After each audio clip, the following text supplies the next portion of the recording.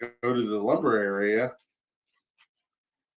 and hold an exorcism for the murdered trees. Oh my God. How woke can you get? It's not even a woke thing. It's a how much fucking meth did you have this morning thing. Because that's like those vegans that protest in front of the milk thing, in front of the milk freezer at the grocery store.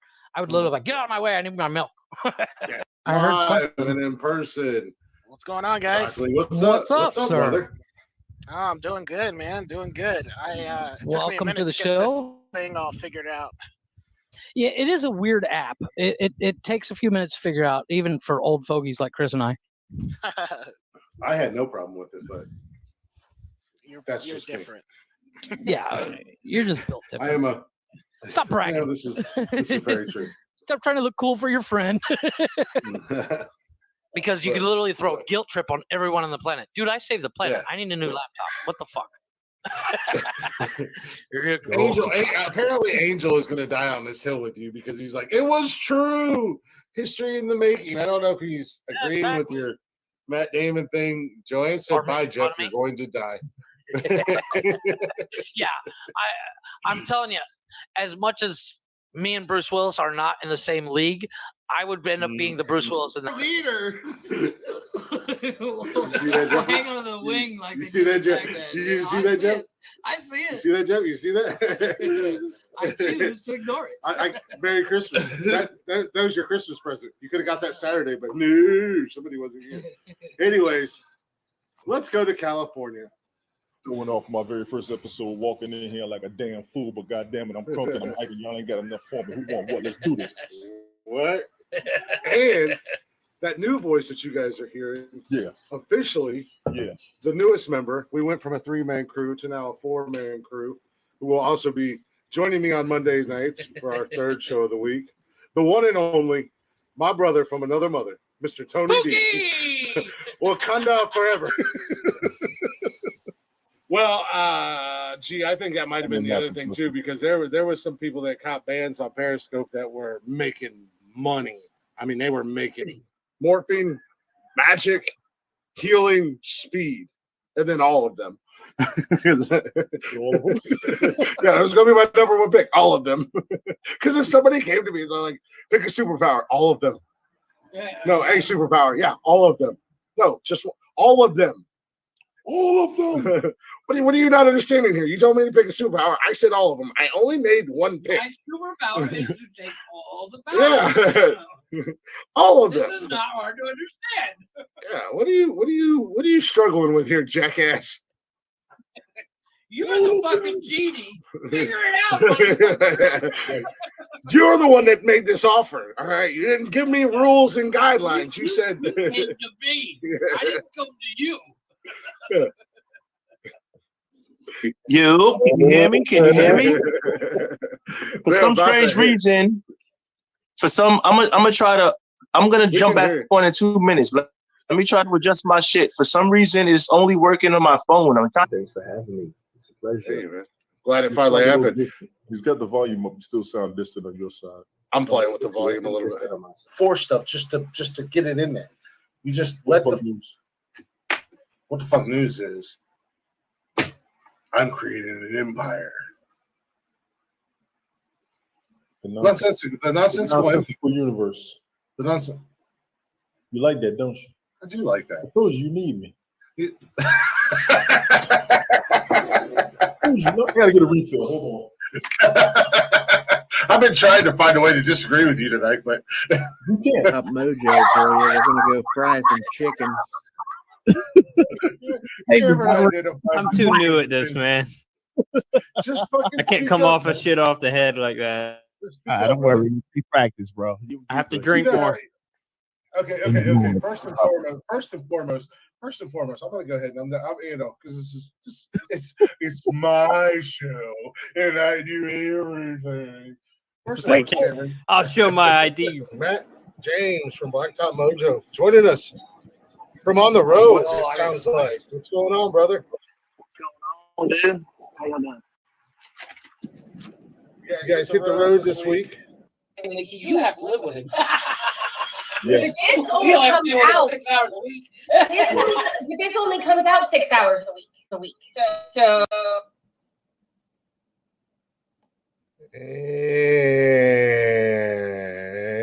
And what's going on, everybody? A little trip down memory lane, if you will. I'm trying to find a way to argue, but I can't argue with you. That was a fun night. What up? That was What's forever good? ago. That was a fun night. That was a little trip down memory lane, everybody. Welcome to Nonsensical Nonsense. It's Monday. I can't believe we've been doing this fucking show for 2 years now. Jesus Christ. Can't believe it lasted a year with you fuckers. Well, I mean, I don't know if you were paying attention to show numbers, but you came in on episode 80 was your first official episode, Tony. I tried to get the episodes on there. Granted, they were like the funniest clips, but I wanted to get everybody in there.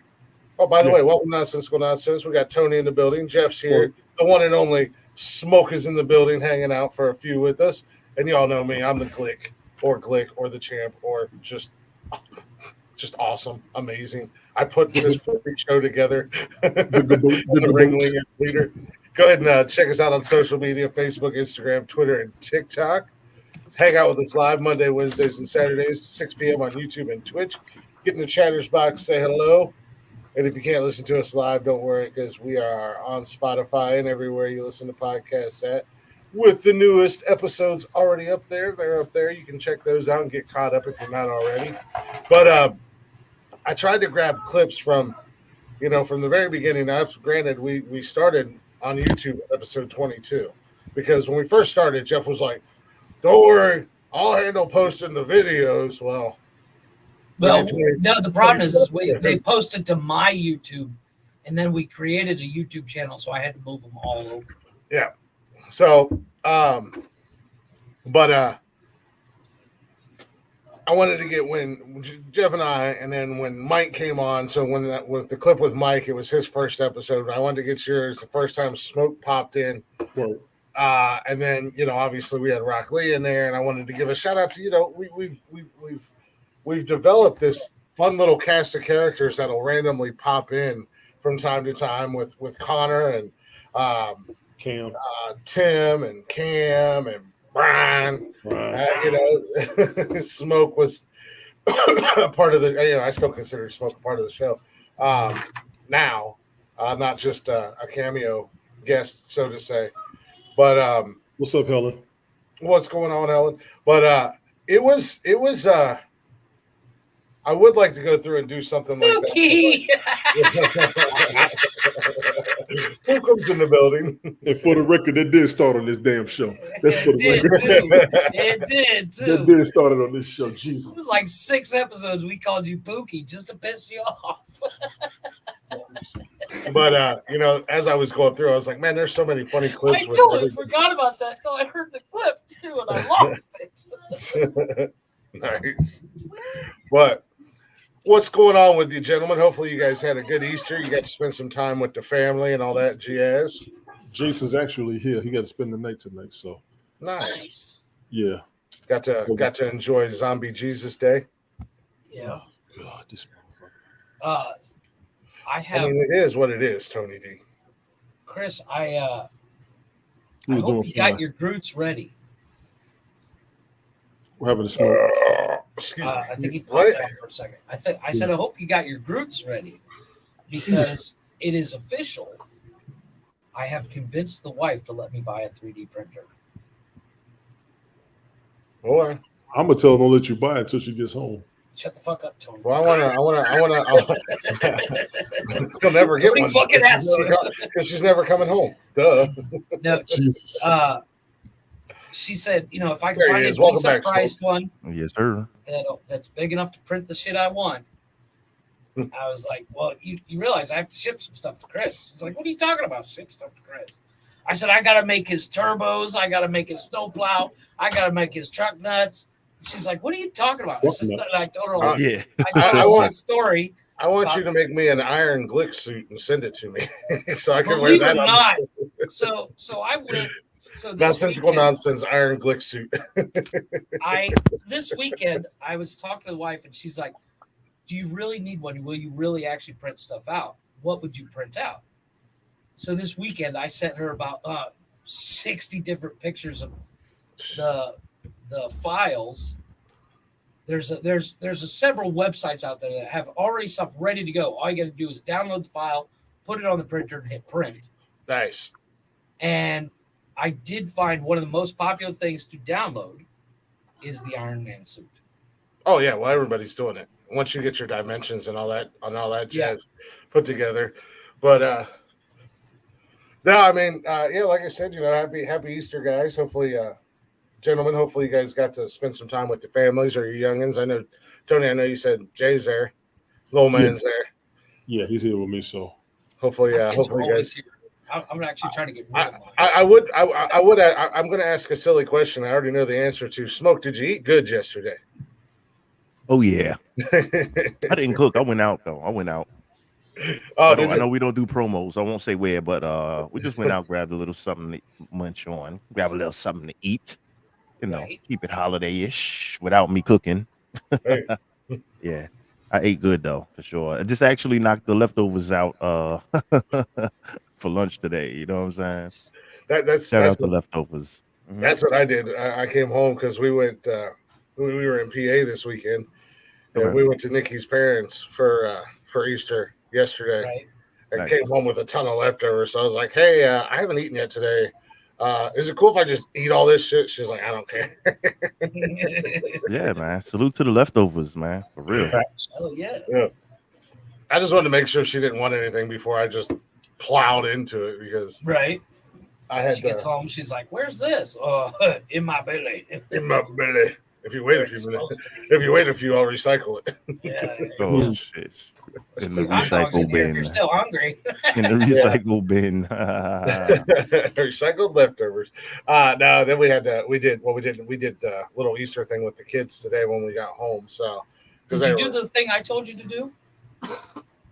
I don't even know. You have Nikki hide beer bottles and then give you the 6-pack cases to go around and collect your own beer bottles? Oh. I thought that would be warm and. Not if she hides them in the fridge. Oh, that's the perfect hiding spot, actually. That's a fantastic hiding spot. I mean, she does that every day. I mean, there's always beer in the fridge. She just has coolers all over the yard. I think I know where mine is. I'm guessing. I'm just saying. I'm no rocket scientist, but I think I know where Dad's Easter baskets are. Multiple piles of ice in the yard. I think if you dig in that ice, you're gonna find beer. No, we did the little baskets with the kids, and that's not a dig. Cash still enjoys. He's young enough. He still enjoys like doing Easter egg hunts. So, the Easter Bunny left the eggs here, so Nikki could put them out today. So. And the girls still play along with them. So let me ask you: Do the young kids still? We used to color Easter eggs when we were small. Do they still like color them, like soak them in the food coloring and all that other stuff? Do they still make them do they still do that?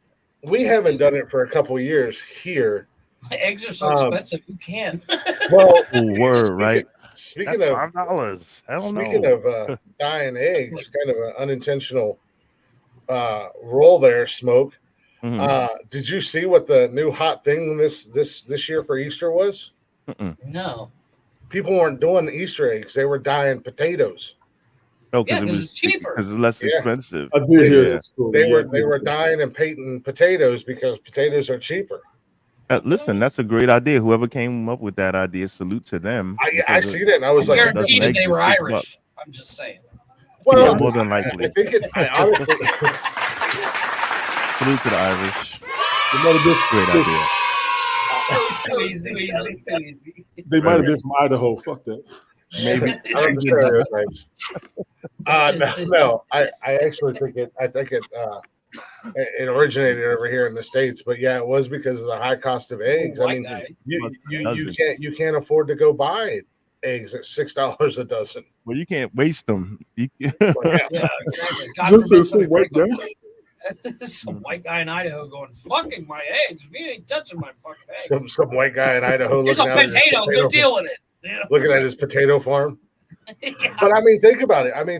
Then you hide the eggs, and then you use the potatoes, and you got festive mashed potatoes, potato salad, because You you're know, gonna have I'm that kinda dye in in. it. The green. I in. don't recommend that. That's It's eating just out. food coloring. I mean, Yeah, that's true. it's not Well, gonna hurt here's you. Coloring. That's in my everything. thing. Yeah. Do you guys buy the little plastic eggs and put? That's candy what we use. Now, That's what what do I you do. put in yours? The Easter bunny that comes to my house Yeah. says, "Fuck the environment. We're using plastic eggs." No, but I mean, like, Just what don't do you leave 'em put into the very eggs? familiar. Do you put candy? Do you put like I did? I did some candy and I did some coins. You know, some cash. They don't want money. They want candy. They don't want money. Yeah, Fuck, they don't. My kids They're would go gonna to the use the money store on in the candy anyway. neighborhood So you just cut in and the buy middle, all the man. candy they want. Just going directly to the candy because they're gonna spend it on candy, possibly. So. Yeah, no. Come on. I change it up from year to year. Like this year, I used jelly beans, and I got like 3 different flavors of jelly beans, or 3 different brands. Like you got the regular jelly beans. Nickies are the yellow eggs because they got gummy bears in them that are really special. Oh, not the edibles. Make It's sure you one don't gummy mix bear up for the every edibles. 4 eggs. Yeah. No, the edibles, dude. Don't touch the yellow eggs, kids. Yeah. Those are for Nicky. Yeah, no, we like last year I did like chocolate in the eggs and stuff. Right. And then this year we just did what's going on, Mark? We just did jelly beans. But like I said, try to so it's not just plain boring jelly beans. You get the regular ones, but then there was like one bag that I got that was desserts from around the world. Oh, cool. Oh, nice. I know they were kind of gross, but Nikki was liking them. Well, like, and then I got like the sour worms, the sour last crawlers. Year, when we had it, when Tanya was in, she was in London. She bought the Harry Potter, Bertie Bott's ever flavored beans. She bought like a 3-pound bag of that shit, and we put those in the eggs. I thought about buying those, the jelly beans. You can Jelly buy the bellies. box. Well, the box of them, and some of them are like, it'd be like strawberry, cherry, vomit, dog food. That's the Bertie Bott's ever flavored beans from Harry Potter. They're like, dude, there's one. It's earwax. It tastes like dog shit. All right. And you can't tell what it is. That's the licorice. You can't tell what it is. It's different color. Hey, licorice is gross, man. Unless it's red licorice. Black licorice is gross. Call me racist all you want. That's just gross. Yeah. Mm-hmm. I was going to say, I saw you guys. Why don't you go back over to Sunday Night Smoke and talk that shit, Jeff? Covered the spread before we could get them. Like, oh man. Yeah, exactly. I knew I had to cover the spread on that. Yes. No, but black liquor. Now, I have a question. The Cadbury eggs. Who the fuck eats those things? Nikki likes the caramel one. Never tried it. The caramel, I can understand caramel, but a regular Cadbury egg with that white and yellow shit in it, that's gross. The same group of people that didn't have a licorice made after them. Well, I have a question. I used to like the original Cadbury eggs, but I don't eat a lot of chocolate. I don't either. Chocolate's too sweet for me. Yeah, I had Reese's. I don't know. Reese's peanut butter sticks. It's basically like it's a Reese's peanut butter cup, but it's in a bar and it's got nuts in it. And I ate it and I was like, oh my God, this is too sweet. But I have a question. Do you guys eat the Peeps? The little marshmallow Peeps? No, I don't. They do. Everybody here does. Here's my question. They made in 1955, which was the last time they were handmade. We had some. How long did it take to make a Peep in 1955? To make one in the manufacturer. One factory. individual one in the factory. Yes. No idea. Tell us. And the answer will surprise you. 5 minutes. 21 hours. To make one of those little one Peep. So they were making them all year round just to stock up for Easter. I guess. I'm assuming they got like 45 people and they make 45 a day or something like that. That's the real Santa Claus. Exactly. I heard this, and I haven't done any research on it, but I was like, that's insane because who the fuck eats them Peeps? Those things are nasty. That's nuts. 21 hours for a damn marshmallow chicken. In 5 minutes. I was gonna say, yeah, we were in the ballpark. Well, now they take like 30 seconds because they're just, it squirts That's what out. I thought it would be now. That's how It's I now, really. but back when they had to be handmade, they had to be like hand carved and dipped and all this other crap. I was like, were they more No wonder expensive why- back in those days because they were handcrafted? I guess. Like then that's like a cake or a cupcake, damn near. Exactly. Even more than that. But Well, I you know, know everybody- even if you got a conveyor belt, like it takes like what They're 8 not that hours to fucking build good. a car. That's the whole thing. They're not that Takes- good. It takes they're 8 gross. hours to 3 build hours. a car, but 30 cars are built in that same day. So Well, a car can last you it's- 20, 30 years. A fucking peep will Yeah. last you so can a 3 peep bites. if you do it tastes right. like shit. People sit in my house for like months because nobody will eat it, and then they'll eventually throw the fucking thing out because it's gross. Yeah, Well, everybody everybody here, eats black. everybody here eats Peeps except me. That Nikki got some Dr. Pepper flavored ones that they were all sitting out there eating. She's like, "You want one?" I'm like, "No." They're not bad. No, those are good. That's good. Made Dr. soda Pepper actually flavored, I'm in. in the little yellow cans of that shit. Very, very sugary. It's like drinking cotton candy, Yeah, that's gross. pretty much. The Yeah. soda, the Pepsi soda version in the yellow can. Pretty Yeah. sugary. Yeah, I wouldn't. I peeps are gross. Doesn't even it doesn't take it's gross if it takes 20 hours to make and it only lasts 2 It's seconds. gross if it takes 2 seconds because they're gross. disgusting. But I'm not a big marshmallow guy in the first place, unless it's on a s'more. Right. I grew out of mushrooms, and Glick, I'm not gonna lie, Dr. Mushroom? Pepper. If you get some jelly beans, you get a mix, get Dr. Pepper, root beer, get the cherry, and then put whatever other ones in there. It'll just help it Your out. The Dr. mushrooms? Pepper ones are excellent. In your mushrooms. I just, much like Twinkies and cockroaches, Yeah. the only other thing that's going to Like survive that. a nuclear blast is going to be Peeps. Yeah. The The marshmallow, difference yeah. is now, Roaches however, and have you peeps. ever put a peep in the microwave? Oh, who? No, but they were talking about doing it earlier, and I was like, "Can we not?" If you put a marshmallow in the microwave, they expand. It's So a you bomb. can have a peep Wow. like this. It's the You Stay can have a Puft peep Marshmallow inside- Man when you put it in the microwave. It's the Yeah. Stay Puft Marshmallow Man off Yeah. of Ghostbusters. That's exactly what it is. That's crazy. That new Ghostbusters Afterlife, it was so cool when they had all the little Stay Puft Marshmallow Men running around. That And they was were- that was a good movie. That was a That good was a movie. great I movie. enjoyed They're it. making a sequel to it. Enjoyed it. Are they really good? I'm looking forward to it. Wow. No, that was a really cute scene with all the little Stay Puft Marshmallow Men running around Walmart, jumping into blenders, eating each other, and I'm like, wait a The minute, one's they were barbecuing literally the just other. cannibalizing each other. Fucking horrific. I did. Speaking of remakes and sequels, Mhm. Tony, you'll get a What kick out of language are you this. speaking? Say hi to Cash. What's up, man? What's up, little man? What up? What up? Who Little came up? nonsensical. Who capitalized? Who ate who? The Stay Puft Marshmallow Men and the Ghostbusters Afterlife movie, the new one with the kids, Yeah. the little marshmallow men when they were running around Walmart, Yeah. they were eating each other. They roasted each Who's other, that? literally. Let's smoke. You know who that is? Hey, Golf Hawk wants his song, damn it. Cue up Blazing Saddles. Yes, here it comes. Let me find it. Our bad golf. There was a time when he was like, "If you fuckers don't Hey, stop playing." boys! Right? Look what I got here! Hey, where are the white women at? Where the white women at? Tony did the exact move, too. He got his arm swinging back.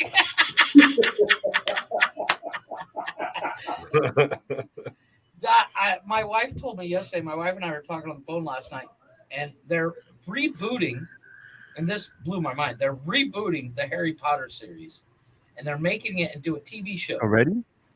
Did they just already do Exactly that what I said. with the Well, they're television making- show? No, they did Fantastic Beasts, which doesn't involve the Harry Potter characters. It's But been they're normalized. rebooting. They've been Wow. they're rebooting Harry Potter, the same books that they made the movies of. They're turning it into a TV series. Yeah. Well, fucking what?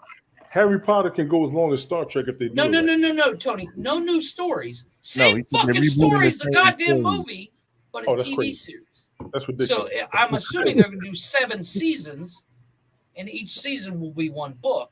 Hey, Jeff, maybe this way everybody can remember all the characters. I remember all the characters. I know And, every and, single and, and guess how much of the television show I'll watch? I get it. The same amount of the movies and the same amount of the books I've read. If you didn't have I've time read to all sit the books. 3 hours and watch the bullshit, let's just spread it out over 13 weeks. Well, I would, spread the yeah. bullshit out a half hour and squeeze commercials in. So let's spread the bullshit out over 20 minutes per Exactly. week over 13 weeks instead. Let's really see if you have time to watch it. Well, the biggest people's biggest problem with the book, the movies, is they don't follow the book enough. They leave a lot out. Well, maybe that's why they're doing the TV series for guys like yeah, you. but they're not using Emma Watson and them guys. The guy that played Draco is actually playing a professor, and Adam Driver is going to play Professor Snape, Alan Rickman's character. I have no idea. I've never seen a single Harry Potter movie. I have no idea. But I'm ain't seen Blazing I'm the Saddles, minority of folks in many different ways. You didn't see Blazing But- Saddles, crazy Harry Potter. You're a fucking nerd. You're a fucking nerd. And no one likes you. No one likes you. Oh, is the song over? Sorry. He's dancing. I have no idea. Like, okay, cool. I'm following along with the conversation, though. You know. Poindexter. I'm going to send Smoke. Remind me. I'm going to send you a link to Blazing Saddles movie. Smoke, you've never seen Blazing Saddles? I'm sure I have. But I just I'm didn't so really sorry. remember per se. Like that movie is so old. That's what we talked about on Saturdays. They'd never seen it, and I was like, what Yeah, the and I'm like, crazy? I don't think I've ever seen that movie. The only thing older in that movie is Tony D. There's a lot of movies I didn't see. I think it came out when Tony D was born. Like that. Tony D was like 35 when that movie came out. What are you talking about? He was there for Jesus coming back. So the first, the first Easter. Tony's like, I remember when the zombie apocalypse happened and the Patient Zero came out of the cave. Damn it! Patient Zero. Let's call a spade. Zombie Jesus was the first known zombie case. Let's. And technically, wasn't it Lazarus? Well, yeah, technically. I mean, not to fact check you. I'm just saying that everybody thinks that the zombie apocalypse couldn't happen, but it's all over the Bible. But there's two people so far that we've mentioned on this show that have come back from the dead. I'm just saying. Zombie. Could you imagine if that happened today with all the zombie movies and television shows? Fucking Jesus walks out of the cave 3 days later, and some redneck jumps up and shoots him in the head. He's like, I saw this movie. Homie, don't play that. Zombie. Here's the kicker. Today's culture. We don't like your kind around here, Jesus zombie. came back today. If Jesus came back today, 90% of the planet wouldn't believe him. No, it'd be 50% wouldn't believe him. The other 50% would. Come on, you know how it works today. 50-50. Yeah. Yeah. It'd be like rigged election. The first thing they ask is, what's your political views? Who are you voting for, Jesus? Be divided right down the middle. This is crazy. It's It would be definitely divided down the middle. Split vote. Motherfucker got a laptop, a keyboard separate from the laptop, and a big screen in the bathroom. I've always had that. I just moved it from one wall to another. Oh, did you look at? I didn't even look at that video. I just opened it. just realized- I moved it from this wall to this wall, so I actually have room to stretch out my legs. How do you keep the steam? Do you guys shower? How do you keep the steam from fucking up your equipment? Like, I don't understand what the fuck is going on. Oh, it's just a half bath smoke. So all he has in It's there a is half single bath. toilet. There's not a shower in here. Okay, I'm lost. It was a new revelation to me last Saturday. Still blown away that I was sitting in a bathroom 12 hours a day. I'm gonna say, Smoke. Welcome to the show, Smoke. I know it's your first time here, but yeah, Jeff sits in his office. Now, here's the thing. Office. What do you call it? Office. It's a Office. Yes. Smoke, be honest. How often after you've taken a shit do you still play on your phone for 20 minutes? I just do that for a No. longer period of time. Exactly. You're on the computer. You're doing live streaming. Exactly. Oh, man. I'm Do making you have phone like a fridge calls. in there? Mini I fridge, need- online, everything. No, because by moving everything around, I made room for my 3D printer Oh, because I can't put it anywhere that's else. what we were talking about when we came on printing, like the 3D printing. Oh, okay. 3D printing. That's what I thought you were saying. Guys. Yeah, the one I'm looking at is it's I have to actually do the math because it's 400 centimeters by 400 centimeters. It's pretty big. Yeah, when you build my Iron Glick suit, the Nonsensical Nonsense Iron Glick suit, I need you to add holsters so I can strap my belt on there and not have to hold it, and I can walk around. There's not space in that office for that kind of stuff, bro. The whole suit probably couldn't fit in that office. Not a normal human size suit. Sorry, I read that wrong. Not a normal size, not a normal human size. Definitely not a Glick size suit, is what you're saying. Yeah, Jeff has a regular bathroom, but Jeff is Jeff's size, so it gives you more space in the bathroom. It's 45 or 50 centimeters, so it's it's almost 20 inches by 20 inches. What type of material are you gonna use since you're in the office? You can use the duty. No, it actually you buy rolls of plastic filament. It looks like weed whacker wire. You know this lazy son of a bitch is going to build a trough that goes right up to underneath his chair, so he don't even have to get out of his chair to take a shit. He can just. Dude, I'm trying to figure out how to make my. You know his lazy ass is going to. Tony. I'm trying to figure out how to make my toilet more comfortable so I can sit down all day. Toilet. It's called the cushioned toilet seat. They make those. He'll have a Teflon pipe for when he swings on the seat when he uses the He'll be able to fix shit, not even get out of his desk chair. Flexible dryer vent, that vent that you get for the dryer. He'll have a pull string so he can flush the toilet and not even have to get it like a lever. Well, I literally, when I moved my laptop today, my TV was still on this wall, and I literally shut my computer down. I told everybody at work that I have to sign out for a little bit. I'm gonna move my TV. I'm gonna move my TV so I don't have to turn my head. That's what we do. I literally took an hour break to move my TV so I didn't have to move my head. Taking a shit while we dancing. You believe this? Yeah. Unreal. No respect for the dance break. No tradition. Well, I shouldn't. Disrespectful ass motherfucker. It's tradition. You dance, Chris. I don't dance. That's right. White guys don't dance. We have no rhythm. I'm not a white guy. I'm a Sasquatch. We've established that. And Tony or Smoke told me Saturday that I don't even count as a white guy because I grew up in the hood. Yeah, he doesn't count as like a full white guy. I don't get a full white guy. You're really, really, really, really light skinned. Yeah, I'm not a white guy. I'm not a black guy. Stuck in the middle. Yeah. With nobody like me, you're a no man. We bombed out with him, and then we got percentage points because the other white guys in Mexico, like we put them both together, we got like 1.47 points. The white credit. Chris Technician was good. The numbers. Chris Technician and the race draft, they're like, we'll take Glick. You guys can have Bruno Mars. Oh man, no, not little Bruno. Little guy. La, la, la, la, la, la. We don't talk about Bruno. Michael Jackson 2.0. Smoke, you know what? I meant to ask you, bro. I meant to ask you, man. That fantasy football poster. I want to see if we can get it in motion. Yeah, you I can. don't know how to do that. Well, you can run it through one of those apps. Well, what you do is look on Google like photo motion apps, and then you can just run it through there, and maybe it'll do. If you send it to me, I have a logo maker, and I can add animations to it. There you go. I'm worried about your animations. Uh-oh. You've seen my logos I make. I do animations. Let's I'm be worried about your suit. Fuck that. You've seen the logos I made. They're not bad. Yeah.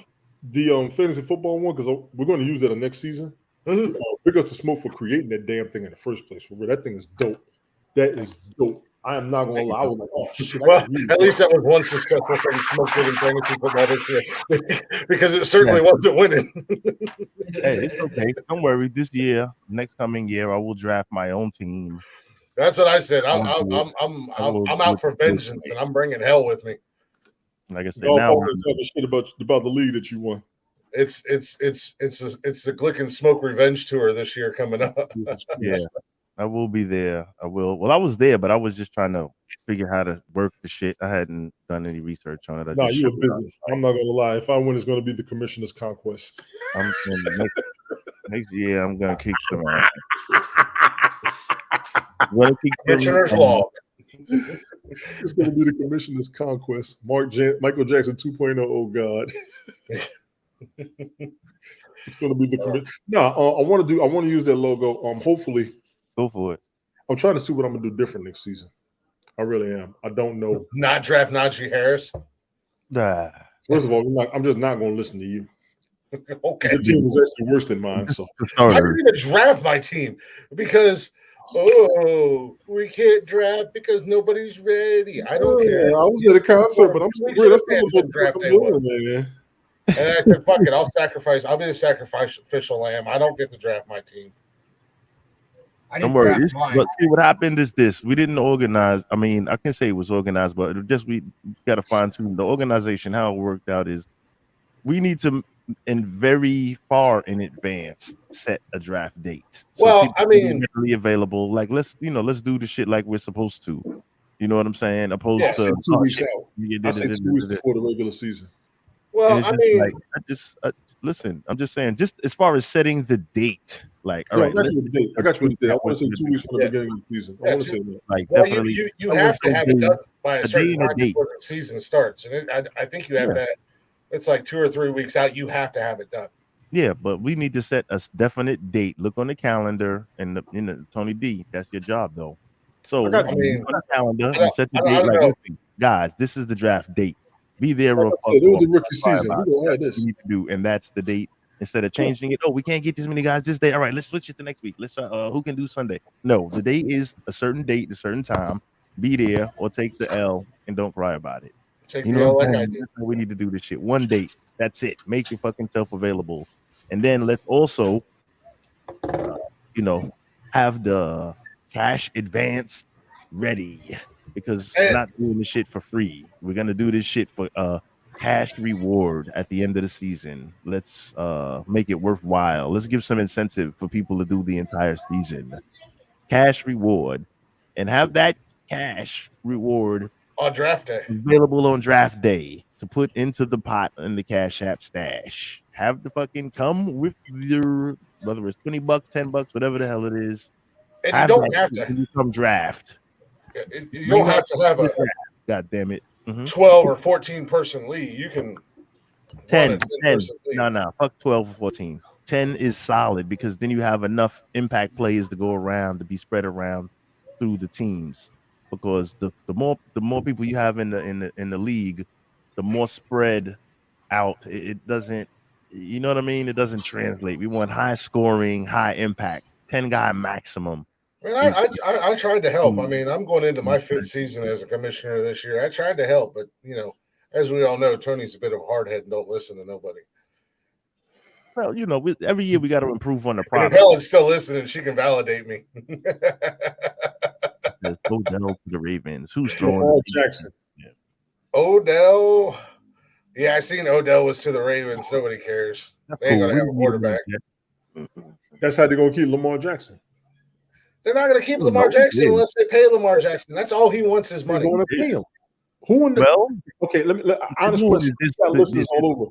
We got listeners all over. Who from Baltimore does not want Lamar Jackson? Please leave it in the comments after the show. Lamar Jackson is a victim of collusion. The management won't pay him. That's been an ongoing problem. This is the 3rd season now that he's won and paid, and they've thrown a franchise tag on him that comes with a minimum, and the man wants paid. Well, what happens is this, but they're in collusion with other owners to say, okay, and now Deshaun Watson and Cleveland fucked the game up for all the quarterbacks. Well, because they gave Deshaun Watson that stupid guaranteed money, and now these other quarterbacks. He's about to earn that money this season. Well, he better. He is about to earn that money this season. Well, put it like this. I mean, in sports and entertainment, it's like, whatever, whether they live up to the deals or not, you live up to the public scrutiny, fuck the public scrutiny. I'm rich, bitch. Whether you perform or not, that's how the game goes. Unfortunately, whether you perform, underperform, whatever, you still get paid. That's how the game goes. So salute to all those guys that get those big money deals, whether you perform or not. You have to perform for the people that bet the game. I agree with that. 100%. $25 winner gets belt and remaining guns. I'm assuming that means funds. I'm good with that. Yeah, definitely bring the cash because to hey, Dolph, throw that in the league chat on the app. At least $20. Yeah, 25. That's it. You're right. The fantasy football belts are cheaper than the custom made belts like I got. Exactly. Or a trophy, bro. Let's do a fucking. They have the trophy, the life-size replica trophy. I saw those on there. The actual trophy kicks ass. Yeah, They but were you like gotta worry about shipping. $65 on Amazon. You know what I'm saying? We send it. You get a trophy, and they engrave the shit. They'll give you the they kick it in. You know what I mean? Like $65. You can't beat that, and it's like a life-size replica, and you just throw it on your desk. Yeah, but if you tried to ship that every year to the winner, if you have a different winner, everybody gets it. No, every year you get one. No, you just get your. you want to get a new trophy every year. Yeah, every year. Yeah, $60 muted if you're talking to us. You get a trophy, you get a belt, you get a ring. One of them. A trophy. Golf Hawk is still owe the belt. At least something like something. Yeah, we got to do something. But like a new one every year because it's only $60 a pop, so it doesn't matter. I would be cool with the ring. I could start collecting rings like Tom Brady. Rings are cool. The ring is even a better idea. Actually, the ring is a good cheaper idea. and easier to ship if it needs to. I don't know if you could order a new one every year. Because you win that year, you get the ring you get a ring. Period. The next year, whoever wins get a ring, just like it would be with a trophy instead of yeah, because that's where the excess will come in. So $25 a pop. Then we'll do the. They are cheaper. I see it now, Jeff. You're right. They are cheaper. Yeah, the rings are a lot cheaper. Well, after I get all my fingers filled with rings by smoking you guys, can I get a big ass chain pendant? Like, hey, Golf Hawk, if I win, I got to get one of your guns. How about that? There you go. You don't even like guns, Tony. Who don't? You better not get a gun because gun owners shoot schools. There you go. Oh, boy. Gun owners shoot schools. and my pencil failed my test. The last one was a trans. Oh, and I think they were Hispanic. The last three. Crazy.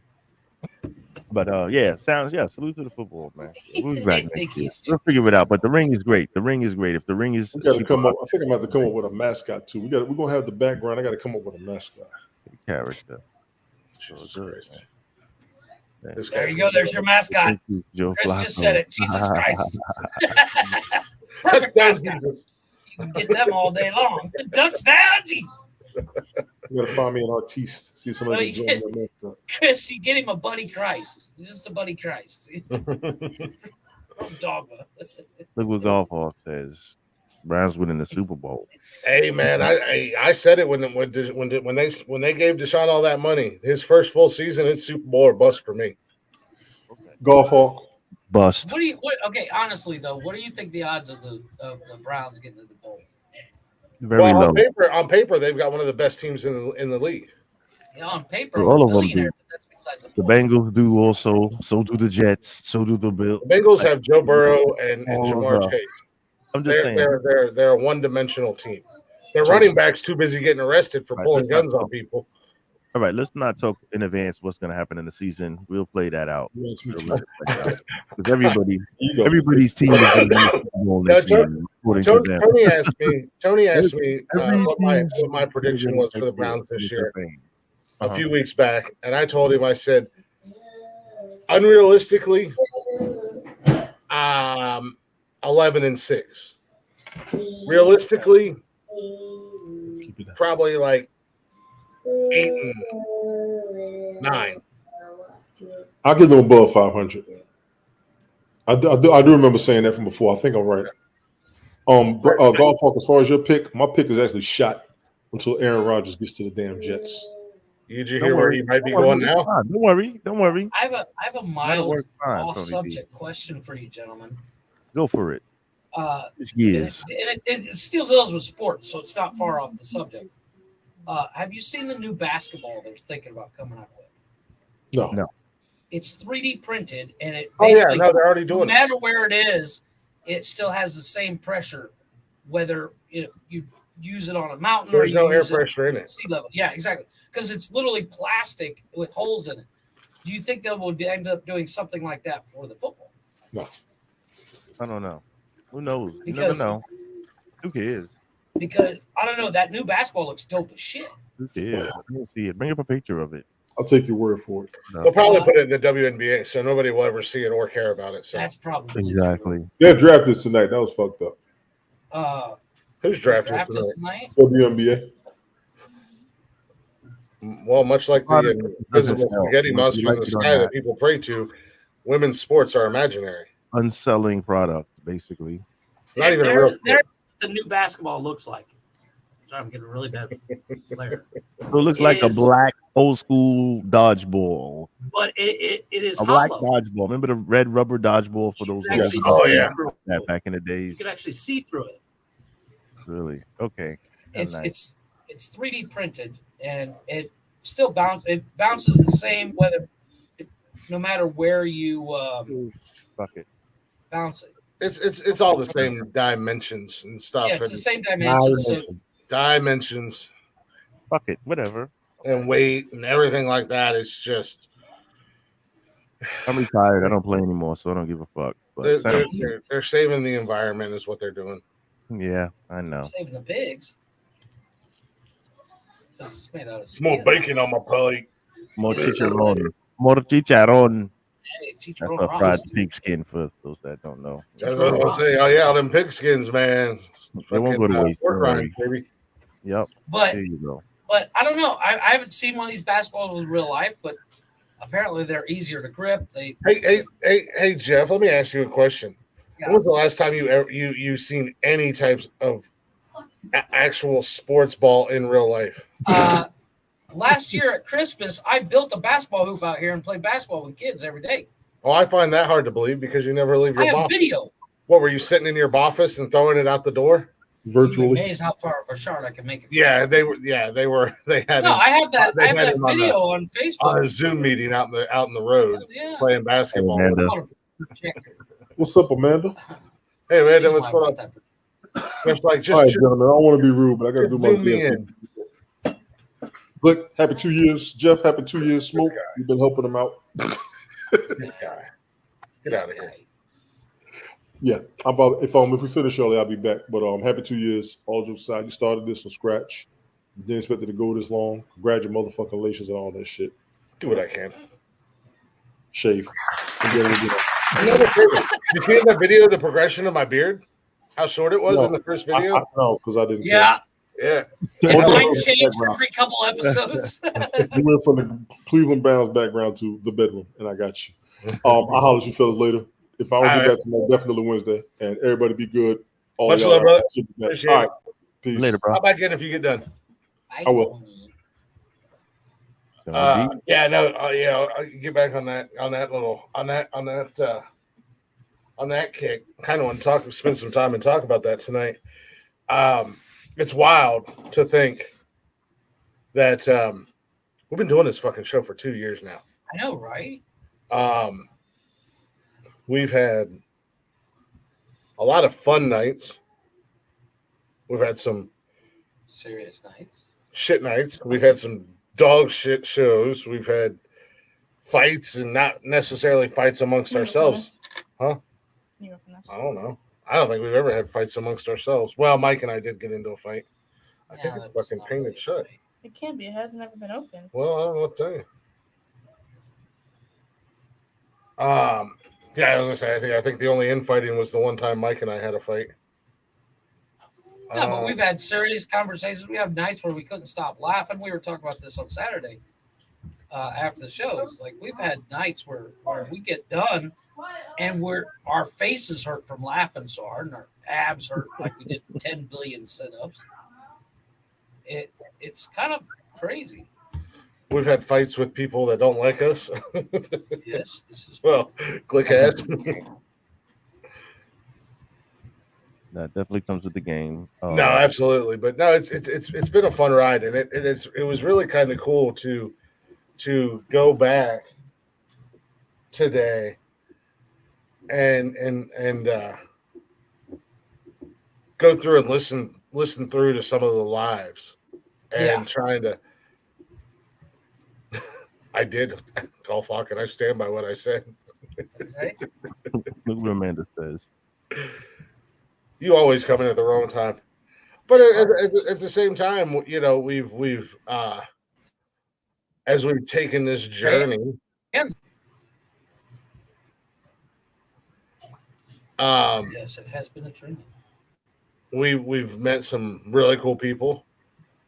You know, Chatter's Box, you know, from Golf Hawk and Amanda and Chris and Sadie. Mark, Sadie, you know, a bunch of cats. Sue, shut up. You got your Mexican cigarettes over there. No, these are Winston, dude. And then don't promote brands. 25 in the back, baby.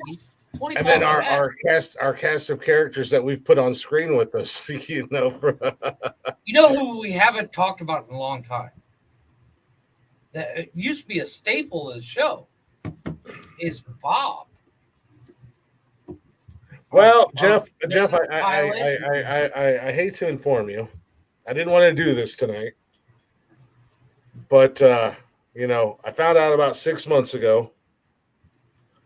Bob broke out of his jail cell and went down to the kitchen and stole some frozen gruel, and he was shanked 473 times. Yeah, that's what I figured. He didn't pull through. Ah, man. Bob is dead. Bob is dead. Bob is dead. He's. I don't even know where we came up with frozen gruel, not the gruel. He was stealing macaroni from kids' lunches. Let's be honest. Yeah, I mean, well, yeah, I mean, just the weird shit that we've come up with through the last 2 years, like the news article about this guy in Germany who got popped for breaking into a kindergarten class for stealing uncooked pasta, frozen fish sticks. That's what it was. That's what it was. We couldn't pronounce his name, so we called him Bob. Yeah, we called him Bob, to where then all of a sudden we had all these imaginary, much like women's sports, it's imaginary. Oh. We have a bus. I'm doubling down on it tonight, Chris boys. fucking bought a spaceship without asking me. We had the spaceship, the monster truck. You bought a monster truck and a helicopter without asking. No, I bought a limo pickup. Okay. we had the nonsensical nonsense one, our own personal jet. Wait, what was extended on the limo, the pickup limo? Was it the inside The cab. or The cab. You extend the cab. Right. Okay, You got got it. an 8-foot bed on the back. Same small. Yeah, there you go. Yeah, Okay. you still got the 8-foot bed, but Yeah, you can throw a little the hot cab tub in is that like bitch. 25 door. Copy. Oh no, I know where that is, Amanda. You can ask Nikki. I know that's not imaginary. That's funny. But women's sports are imaginary. They're not real. Much like their fans, because Not anymore, because the men are taking over and showing women that once again we're better. Oh, that reminds me. In the past 3 years, the most highest ranking official in the White House is a female that was originally a male. The top past 3 women of the year were males that became female. The top influencer, quote unquote, according to Bud Light, is a male that's a female. Oh, well, a male whatever female that now identifies as a 6-year-old little girl. Yeah, exactly. Yeah. I mean, I'm sorry, but it just goes and you know, then you got Feminism is dead. Men have proven once Feminism again is we are dead. superior beings. and you know Suck what, it, the women. what you notice, I'm only kidding. all these feminists Before that bitched about men taking their jobs ain't saying shit. I'm only kidding, ladies. Before This is called satire. That's the game. it's opinion-based radio, as Smoke Pump your says. hate brakes. Pump your hate Very brakes. much Hate so. brakes, Fox and Friends. No, it's satirical. I'm only joking. It's don't get your panties in a bunch. No, it just goes to show you the world is fucked up. You guys make fun of me because I live in Mexico, but we don't fall for that shit down here. If anything, golf had a serious question, and I'm gonna give you guys a chance to maybe and Smoke. Feel free to chime in.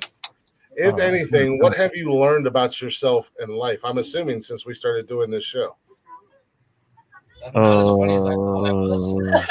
Oh man! Smoke's like I should really reevaluate my white friends. Exactly. To really evaluate the guys that I'm hanging out with online and shit. For those at home, use social media responsibly. Woo, I learned a lot of shit. Wow. I learned that Chris I'll have to get back to you on that. You can't make up shit because Chris will fact check your ass because somebody gave him access to Google. Hey Google, Jeff says, Jeff, I checked Google's and it turned out that you are a fucking liar. Actually, sir. You know how many times I've heard actually? And I'm like, this motherfucker. Somebody take his Google away. It was a funny conversation. This motherfucker's got a fact check. But it's still just as funny when you're making shit up and then I prove you wrong. I don't make it up. I see it somewhere or read it, and then I relay it. How many times do I have to tell you? And I know Smoke has heard me tell you this a million times. You cannot get your news from TikTok. I believe it or not, I've not been on TikTok all day today. So fuck you. Oh man, he's got a lot of news today. Let me fact check that real quick. Have I received any videos from Jeff today? You have not, because I haven't been on TikTok. I spent the bulk of my day dealing with clients and moving my office around. I mean, in all honesty, Jeff, most of the time, I think you might be able to attest to this, but most of the time when you say, I saw this today and I heard this on TikTok today. Like at the end of everything, have you noticed? Have you noticed? TikTok. Have you noticed that I've said I don't know if it's true or not? I've started to add that caveat to everything I say. You know what? You should put that in the beginning. Use it as a disclaimer before you even bring it up. Don't say like Smoke does. That's like Smoke does with his show. You know, he puts this is opinion based. You know, opinion based. Yeah, because you know we've all got opinions. You know, they're all important, whether they make sense or not. Whether you know our opinion was formulated on TikTok or not, but you know. Hey, look, I'm here just to try to make people laugh, and if I say some crazy shit, and if at least one person laughs about me saying that women's sports is imaginary subject or imaginary thing, then I've done my job. Now, granted, that one person who's laughing behind them is 500 angry people. Once again, I've done my job. There you go. You know, I've always said, you know, we the one thing about the show, we've never taken ourselves so seriously that we believe everything we say. I don't think we even remotely believe anything we say. But no, that's like we were saying Saturday night when I was going at you about your wife. You know, from the outsider looking in is going, oh shit, Glick is really tearing into Jeff. Jeff's probably getting pissed. But in all honesty, in all honesty, that's the magic of Glick and Jeff is that we can go at each other like that and just have fun with it. Exactly. And that's what makes it fun. Oh, my pizza's almost here. Oh, I ordered pizza. Oh, regular pizza. I got where the fuck is it? Oh, there it is. I got a That's what I ask you. original Texas barbecue. And then I got a Dominator that has everything it will let me put on it. All right. So basically, you've Amanda said I've learned a high tolerance for bullshit and crazy men. So basically, she has a high tolerance for Glick. Yeah. Let's be The honest. Dominator. Okay. The Dominator is huge. I mean, sounds like a pretty large pizza. She's kind of a glutton for punishment. She comes back here every show, so Yes, you're kind of asking for it. and she's been my friend since TikTok. So I mean, it's not like she stumbled in here one day by accident. Yeah, it's not like she walked into the buzzsaw like I did when I showed up. It's not like she stumbled into on the show one time and was like, "Oh, I wonder what these guys are about," and then stuck around. Like she knew what she was getting into. Like, oops. Yeah, you know, to be honest, we're like when we started the show, anybody that followed one of us, and then you get two of us, it's kind of like you knew what you're in for. Did you really expect anything different? We just doubled the ante of crazy. Well, and then we bring like-minded characters on, like Smoke. There you go. And then we just bring Tony on just because we're trying to make him laugh. Well, it's funny to make Tony lose his mind. What do you think I do certain news stories? Because it's funny because I know when I get Tony roped in, I know the art of storytelling. The funniest episode ever with Tony was we were talking about going to haunted mansions and shit, and Tony's like, "Fuck you, I'm staying in the car." Tony's like, "Fuck you, I've seen this movie. The black guy dies first. I ain't going." Hey, Stevie Wonder. Stevie Wonders, what's up? There you go, there you go, Jeff. Amanda says start holding a sign that says "Don't Google this," Chris. Yeah, I'm gonna make that my background. Storytelling is an art, and I like to consider myself the Michelangelo Tony's or Donatello of storytelling. And I can get Tony so wrapped up and so invested, and I know when he's really listening, and in my head the whole time going, I can't wait to deliver this. I can't wait to. I do the same thing with the dad jokes. Yeah. It's a I setup. got him on that. I got him on that Gotta pigeon work. joke so good. I got Tony on. What was it? I got him on the Reese Witherspoon joke so good. That You got him with the pigeon joke after I warned him and told him after not. you warned him. And literally, don't do it, Tony. Don't do it. What's he do? Walks right into it. Hey, how you doing? Buzz off. But just a few episodes back, I got him wrapped in with the disturbing story behind the Teletubbies. Yes. And once I had him hooked, I just slowly reeled my fishy in. Just here, come on, fishy, come on. And then I hit him with the grotesque, disgusting that, and he was like, "Oh my god!" Put his head down, spun his chair around, got up, and walked away. There's nothing funnier. I'm sorry. There's nothing funnier than when Tony loses it and turns his back to the camera because he's just laughing his ass off. Yeah. You can always tell when Tony's lost it. My favorite Tony moment was, and Smoke, you were here for this one, the Chupacabra one. Chupacabra. Yeah. when Tony called a timeout on the whole damn show. Because he said that was my nickname in high school. Chupacabra translates, El Chupacabra translates into the goat sucker, which was also Jeff's nickname in high school. And Tony fucking lost it. I just went with it. I was like, yeah, sure it was. Whatever. Keep going.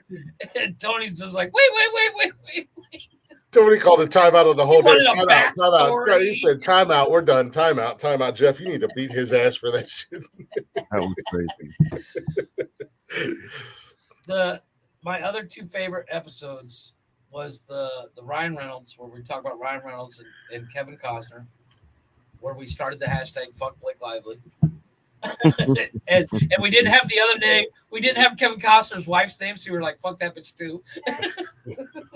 and then the funeral episode where we went over by an hour and a half each episode because we got into a subject and just ran with it. And we got off the episode, we were laughing so hard, we were still Snapchatting like an hour later. Which one was that? Both of them. What was the second one? The funeral one? The funeral one, yeah. We literally Snapchatted throughout the night. It was like 2:00 in the morning. My wife was like, I'm going to take your fucking phone away. I was like, no, this is funny. We're still going. She's like, you guys aren't even live anymore. You're just trying to make each other laugh. I said, that's what's funny. Yeah. we were entertaining each other. Leave us alone. It was, but literally, we got done with those episodes and we laughed so fucking hard. It's and again, smoke. Ladies and gentlemen, if you don't know it already, we got Smoke, Mr. Ace World from Sunday Night Smoke Podcast, who's actually going to do his show tonight. So shout out to you for popping in here, man. I really do appreciate that. Oh, good. I kind of, you know what? I don't even, I kind of was like, it totally slipped my mind and shit. Yeah. I was like, you know what? Because it was a topic that I had to cover, and we didn't no class tonight, so it was like, all right, fucking No, that means a lot to me, man. I really do appreciate it. But I wasn't even thinking, you know what it is? I was like, oh shit. Tony D reminded me. I was like, oh man, it totally slipped my mind. I was like, duh, what the fuck, bro? It's one of those things. Like, so honestly, Chris and I did not think we would last as long. We thought either I would get bored with the show, or no, I didn't think we'd last 6 months. I figured after 6 months I would be doing it solo. Where's my sandwich, woman? Probably somewhere lost in Saturday land. Would be my guess. It's in France. I might have lost it on Saturday. Baguette, my dignity.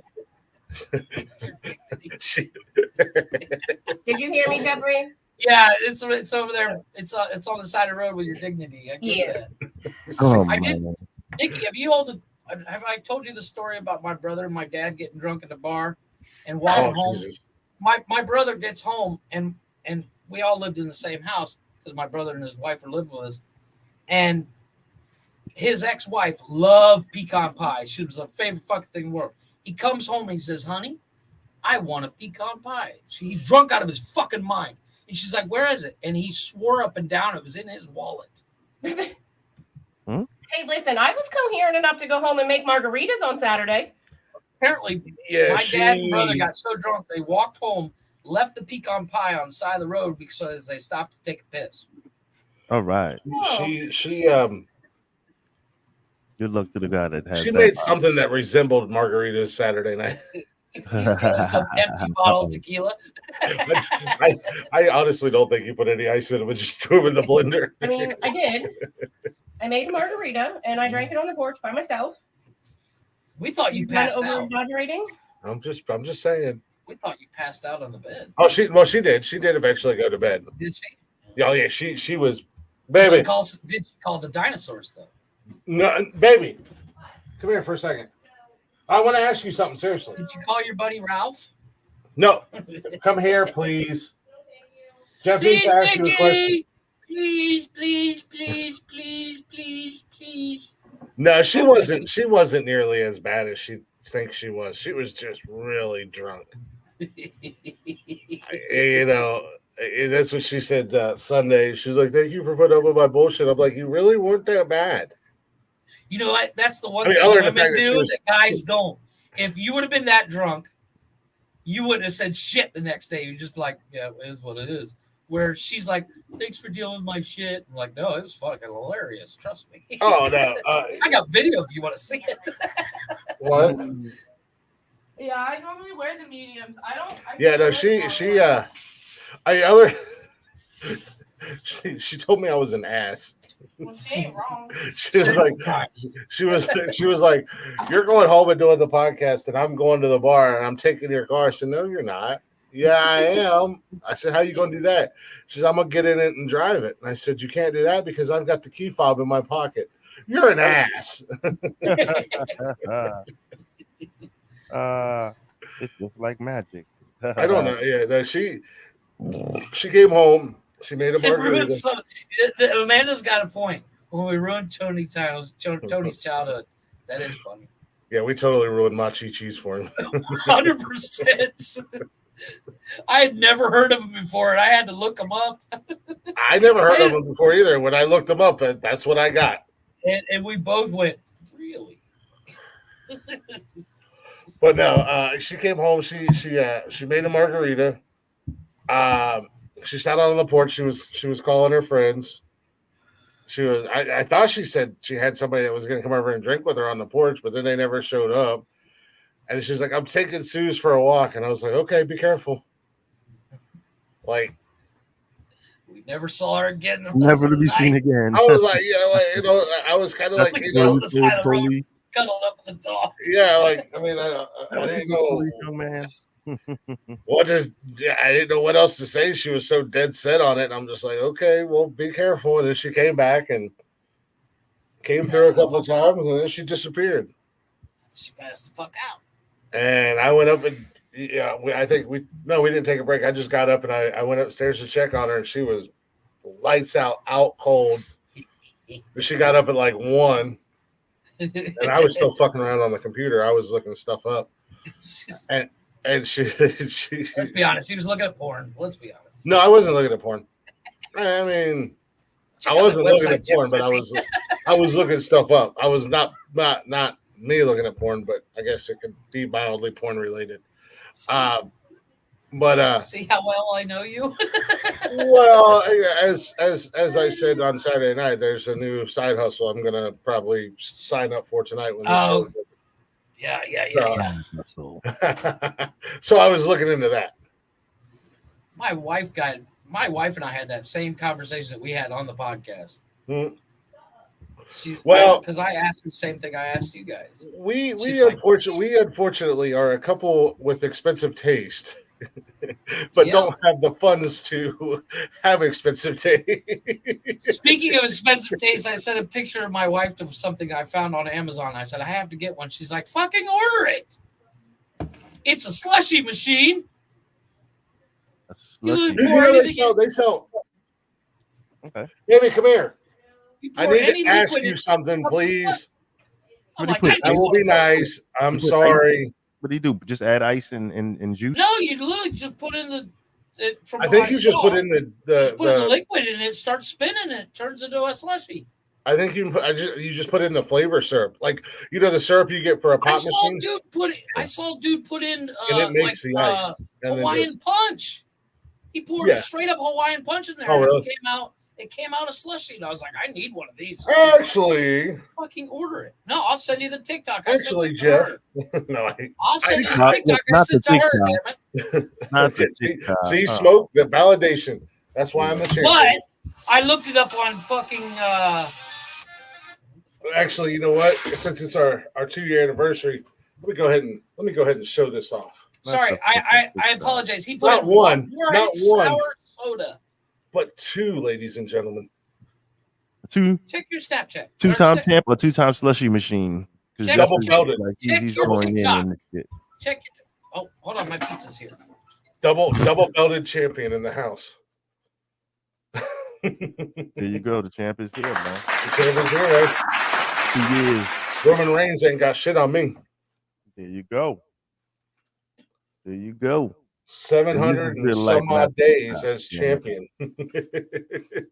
And counting with no end in sight.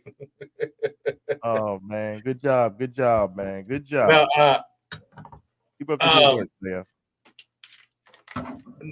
Up in PA, I've never seen it here in Ohio or anywhere else I've been. But up in PA, you can go to the gas station and you can get an alcoholic slushy. Really? Yeah, and you can. Nikki's mad at me right now. Okay. Because I tease her and I over exaggerate a little bit. Okay.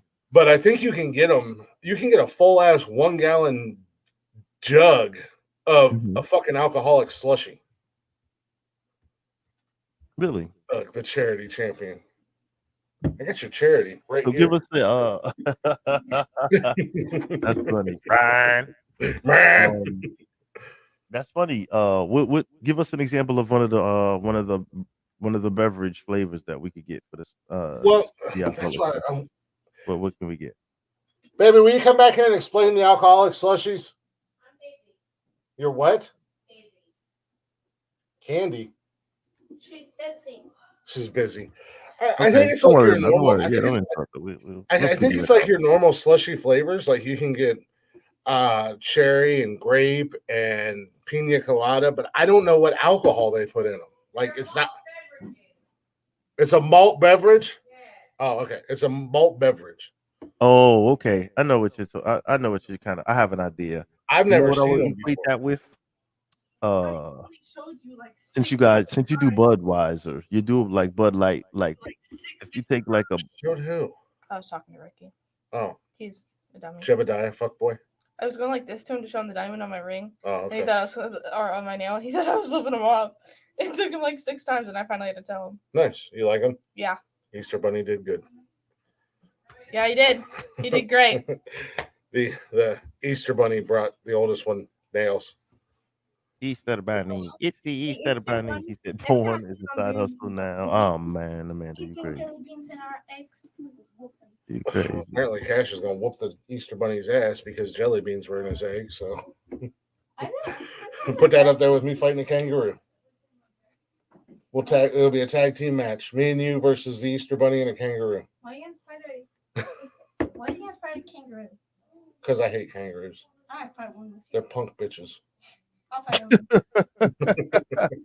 Put the Easter Bunny off the side till next. Oh, so we're gonna team up and fight a kangaroo and a joey, a baby kangaroo is a joey, Why am I throw up? like Ray and Dominic, Glick and Cash, Glick and Pedro. I don't know why I call this kid Pedro, but I've called him Pedro for like the last 5 years of his life. The champ and dad. What? The champ and dad. The champ and dad? I'm the champ. No, I'm the champ. You better get out of Say, here. Like you're, like. I'm Glick. No, I mean. Don't say Hey, that. you can identify as whatever you want to in this world. This kid is something else. Well, sorry, Smoke. What were you saying about the slushies? No, it's like the Budweiser has like a malt beverage that comes in flavors like strawberry and like a margarita. It's called something Arita Bud. Yeah, something. I know what Bud you're Light talking has about.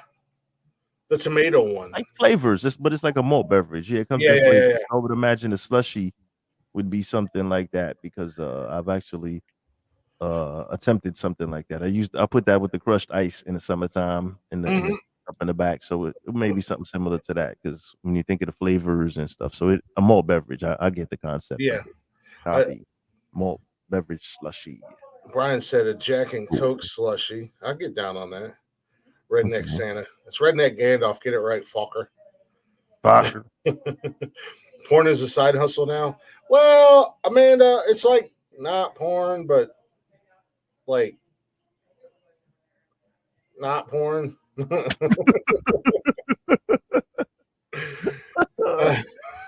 not gonna show my little pecker, but you know. No, but yeah, no, she loves to get those alcoholic slushies down there. I had one. They were a little bit strong for my taste, but you gotta let it water down a little bit. yeah, exactly. But I mean, it was the flavoring was really good. Like I think I got like a cherry or a strawberry or something. I can't remember what it was. The flavoring was really good, but the alcohol was pretty strong. So I had to kind of pussyfoot around with it, but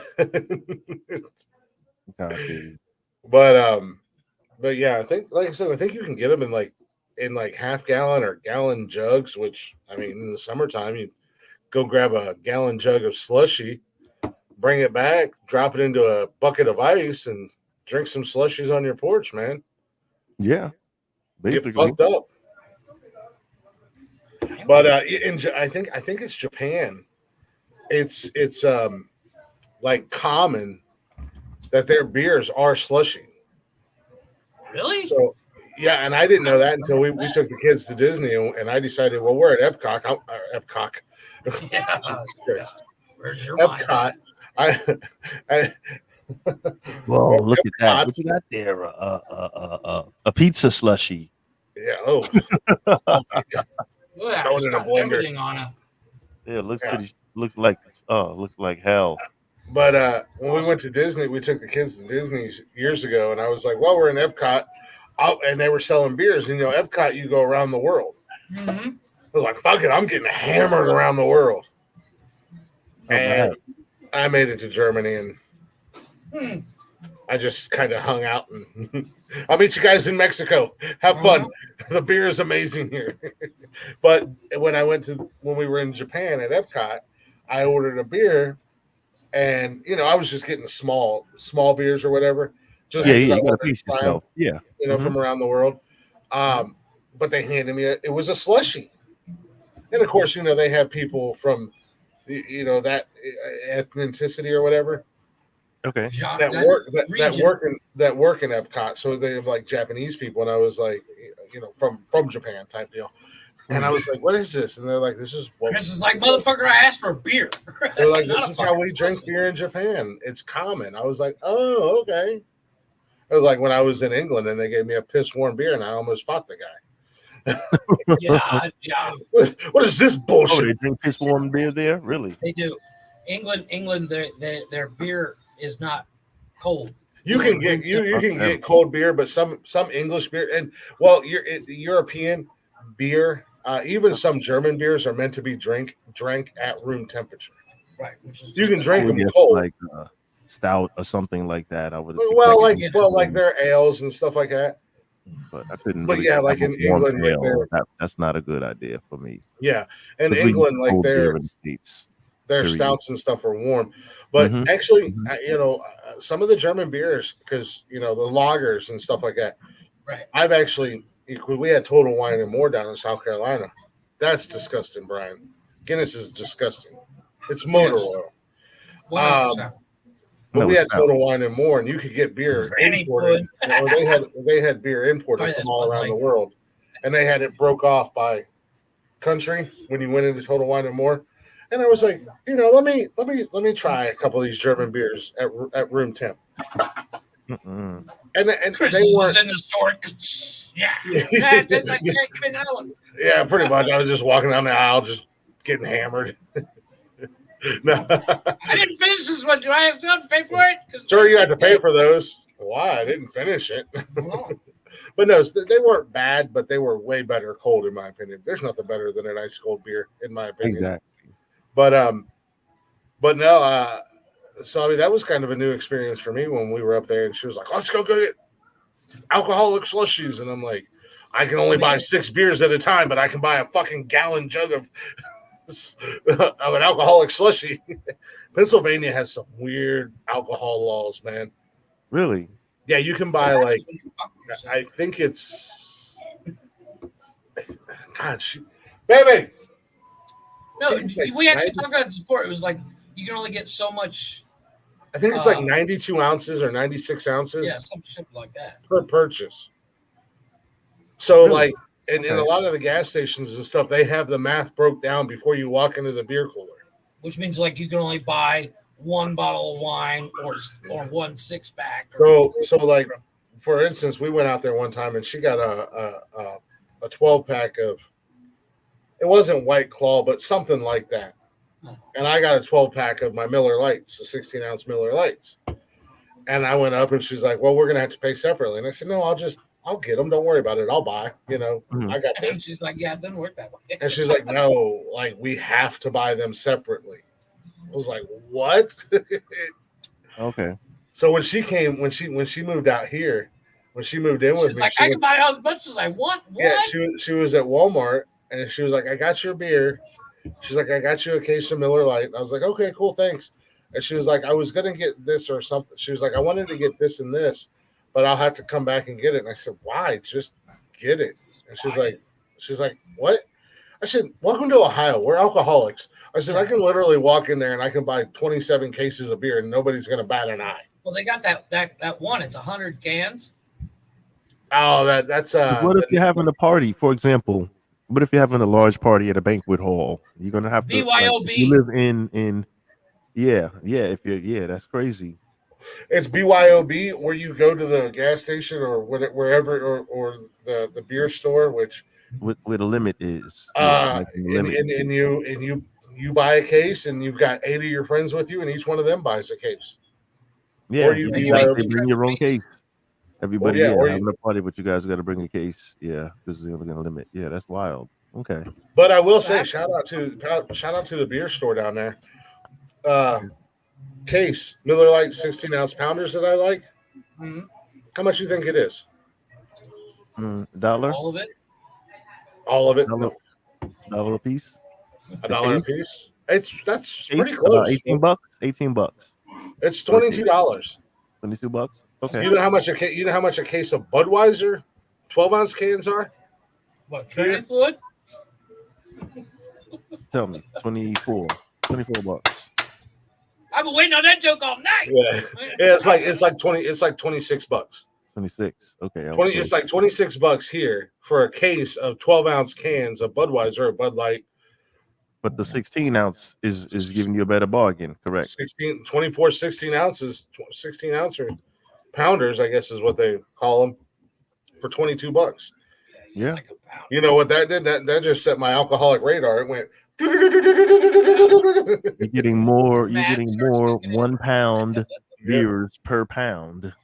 Yeah, You're getting more pounds per pound. For every 3 beers, that equals 4 beers. Yeah, So exactly. So they're really getting like. I do great beer math, by the way. Yeah. Regular math, not so much, but beer math, I'm on. Beer math. There's a video. Beer I math. turn everything into beer math. The extra There's ounces. a You're right. video It's the extra from a 12-ounce TV can. show where the guy he's doing math on. He's like, they're asking about the difference between ounces and pounds, and he's like, "Oh, well, that's 16 ounces is 1 pound of weed," and they're like, "Well, it's the same thing if you buy 16 ounces of meat." He goes, "Who the fuck buys an ounce of meat?" Come here. It's like, that's not the point. He's like, "No, No, they don't realize the you ounce can't is do a universal the math. unit of measure. You can't do the math unless it's weed."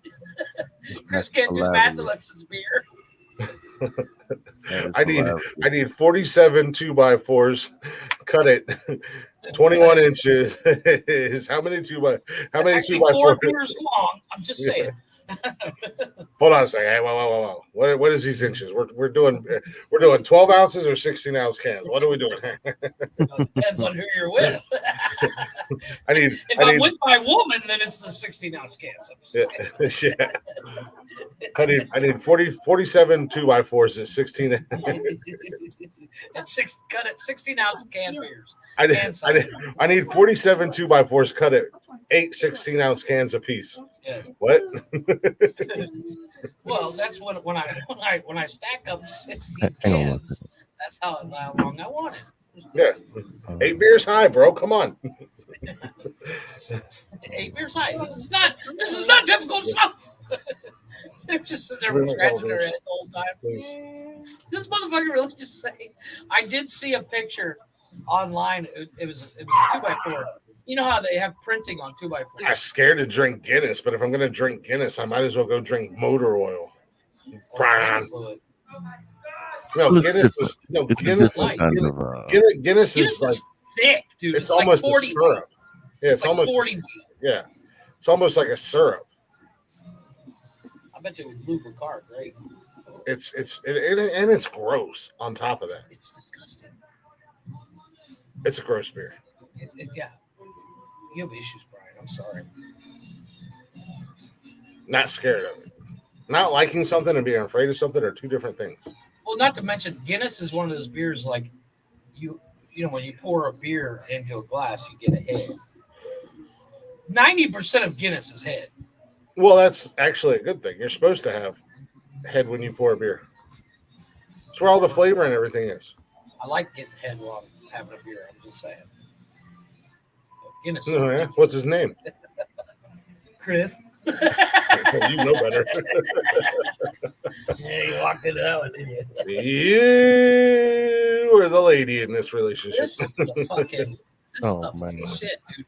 It's chicken, sausage, and bacon with barbecue sauce on it. It's fucking dope. I don't know what kind of cheese it is, but it's good. I never tried barbecue on the pizza. Like they do that. I'm like, that's reaching it. Like that's too much shit on the pizza. It turns it into something else. It's not even a pizza anymore. It's like something else. It's like a jambalaya. I'm gonna tell you, the game changer at Domino's is cheddar cheese instead of mozzarella. Fucking game changer. It's awesome. You know what? They do that. They do that here. They have. I don't like that blend. It's like a blend. They'll mix both of them together. I mean, personally, individually, I would prefer cheddar cheese, but not on the pizza. But now they're doing that here. I think that's some. I don't know who started that shit, but I don't really. They sell it like that. You have to. You know what it is when it comes to that. It has no reheat value. Like it turns to shit when you try to reheat it. You have to eat it all the first setting. If you have the cheddar in the like the blend cheese, that's one thing. It's like I got an 18-year-old in here that'll eat a whole pizza by himself. There's no reheating, so it doesn't matter. We're talking to a guy that'll eat a whole pizza by himself. Fuck you. There's a reason why I brought in 8 pieces at once, because if I don't, I'll go back out there for a second serving and won't be any fucking food left. These fucking kids, Jesus Christ. Hey, dude, you gotta feed them, man. I understand what my dad used to say all the time. What, you think money fucking grows on trees? I'm like, well, order more pizza, Dad, because fuck, I'm starving still. Well, you know, I think usually Chris has seen me eat 3 Big Macs in a single sitting. But you know what happens is this: you have the option. If you have to say, for example, say you have a $50 pizza budget, for example, right? Or say $40, or say even 30, say whatever, say $30. Okay. Right. You can't probably like they charge That's per one topping. meal. So if you have all of that shit on top of it, that's like a 30. No. You can just get 3 regular pizzas. So they have a I don't know. I'm just promotion wondering. at the Domino's that I order from. They have an app, and it's called. Yeah. Well, we don't do build your Domino's. pizza. That sucks. Go ahead. You build your pizza, and you I know first what you mean. check the size, and then it says you can add X amount of toppings. 3 of them price or doesn't something change. like that. No, I put in pepperoni, bacon, chicken, green pepper. So you eat Domino's. That's Domino's pizza that you That's were eating. Domino's pizza, boy. That is good shit. Oh, okay. Yeah, we're in New York. We don't really do franchise pizza like that. Domino's Yeah, like well, super late. I would prefer Yeah, New real York pizza. style pizza, Yeah. but it's Mexico. I mean, Get this what is you the best can, it bro. gets. Yeah, Right. and it comes down to, so I would rather take a bullet than go to the grocery store because Hey, man, that means I listen. would have to leave my house. Yeah, And you're kind of getting cozy in the office. but there's a app called Corner Shop, Okay. and you can do all your grocery shopping on there, and it might cost like $10 more total, Not and they bad. will deliver to the house. Yeah. Copy. So I get my you. my wife can go on there, and she won't let me buy stuff that's not good for me. You want one? And Okay, she so you gotta ordered a buy your bunch own of shit. stuff. It's not there. Right, she bought a bunch of shit for groceries this week and had it delivered to the house, but they only had so much meat when the guy went there. So we only got like two pounds of ground beef and a couple of steaks and stuff like that. And it wasn't enough. I mean, it ran out. This Well, you morning got I to get sent off her a your message. ass and go to the supermarket. No, like wait. normal people do. I sent her a message this morning. I was like, hey, there's no meat left. And she's like, what about the chicken? I said, yeah, chicken's gone too. And she's like, I said, we still got plenty of veggies and everything else, but we ran out of meat. She's like, well, I'll order more. I said, okay, cool. And then when the kids just knocked on the door, I assumed it had been delivered. And the kids just knocked on my office door and they were like, hey, what are we going to eat? I said, didn't your mother order food? They're like, no. So I called my wife and I said, hey, you forgot to order meat. She's like, oh, fuck. I said, send me like $30. I'll order pizza. Oh, she didn't forget to order the meat. She got plenty of meat.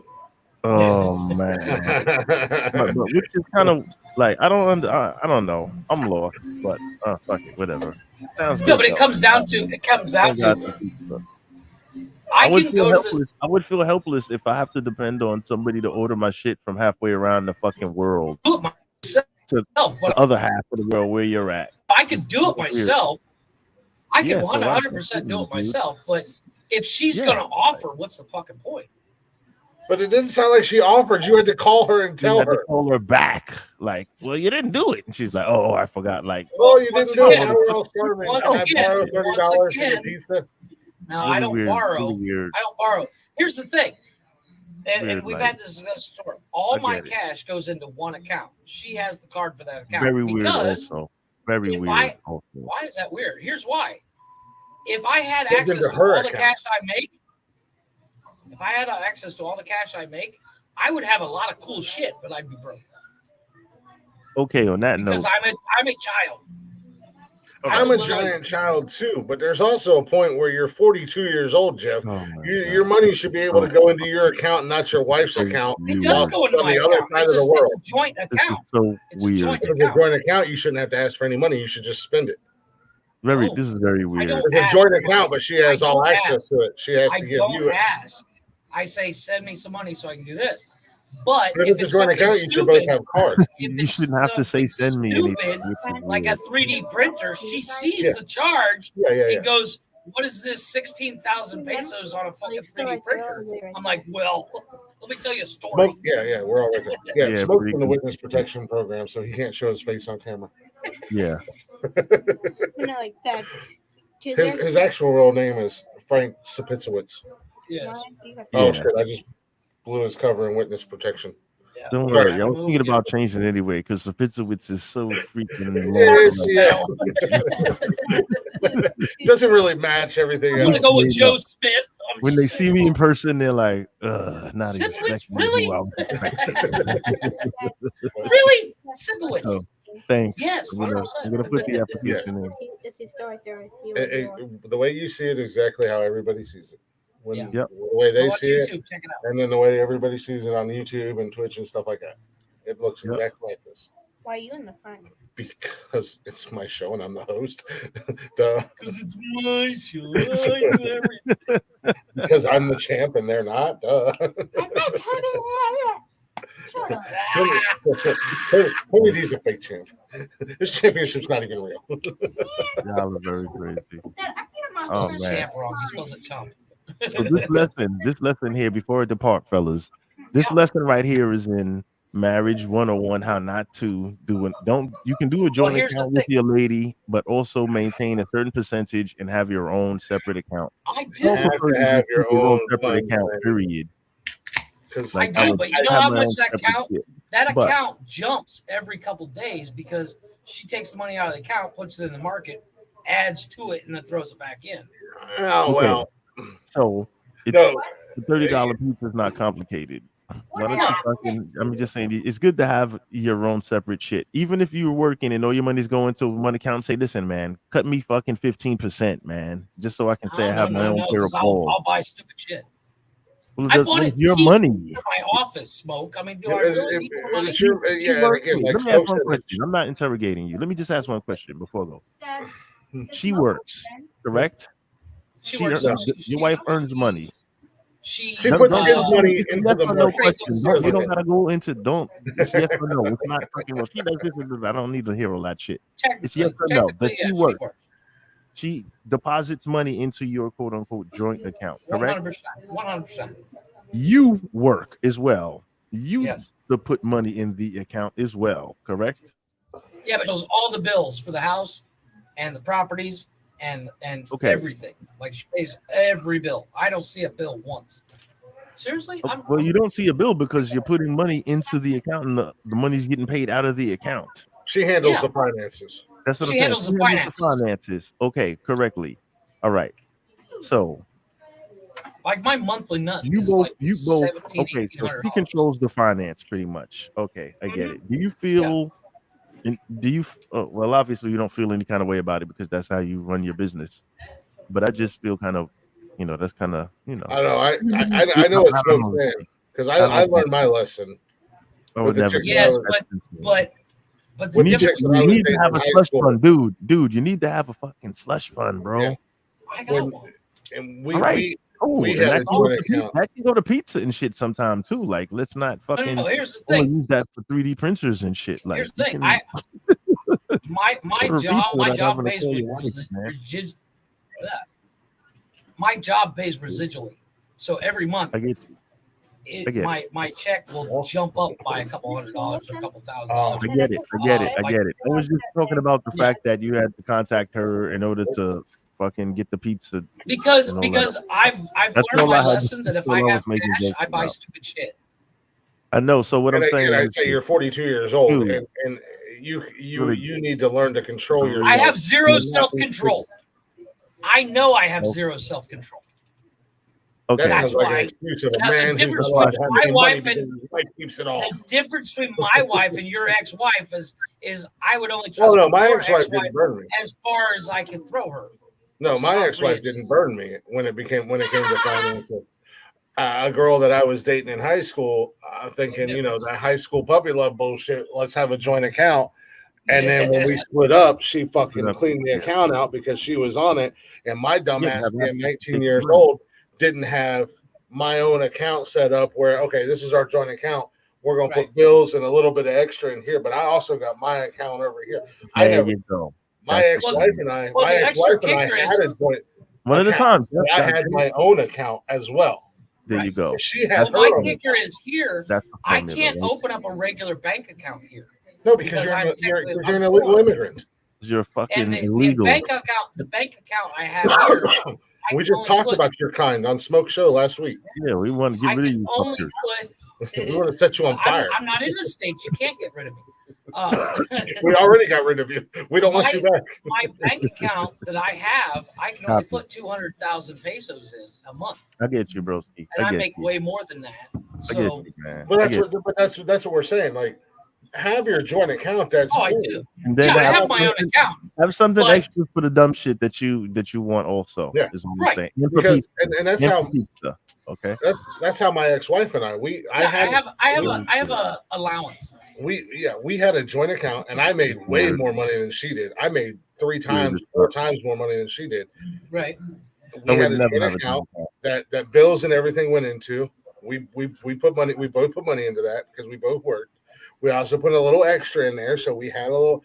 But then she had her account, and I had my account. And when we split up, that joint account, what was in it, and I had put way more into it, but Yeah, it's no, more no, value no to problems, you. no fussing. We Yeah. split what was in that joint account Which is why. and you closed it. And she already had her account, and I had my account. That's it. So we split it, transferred it into those two accounts, closed the joint account. That's what Smoke's There you saying is there's nothing wrong with having a joint account. But No. you shouldn't have to ask, hey, can I get $30? I get it. Holy But shit. I get it. 'Cause you're Ladies in and another gentlemen. country. I get it. Because you're in another Holy country. shit. You're in another country and you're simping. But There I get it. He's simping like a motherfucker, though. Simping Smoke, like a you ain't little wrong. bitch. Damn, he gets here just when I'm fucking leaving. Come on, dude. Your time and It's our it's our 2-year anniversary. You think I was? get it. I had surprises tonight, man. Go, man. I I had gotta go, surprises dude. lined up. Damn it. What's We up, got bro? the big How you dog doing, in the man? building. What's going on, brother? Look at you. Look at Good, you. good. What's up, Smoke? How you doing, man? Damn, I'm just like I'm Christmas over the lights. limit. I'm still talking How like, we okay, doing, one last Smoke? thing for the last few minutes. Just I know. I chilling, was hoping Tony D was going to be here because I was like, I got surprises. Like I didn't like I wanted Smoke to be here tonight. You know, it was a little surprise, and then I seen he was going to do a show, and I was like, shit, fuck.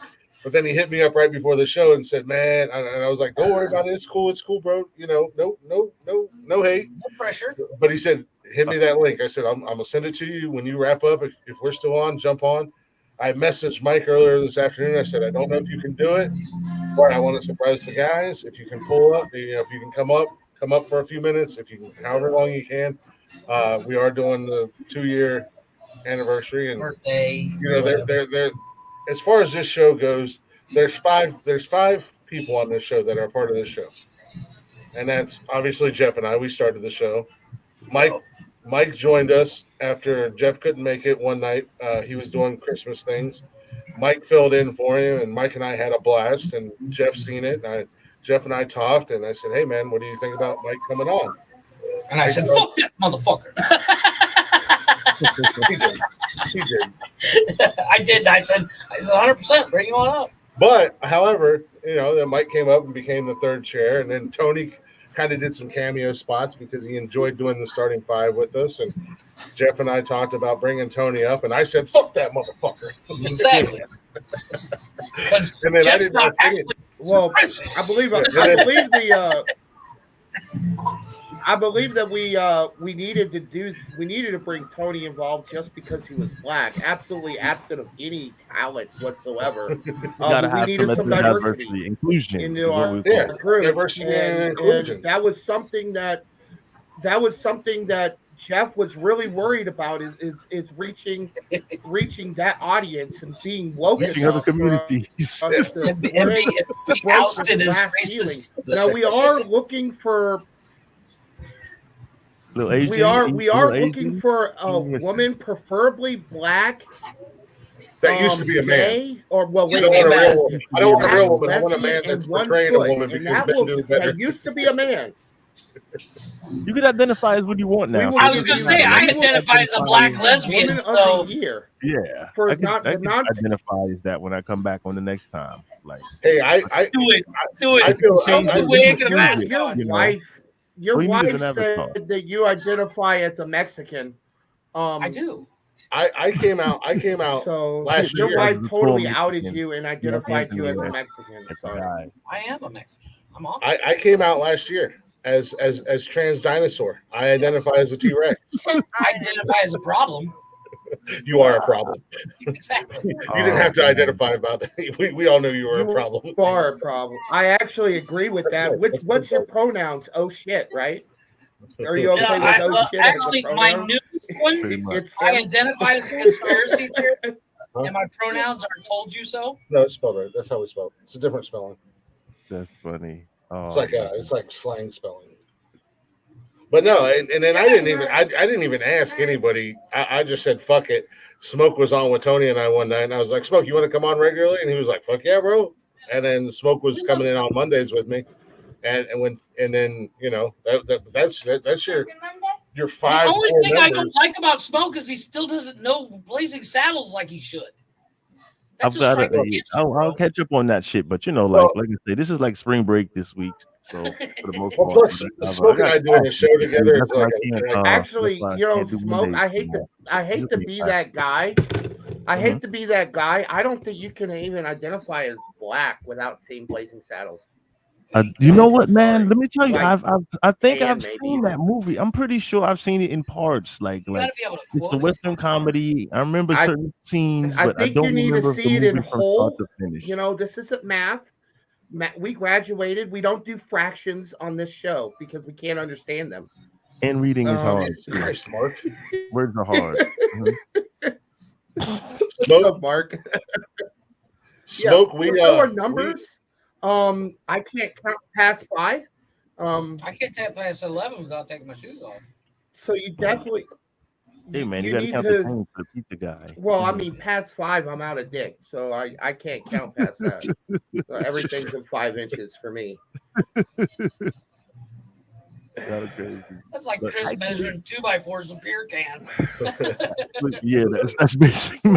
Well, Smoke. Much like you told me Saturday night, I'm not the token white guy. You can't be the token black guy. So apparently, we're creating our own minority race. The Glitster's the a two of maintenance us. mechanic. He knows that we do all our measurements by dick sizes. Yeah, I'm out the game. I can't measure anything. I've been identifying as the 30-year-old white guy on my program for the last maybe like a couple of Sundays in a row. The sterile white guy. Well, if you haven't seen Blazing Saddles, I think that's. How's that working out for you, Smoke? Single white male. That didn't work out too much for this white guy. Let me tell you. For a couple of hours on the show. Because nobody wanted you. It doesn't work in That's why the you're in streets, though. Mexico. In reality, anything can work online. But when You're you're over here running trying to streets, join like, bricks, going, I want to join. I can make bricks. that shit didn't apply. Like, fuck, man. But on that note, listen, I'm glad I caught you, Mike. Good seeing you again. You know what I mean? Because it's like, we rarely bump into each other from time I wish to time. I could see you, but I guess it's dark over there. It's very dark. The only thing I see is your black screen. witness protection, buddy. But you leave Frank Spitzowitz alone, all right? Can't stop witness protection. He is in an underground secret bunker, indisclosed, somewhere in Newark, Ohio. Good old disclosed location. That's why sometimes it's in different places because when the shit get hot, they have to relocate me somewhere. You know else. what? I have a talk. Burn the place down, and then when I come back, Jeff was talking about a conspiracy theory. I have a conspiracy theory about Smoke. I have a conspiracy theory about real quick. Smoke. Go for it. I actually believe that because we have never seen his face. I have. That he is actually a famous white actor in disguise. Just trying to be normal around us common folk. What do you think? We got Tom Cruise hanging out with them? Possibly. One day, Smoke's we would know Tom Cruise. Tom Cruise would be like, I got you, fuckers. Possibly like a Jim Carrey, like no, because he hasn't brought up Scientology once. I mean, so it can't be Tom Cruise. Jeff Daffino, or however you pronounce. How do you pronounce your name, Smoke? Daffino, DeFeo. I don't know. You did like Transformers and all that shit. But what we do is now because now the name is the name got exposed. That's my theory. We've never seen his face. Next time I come back on, is gonna be my name is gonna be a little different. See, it's either that or you're like Dr. Dre's cousin. Dr. Dre's cousin. Possibly. Are you Dr. Dre's cousin? Tupac ain't dead. He's right there. Nah. That's I wish. He's not Bam. dead. I wish. Yes. You know what? If I would definitely I'll get you a give you faster flowing. Wi-Fi connection because you're definitely on slight delay. But on that note, listen, fellas, let me get out of here. When is that album Hold on a dropping? second, hold on a second, Mike. The next Hold one. on, Mike. He's gotta go. He's gotta go. Hold on, Mike. Yeah, Smoke's got to roll. But check it out. Good seeing you, fellas. Once again, happy 2-year anniversary. We shall meet again on the next episode. You know what I'm saying? I'm gonna make sure Jeff, we need to pull up on not Jeff, Big Dog Mike, you need to pull up on some of the Saturday action, but I know how that works. Everybody's schedule works differently. I'm gonna try to make some more Saturday Things are evening appearances on the actually things are actually starting to turn around for me. I was going to Good talk to about hear. that a little later on. So things are turning around where that might actually be a more possibility. So Oh, good. Oh, good. I'm gonna watch the replay. I'm gonna watch the replay So of this definitely. episode later on tonight, live on location from the job. Always gotta There have you go. some. You gotta save some material, have something to listen to. You know, working overnight is some shit. You know what I'm saying? Well, we got So I will material. catch the second half of this episode. Thanks again, once again, for having me, fellas. Hey, man, much love, brother. I appreciate you popping up in here. Look, Thanks for having me, fellas. One love. I'm good luck on gone. your next album, Tupac. I mean, Smoke. Don't forget, you guys, don't forget to go check out my man Smoke Sunday Night Smoke podcast on YouTube. Go show him some love. Get in the comments. Let him know we sent you. Get some nonsensical shit up in the comments. I can't be the only one bringing the nonsensical to the comments. I'm staying away love. because every time Later, I do, I fellas. walk into a buzzsaw. Bye, buddy. Hey, but it's a good buzzsaw. It's a buzzsaw with no it has foam around the edges. Like it's more like it has prop All I guards know, on I it. was glad you fucking stopped her because I was like, It has prop guards on it. It's a child safe buzzsaw. no shit. Nah, much love to you, brother, man. Have All a right, good night. just And getting to the comments. yeah, Mark got arrested and fired the same day. Boss tried talking shit, and he got headbutted. Said, "Welcome back, Mike." Hopefully, Tony will bring his goofy ass up here. He was here for a little bit. But he had to bounce. Yeah, he was here. I'm gonna do this to him. Mark, do you listen to Jelly Roll? Because Jelly Roll did a great song that sounds just like that day for you.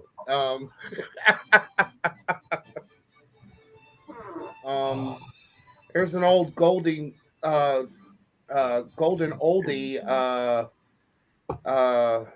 that came out back in the day about fuck this job. You ain't ever heard No, that's Jelly Roll? Take this job and shove it.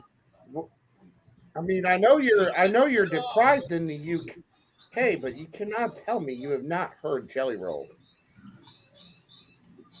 I'm not going to play it here, just because I think YouTube would have an issue with it. But I will give you the name. Look it up.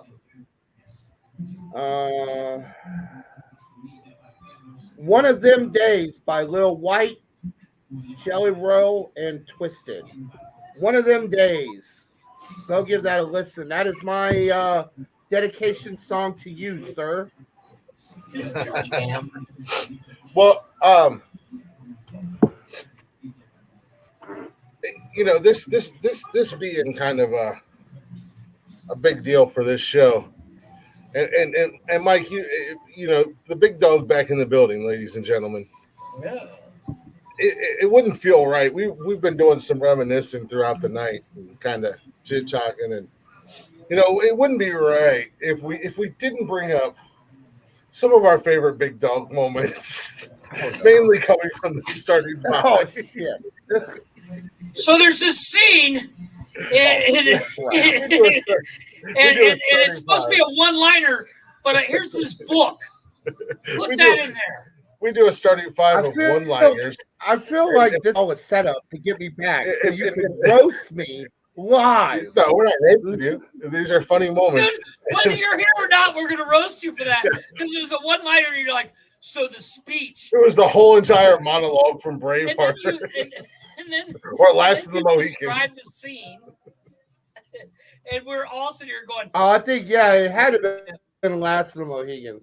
Yeah, it was the Last of the Mohicans. When he What was did it? this, he eats the guy's heart. I don't know. You acted out the entire 45-minute scene. And, Dude, how am I supposed to put that where everybody can read it? And I think I did. Gray hair. Last Gray Mohican hair. scene. Know that before I put under the knife your daughter, I will eat your heart so that your seed will be wiped up from the face of the earth forever. That's not a one-liner. That's a paragraph. The guy from SpongeBob popped up. The guy from SpongeBob popped up not once but twice. 2 hours later, Mike was still going. 4 hours later. It's only a 3-hour show. We literally We literally mention it all the time. No, one of the great things about, we all have our own unique personality, but we all get along. We all have fun. Mike brings a little. Mike's he's a little over dramatic. He's our little He's our little lefty. He's our little lefty. He's our little thespian butterfly. It's kind of like thespian. That is a handist remark. That is a handist remark, and I represent that. It's kind of like when I started doing words of wisdom, and I said, "No, you know what, Big Dog, why don't you do words of wisdom? This motherfucker's got the goddamn Godfather music. He's got a pipe. He's got a fedora on. He's in his chair backwards, spins around real slow. Absolutely." It's like, Mike, I hate to be the bearer of bad news, but this is an audio podcast. We are live. We do it live, but most of our listeners, and I say listeners, hear us.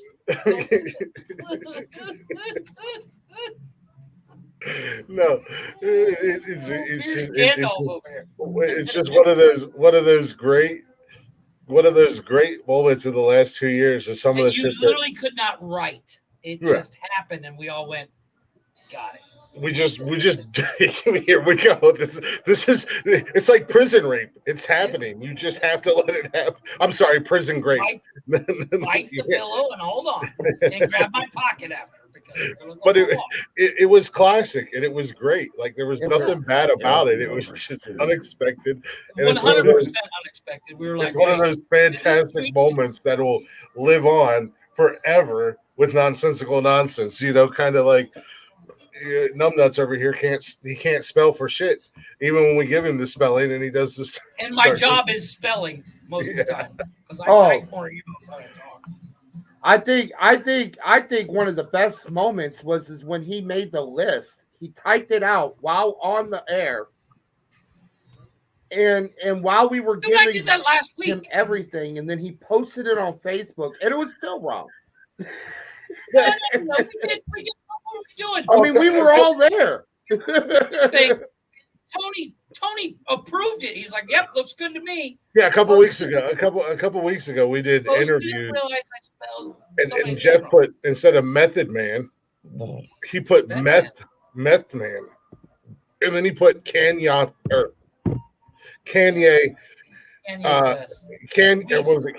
West, not once but twice. Yes. Well, copy and paste. Yeah. But I sent it to Well, Tony. you know It what? looks To good to me. be fair,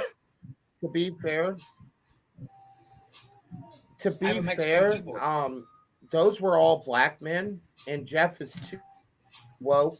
Speaking of Blackanese. Speaking of Kanye West, But if it was Jim or Chuck, he would have gotten that. Oh yeah, absolutely. Speaking of Kanye West, the other night when I was making memes for the show, and I made a bunch of different memes. Do we have a balake? Do we have a balake here? Hey, Ron. Hey, Ron, that's right. Hey, Ron. There was in my meme creator, there was a Kanye picture, and he was holding a notepad, and he was like standing there like this, and I put.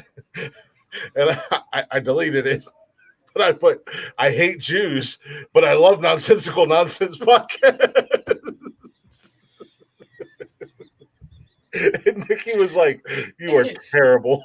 Wow. Well, I had that one video that I wanted to put in the thing, and I sent it to Chris first. He's like, "Don't fucking do it."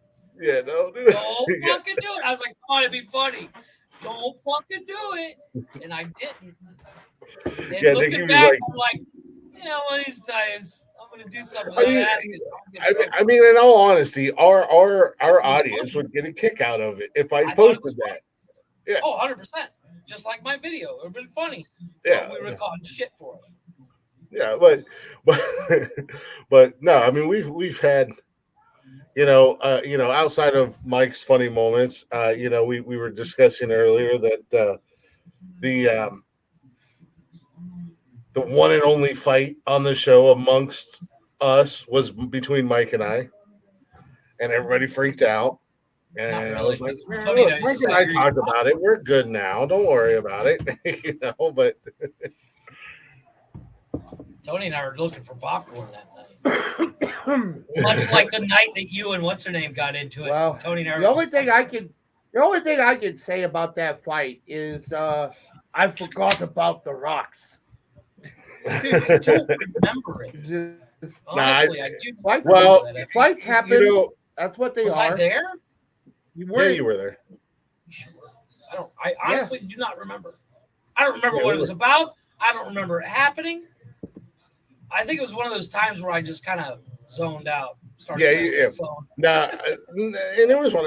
You know, it happened. Mike and I talked about it. We squashed it. We've been fine ever since.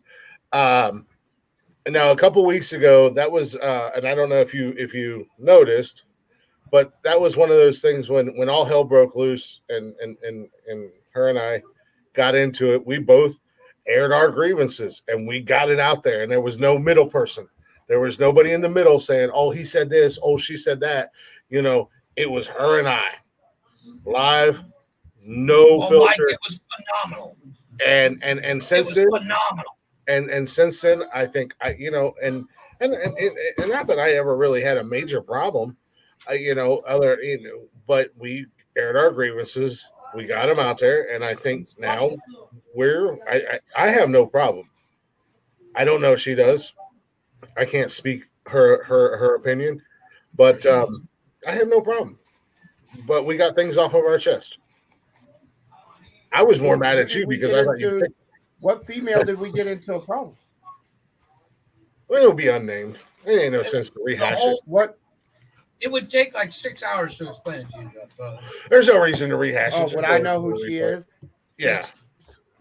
Yeah, no, I think If I want to know who she is, then it doesn't matter. Yeah, it was one of those come to Jesus moments that we both had to have. I had to be put in my place, and she had to, and that's poor choice of word. We just had to get our feelings out, Yeah, exactly. It was just like you had to air and without everything. anybody, without anybody in the middle, without the game of No telephone.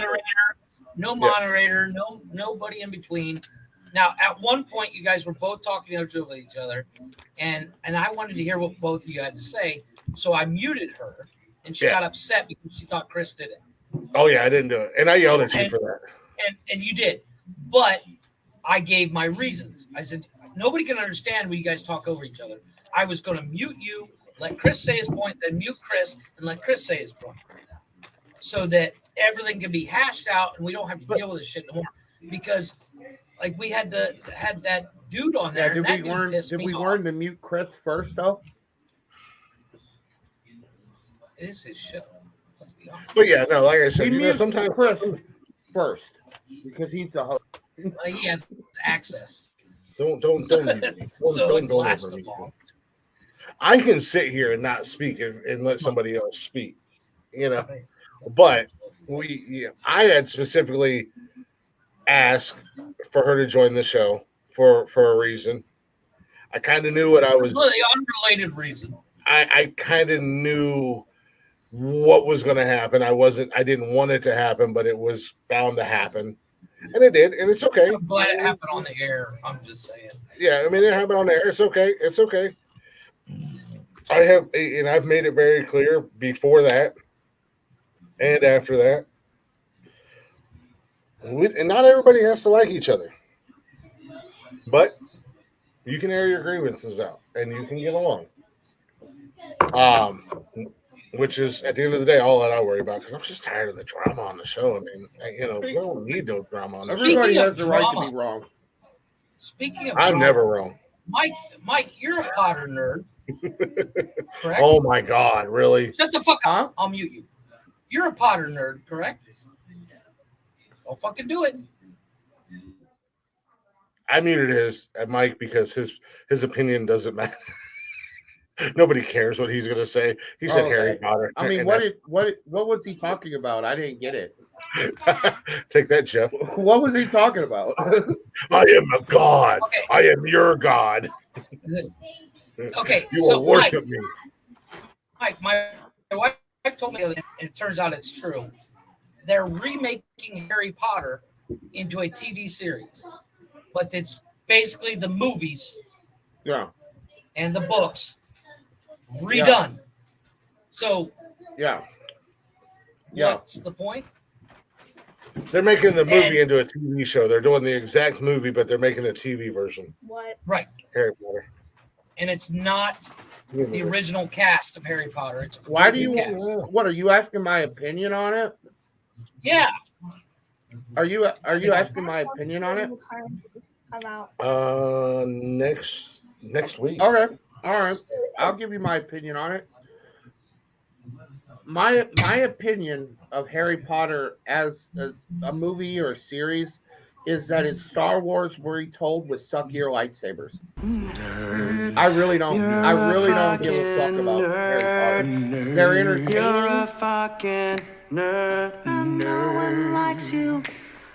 No one likes you. You can't use that against him. I've been planning it ever since he got here. You can't use that against him. Do better. If you're a dummy. Do better. As someone that has access to all the videos, I can. WWGD. What would Glick do? No. Yeah.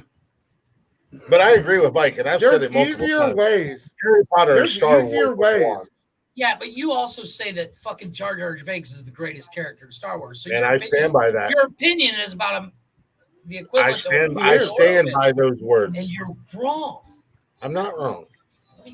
The greatest Sith Lord of all time is Jar Jar Binks. He's the Kaiser Sose. I actually agree with that theory that Kaiser Sose. Jeff, if I could please humbly accept the floor for a second without go ahead, Jeff talking. The theory of Jar Jar Binks being the secret Sith Dark Lord and masterminding the whole thing is a phenomenal theory, and I back that 110%. You wonder why I played the nerd video. You know, Kaiser Sose. I love it. The greatest You trick can play that the ever- nerd video now because I said that. Go ahead. Yeah. The greatest trick the devil ever pulled was convincing the world he didn't exist. Wish I had a fucking cat. You know, to me, all right. Can we all agree? What's the movie? You ever seen the movie with what's it called? It's a great piece of cinematic history. Cradle to the Grave. The Usual Suspects. Could we not agree? Could we Yeah, not agree that's awesome. that The Usual Suspects is a great piece of cinematic history? A great movie. Well, that's what I'm saying. If they make it into a TV Jar series, Jar but it's Binks the being exact same fucking the thing. secret Sith Dark Lord is the usually. I He's the would Kaiser Sose. watch the crap out of that show. Jar Jar Binks being a Sith Dark Lord. You're giving Chris a bigger ego. You know what just happened, Jeffrey? You know what just feel better happened, by now. Jeffrey? Oh my God, Mike! I'm gonna hurt you now. I'm You sorry. see I'm that, gonna Michael? hurt You see that, Michael? Give him a Nonsensical nonsense. You know what Yeah, I see happened, that. Jeffrey? Jeffrey, you know That's what just a handsome happened? belt there, good. You know what just happened, Jeffrey? Hashtag click was validated again. See what you did, Mike. Validation. See what you did. You see what you did. You're all guilty of it. Every one of 6 you. months I've been slowly notching that, chipping away at this giant ego of his, and you got to come in and inflate the fuck out. God damn. Cash has a question for you, Jeff. Is your real name Jeff or Jeffrey? It's Jeff. It's Glick's bitch. we had it legally changed our senior year to Glick's bitch. Every person who's ever been on this show or in this show has validated me in some way, shape, or form throughout the 2 years we've been doing this show. Wrong.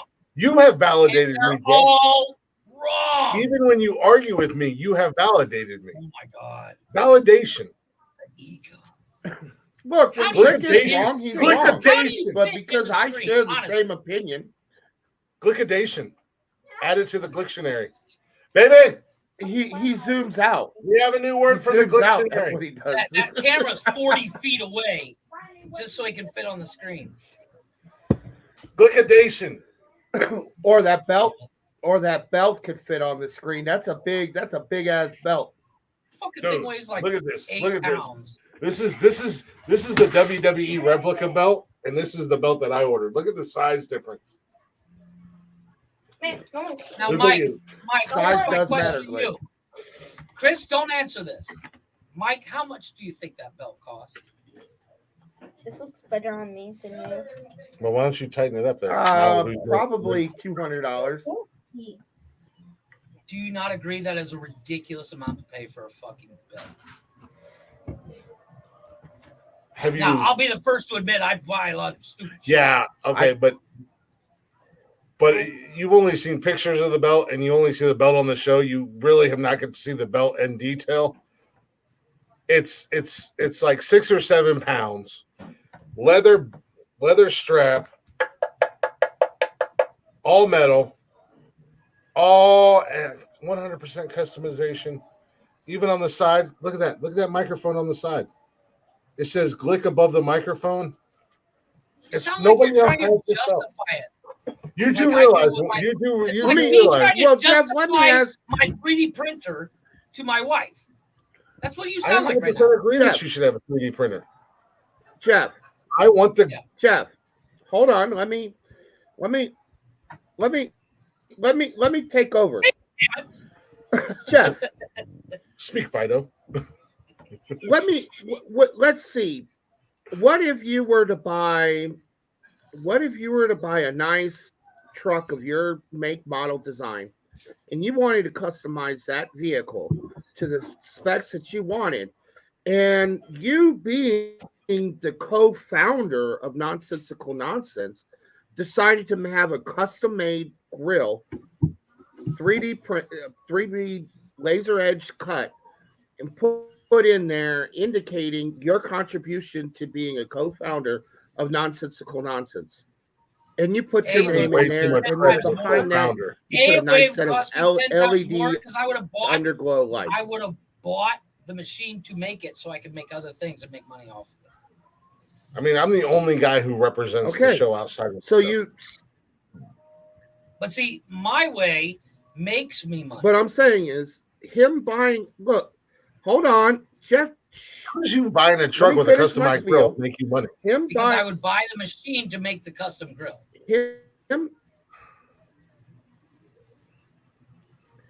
Jeff, it doesn't matter why or what you would do with it. Him buying, because that's what your question.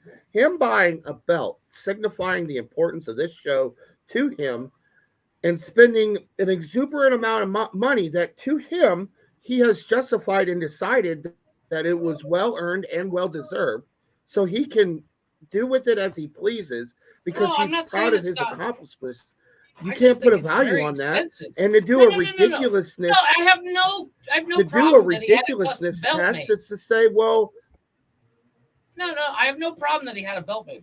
Is it silly But that I had to price make? of the belt. Is- No, is- the belt, having the belt made, that's one thing. Okay, But hold on a price- second. The Hold on a price is second, Jeff. pricey. Hold on a second, Jeff. As a wrestling fan, if I were to buy a WWE replica belt, how much do you think they cost? I staggered to guess. Just throw a number out there. I guarantee you they cost more. $400. What's that? $400. I could buy 2 of these and not get a championship, a WWE belt. Well, why would I buy that? I'm just saying, as a wrestling fan, Right. Okay. As a wrestling fan, I get it. Their It's like, replica it's like championship I don't buy belts. jerseys because I don't watch Yeah, sports. their replica belts are anywhere from $300 to I've seen some up to $1,600. That's ridiculous. I bought a belt, yes, because I have an ego. Let's be honest, but also to represent the show. A lot of people have seen this belt. I've posted this belt on social No, media. and like I said, I don't have a problem with the belt itself. You just have a problem with the fact that basically your argument is $200. it's $200. Again, I work for my money, and I'm not spending somebody on worldwide You're tours. placing a value. 6 times a You're year. placing a value Actually, honestly, Jeff, If you bought a TV for your bathroom, that's too shut much up. money. And My TV's awesome. Glick, It didn't cost $200. and Glick saying that this was the right price. Actually, hold on here, Glick. You'll appreciate this. Mike's You liquidation. arguing about the $200 is too much, while Glick is saying that it's not expensive enough, really kind of tells you, Where as his mindset is. co-founder of Nonsensical Nonsense, what that show means to you. You don't value the show as much as I do. Expensive for you. Zero. You don't He's value the liquidating me. show as that much makes as zero Glick does. He's liquidating me. You don't value the show like I do. That's what that means. makes And zero put sense. the same value Actually, of the show. that I Glick found does. a place. I wear suits when I go out. I found No, a you place. don't. Yes, I do. I have 4 of them upstairs. I don't wear them on the show. Argentina, champion of the world. What's going on, Theodore? I did see something. I'm the podcasting champion of the world. There's a From one champ to another, I say cheers to you, sir. there's a place where they make custom suits, and I can get a Nonsensical Nonsense suit that says Nonsensical Nonsense like 50 times all over it. And Like it's the pattern. And Do I it. think I might have to do one. do it. Then do it. Don't talk. Look. I'm going to say this, Jeff. He's gonna You know use what? my There's phrase. people that talk the talk and people that walk the walk. He's got a belt over his shoulder saying that he Good for talks. him. He walks what he talks. Don't just for him. talk about it, Jeff. Be for him. about it. Be at the next show. I literally found out Be about at the this place next last show night. with that I custom found out made about suit. this place last Be night. at the next show with that Actually- custom made suit. Actually, Jeff, I don't even wear suits, but now I kind And of you haven't put in your order yet? Right? I found out about it last night. I have to find the website. Because I saw it on a guy. He's got a suit that is made up of all Pac-Man, and his tie matches. And he mentioned the place that makes them, and they can make custom suits. So I'm going to go look it up, and I want to order one. Hey, Because you want to they're know fucking really something? nice. I told this to Glick. I told this to Glick. You want to know something? At my old job, my login password to log in so I could clock into work was nonsense Nice. Because you are. for the show because Yeah. I knew I would never forget that password. Well, speaking of unnecessary, I might not have. purchases, I might not have had the money. I might not have had the money, to buy a belt or whatever. But Nonsensical Nonsense was on my heart every day I clocked into work. What have you done for the show, Jeff? Except for bitch. I'm here at episode. Where have you Yeah, been? Jeff, what have you done? Where have you been? Where have you been? What have No, you I had done? to get. I'm just busting your shot. Unlike some people, I'm here every week. Well, speaking of- I didn't have to run I away. came 'cause dudes in. got rough. Bam! That's a KO. That's a speaking of KO. You better stop, drop, Please. and speaking roll of 'cause you on unnecessary, My dog burns me harder than that. speaking of unnecessary purchases, and I don't think they're too expensive, but I found a website that I can make custom-made jerseys, I saw that. and I have a I Yeah. have a I have a I I'm currently totally down have for that. in Brown's colors. I have a Nonsensical Nonsense jersey made. I was looking into it. I can get one in Reds colors and for a baseball jersey. Right. I can get one in both Pins and Blue Jackets colors for hockey jerseys. Football, I was also looking at getting a Michigan colored one. I can get a maroon and gold or whatever you want to call it for Cavs basketball jersey. They're $55 a piece. I'm going to start with That's the football not terrible jersey. though. That's Yeah, not I'm going to start terrible. with the football jersey. You want the money? How much was your I'll tweeter jersey? My what jersey? Your tweeter one. I got the Tweeter and Falco jersey for like $48 Each or no together. Oh, wow, that's cheap. And my Show Nuff jersey was $20. I still don't know that movie. You got to watch that movie. Michael, Hey, have you you know Mike, have what? you ever heard of Barry Gordy's Last Dragon? You know what? Yes. I want to show you something. You know, show enough. Now, who named me the big dog? Who has always called me the big dog? You. No, me. No, me. I know. No, literally. No, literally. From the first day Mike and I met, I've called him the big dog. Point. Before he's single white female. My name was what? Point. He won't even say it. He won't even say Single it. white female. My name was Big Daddy Mike when he met me. Oh yeah. It was fucking lame as shit. Big Daddy Mike. My name was Big Daddy Mike. Still Yeah, my name was Big Daddy Mike when the moment he met me, and we talked about it. I actually changed my name to Big Daddy Mike or the Big Dog for this show coming on. So my you're first saying episode. You're saying you bow down to Chris's peer pressure. No, he bows down to his God. No. Yeah, well, there's his first I'm problem godlike. right there. No. Yeah, well, there's your problem right there. Welcome to the cult of Glick. You signed a deal with Rick, Satan. I think you. No wonder why life went All to right. shit. I'm just saying. You know what, Jeff? I mean, you I might have to signed agree with you on Satan's that deal. one. I mean, damn. I'm just saying. Anyways, you fucked up. You took it up to 2. You fucked Yeah. up. Well, then I Let's be really honest fucked up because let me show you something.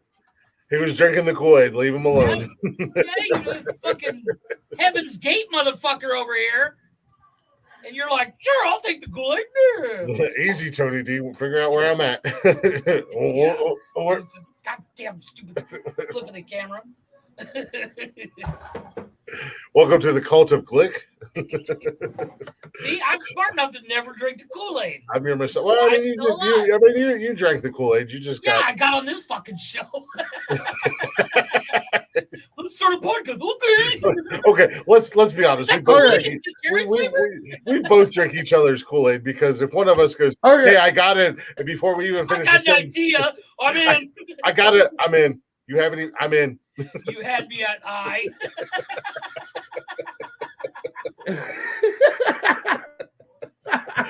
I don't need to hear the rest. What I want to show you guys is I have now a purveyor of 3-piece suits, and I get my suits custom.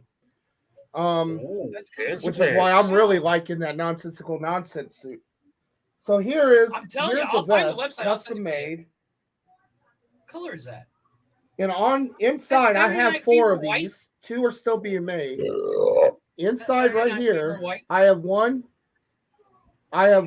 that's called the Big Dog, one that's called Biscuits, one that's called Nonsensical Nonsense, and one that's called Ghost Riders. How much are those suits? How much are those suits? This is a vest. It was $55. That's not bad. I mean, custom made. I mean, when you do pieces, the pieces aren't bad. But when you do a full on, my full suits cost me like my cheapest one is $1,500. My most expensive suit was like the full suit I bought was $700, but the pants are like $60.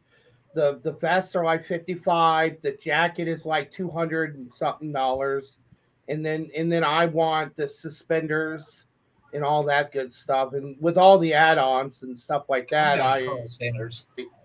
I don't like the vest in the background because sometimes I just rock just the vest. So this is like a full, like the inside. Well, the jackets get hot, all dude. that stuff. The jackets get hot as fuck, dude. The jackets do get hot. I'm not much of a jacket. Yeah, so yeah, it does get so it does get pricey. But the point that I was saying is I have 4 custom made suits. One of them is the Big Dog, who Glick named me the Big Dog.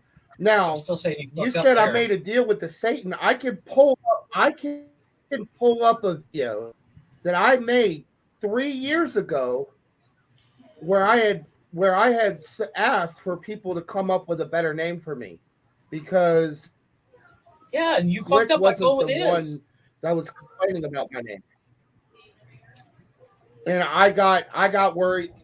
worried about Big Daddy Mike because my name was Big Daddy Mike when I was in I was dubbed Big Daddy Mike when I was in college for being a diesel technician, and a person dubbed me Big Daddy Mike because I was a big guy. I was a daddy because I had kids, and my name is Mike. Yeah, and I didn't the concept there. put two and two together about the Daddy Doms thing. So when I went to TikTok and I was introduced to that lifestyle, I was like, holy shit, maybe being called Big Daddy Mike isn't the best thing for me. And then on top of that, it's just, people, Glick felt uncomfortable calling me that, and other people felt uncomfortable calling me that, and I felt uncomfortable then at that point in time.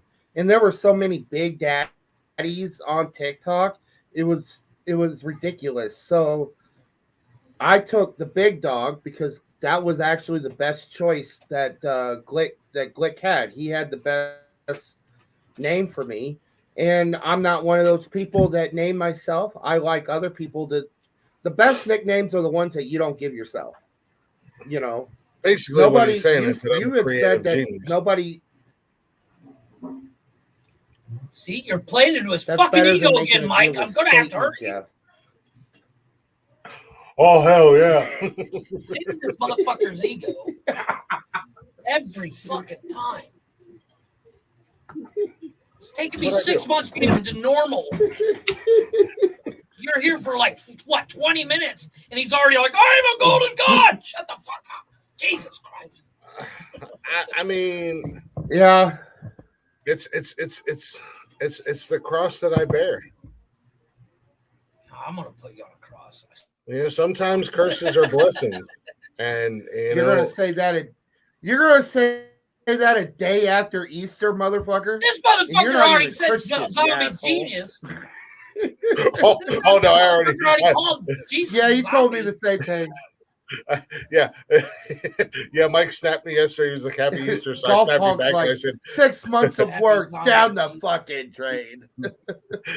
I snapped Mike back and I said, "Happy Zombie Yeah. Jesus Day." Oh yeah, I already pissed off the Christians at the beginning of the show. Yeah, we did that early. There's a reason why my mom doesn't listen anymore.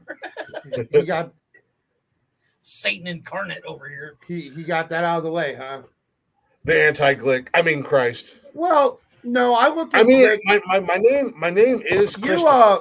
well, that's And a the little. meaning of my name is That's Christ. a little too much. So That's a I'm little. God. That's a little too much there, Glickster. But just say it. Still a small G. Small G.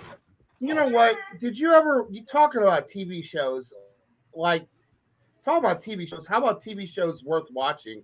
Like Vikings Valhalla. Did you ever watch Vikings Valhalla on Netflix? Nah, I haven't gotten to it. Plus, I loved it, dude. It's loved Hollywood. it. I think It's not. It's now, not here's the realistic. thing. Here's the thing. Chris won't. It's like watch all the Game of Vikings on TikTok.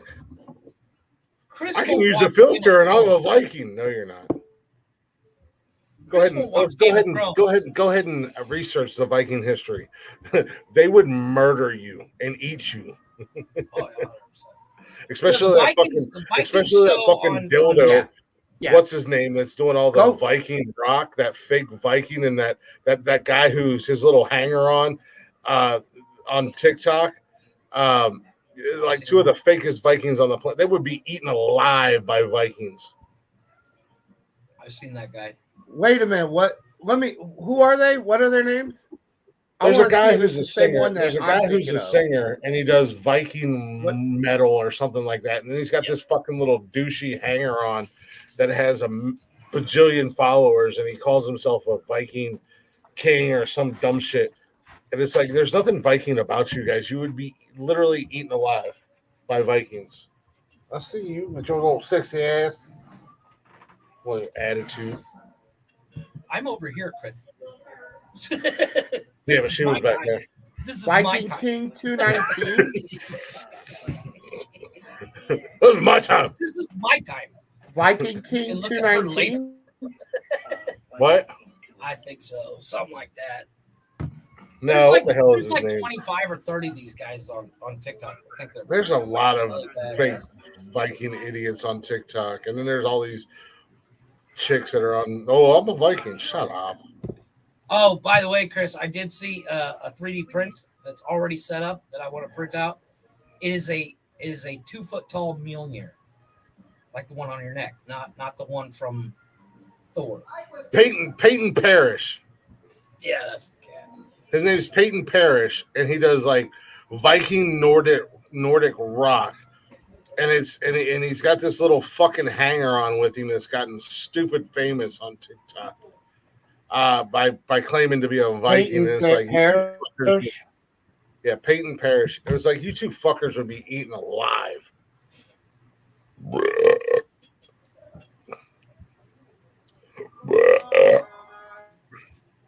The guy's a great singer.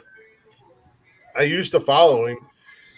But you know, he became super fake and he got super popular because of the popularity of Vikings and stuff like that. And it's like, man, I've been doing this shit for like He's an over actor. He actually is annoying watching his videos. He sounds good, yeah. But watching his video, you know, I thought I was bad. You are, don't worry. But this is how he Oh yeah, no, the guy's a fantastic singer. Yeah, the guy's a fantastic singer. And I used to follow him on TikTok because I really liked I liked his music and I liked his covers. And then all of a sudden he started pretending to be Viking and Norse or whatever. And then he's got this other fucking ass clown that the little hanger-ons, and it's just like, oh, Jesus, I like, stop it. Check out Nikki's post on Facebook. There's this one Viking that he's hilarious. I love him. I'm waiting for him to kick back. What? My girlfriend, she posted a picture today for our 4-month anniversary, and Jeff just commented on Facebook, "That's my man, woman, back off." And she doesn't put up with her with his shit. Nikki and I constantly fuck with each other out of 100% love for each other. We fight over Chris. Like the other day, Mike, I kid you not, Nikki drunk out of her fucking mind, and we were talking about what Chris and I were talking about the other day, or months, almost 2 years ago, about meth, hookers, and steak. And she's like, "That's fucked up." And I was like, "No." Oh yeah. When we was at the bar, and she messaged. That's an interesting combination. We've got a group chat between the four of us because Nikki's a bartender. She's been a bartender for shit. Hey baby. How long have you been bartending? Chris is dating a bartender. She's been bartending for 20 some years. So she's which is awesome to me because I never thought of this. Like all the shit that I think of, I never thought of this. She's making an official nonsensical nonsense. That's the idea I gave her on the show. I said, Nikki, you mix drinks. Make us an official nonsensical nonsense drink. She's making us an official drink. So we have a group chat on Snapchat between the four of us. And we was at the bar Saturday. We were day drinking Saturday. And we were playing a game. And it was kind of like, I can't remember what it's called. But there was questions. And we got to the point, because it was just three of us. And we got to the point where we were just like, fuck it, we're not writing our answers down. We're just going to ask the question and see what everybody says. And my answer for everything was meth and hookers. So she got into the group chat and she was like thinking that, I don't know. I was going to back her up. Like, yeah, because like saying that meth and hookers is bad or something like that. And I told her, I was like, don't do it because Jeff's my ride or die. And he's going to defend me no matter what I do. This motherfucker will defend me. And they were going back and forth. Yeah, they were going back and forth for a long time, sending video chats back and forth to each other. And finally I was like, and I'm at the table and I'm telling her, I'm like, baby, he's not gonna side with you. He's always gonna have my back. So finally, I got involved. And she was like, I hate both of you. And then Chris and I started doing voice chat. Yeah, well, we were talking about the show stuff. We were talking about show stuff. And she asked Chris, what are you guys talking about? He's like, don't worry about it. I said, what are you guys talking about? I said, that's for me to know. Yeah, like she asked me, she's like, I'm not listening to that anymore. I was like, okay, well, we're just talking about show stuff for tonight. It's not that important. Well, then she was like, she was calling like people, her friends at the bar over, and we're like, he told me I shouldn't listen to the messages. I'm not allowed to listen to messages. And I'm like, I host a podcast and we're talking about podcast stuff, and it's not, and I didn't tell her she can't listen to the messages. I just said they're not important because it's just Jeff and I talking about show prep stuff. And they're like, oh, well, he's kind of right. I mean, he didn't do anything wrong. Validation, clickadation from strangers who don't know me. So I constantly, every time she posts something, and that's a good every one. time she posts something on Facebook with the two of them, I would give her shit. So she's I have described her on the show as basically like she clicks with tits without a beard. Yeah, she's the female version of me, and I'm the male version of her. Yeah. And we click perfectly. That's because she keeps giving him alcohol. She's a bartender. It's kind of her job. I mean, talk about hitting the jackpot. I mean, really, honestly, you had me from free beer. Oh yeah. I can see them now. Glick comes in and they're at the airport. Stop! Look, I need you in my life, and I need the beer that you serve me, and I'm willing to do anything for this relationship. And she's like, shut up. You had me at free beer. Now, the first night we met, I got in trouble the first night we met because she was originally from PA, and when we finally decided to meet and everything like that, we were like, well, we're gonna meet halfway. She was working at the bar that she used to work at, and in my head, I'm like, she's got to work until 2 or whatever. I don't want her to have to drive an hour and a half. Fuck it, I'm going to surprise her. So I drove out and I got a hotel room like 3 minutes from where she worked at. And then I went down there and I sat at the bar, and I sat there for a few minutes, and I've seen her. And first and foremost, when I seen her, I was like, oh, she is way hotter than she is on TikTok, which does not happen very often, let's be honest. And I sat there for a few minutes, and I thought about pulling my hat down low and like hunching over the bar and being like, what's the guy got to do to get a beer around here? But she came out. Doesn't help when he's wearing a nonsensical nonsense hat. No, I think I was not wearing a nonsensical nonsense hat that night. But she came out and she seen me and like freaked out, and then she was mad at me. She's like, you're not supposed to be here. We're supposed to meet. I can't believe you drove 3 hours. I'm like, it's 3 hours. Calm down. I was like, oh yeah, by the way, I have a hotel like 3 minutes from here. So but then she just started giving me beers, and I was like, cool. 3 hours is not that. No, 3 hours is nothing. Now I 3 drive, hours is not that.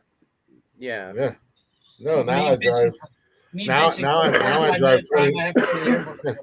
Now I drive 20 minutes and I get to see her every day. That's a good stretch of the legs, 3 hours. Yeah. No, like I said, now I just drive home from work and I get to see her every day. So she moved in. How did that happen? He's got her locked up in the basement. Yeah, I went out there the first time. I went out there and met her for the first time. You're next. You drank the fucking Kool-Aid. You're next. You're gonna be right there next to her. I drove out there to see her. She gave me free beer. I said, what does this napkin smell like? And she's been locked in my basement ever since. That's how it goes. That doesn't surprise me none. No. She moved in About almost 2 months ago. Jeff, you frozen your camera, your pictures blurry. Almost 2 months ago, she moved in here. Does that picture look sexual Yeah, to he's you? frozen.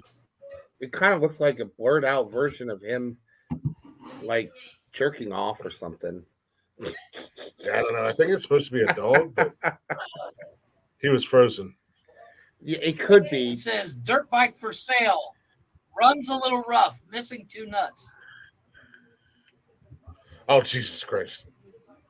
That's nice. But, yeah, no, she moved in 2 months ago. I don't even know. I have a dog now. We have a dog because she came with a dog. The kids love her. So now she has 2. I think she dog does and have 2 of her own. Oh, she's got But she 2 loves. dogs. She, You Oh, and this guy. This guy's hilarious.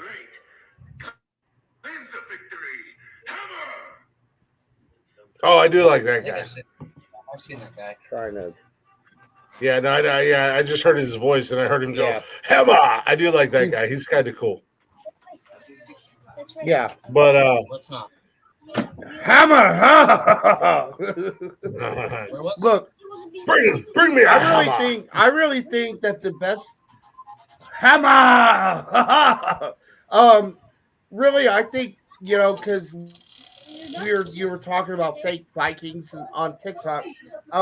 Best way to sniff out a fake Viking is to ask what Loki's relationship to Odin is.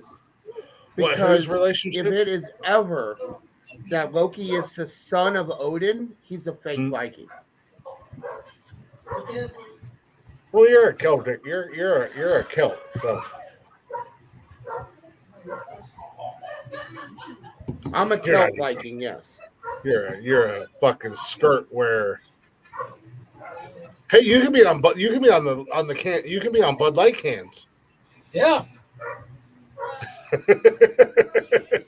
Pretending to be something you're not. Let's be honest. Oh, one of the big dogs. You know what? One of the I'm big gonna be dogs. honest with- One of the big dog's other greatest achievements on this show is the fact that he's single white female. Let me show you something else. We're talking about customizing. We're talking about customizable vests and stuff. I had a friend of mine get this for me. Why does he have chains hanging in his basement, Jeff? Ty holds up his women's. Because I'm in a dungeon. See? This right here is a vest that was made, and this is my tartan. These are my tartan colors for my heritage. Does that match your skirt? And Bud Light. That would look good at the bottom of. No, this is a vest. I said, does it match your skirt? No, I don't have an actual. You want to talk about expensive? Tartans, buying a full authentic tartan is not cheap. Like $7-8 for a cheap one. But if you want the authentic one, you're looking at some of them can go $2,000. Oh yeah, no. I mean that's like, I like to go to the Renfest here in Ohio, and they've got a lot of that stuff, and it's it's like my hammer that I wear all the time was made by a blacksmith, and nobody else has this hammer. It's a one of a kind. But that's you go to the Renfest. I don't. My hammer is very common. Yeah, no, I have this. This is what I wear to work every day. It's my hammer and my Berserker axe. With the hammer is pretty common. The Berserker axe was sent to me by I don't want to say a mentor, but kind of a teacher, somebody who's been helping me and guide me through Norse paganism. They sent me my axe because it's a berserker axe, and then of course I have what everybody has. Everybody has these goofy ass king chains, Yeah. which isn't even a real thing. But I put my Finra pendant on it, which was another custom made piece at the Renfest. I wear them. I wear the chain as my wallet chain. Yeah, no, like I said, I got the wolf chain, Odin's wolves, but my Finra pendant, Loki, was another custom made piece that I got from the same blacksmith who made my hammer, made my Finra. A little bit lighter, not as heavy. I my got Finra, belt but, buckles. yeah. So I mean, So and then I I've went got off and my rings. I got I've belt got my rings and shit. buckles. This one's my My favorite. nice. Yeah. And My this one this one looks really good when I'm wearing my suit. I mean, yeah. that's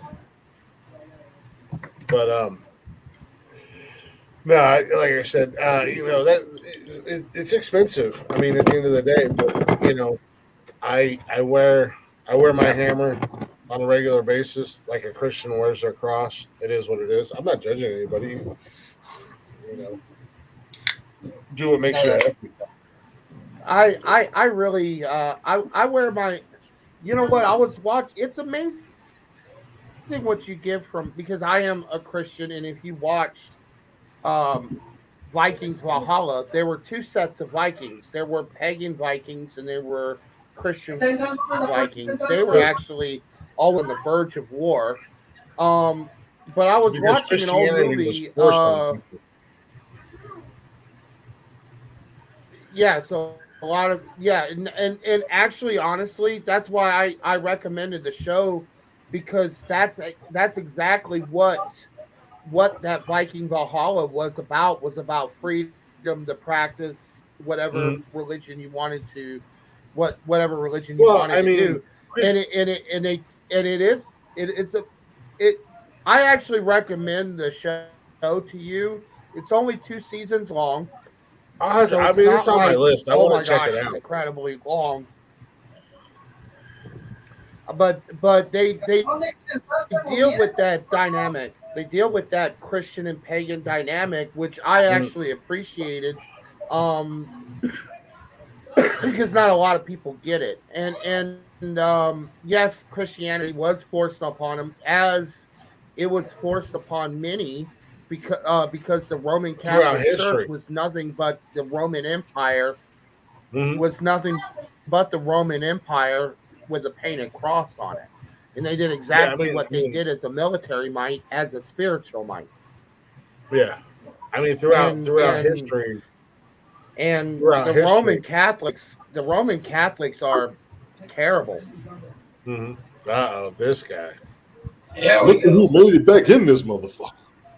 Where the hell you been, man? You know where I told you where I was at. Actually, I was invited. Taking a shit. What up, Mike? What's going on, man? I got anniversary gifts for you fuckers Nothing tonight, much. man. Tony with it. We got woke up in the building. We got the core 5 was in the building tonight, Tony D. Where have you been? Brian is in the house. See what's Brian going was on, there. Brian. You know, the Nonsensical Nonsense Foundation was in the building tonight. Smoke, Mike, the big dog, Tony D, Jeffrey, and myself.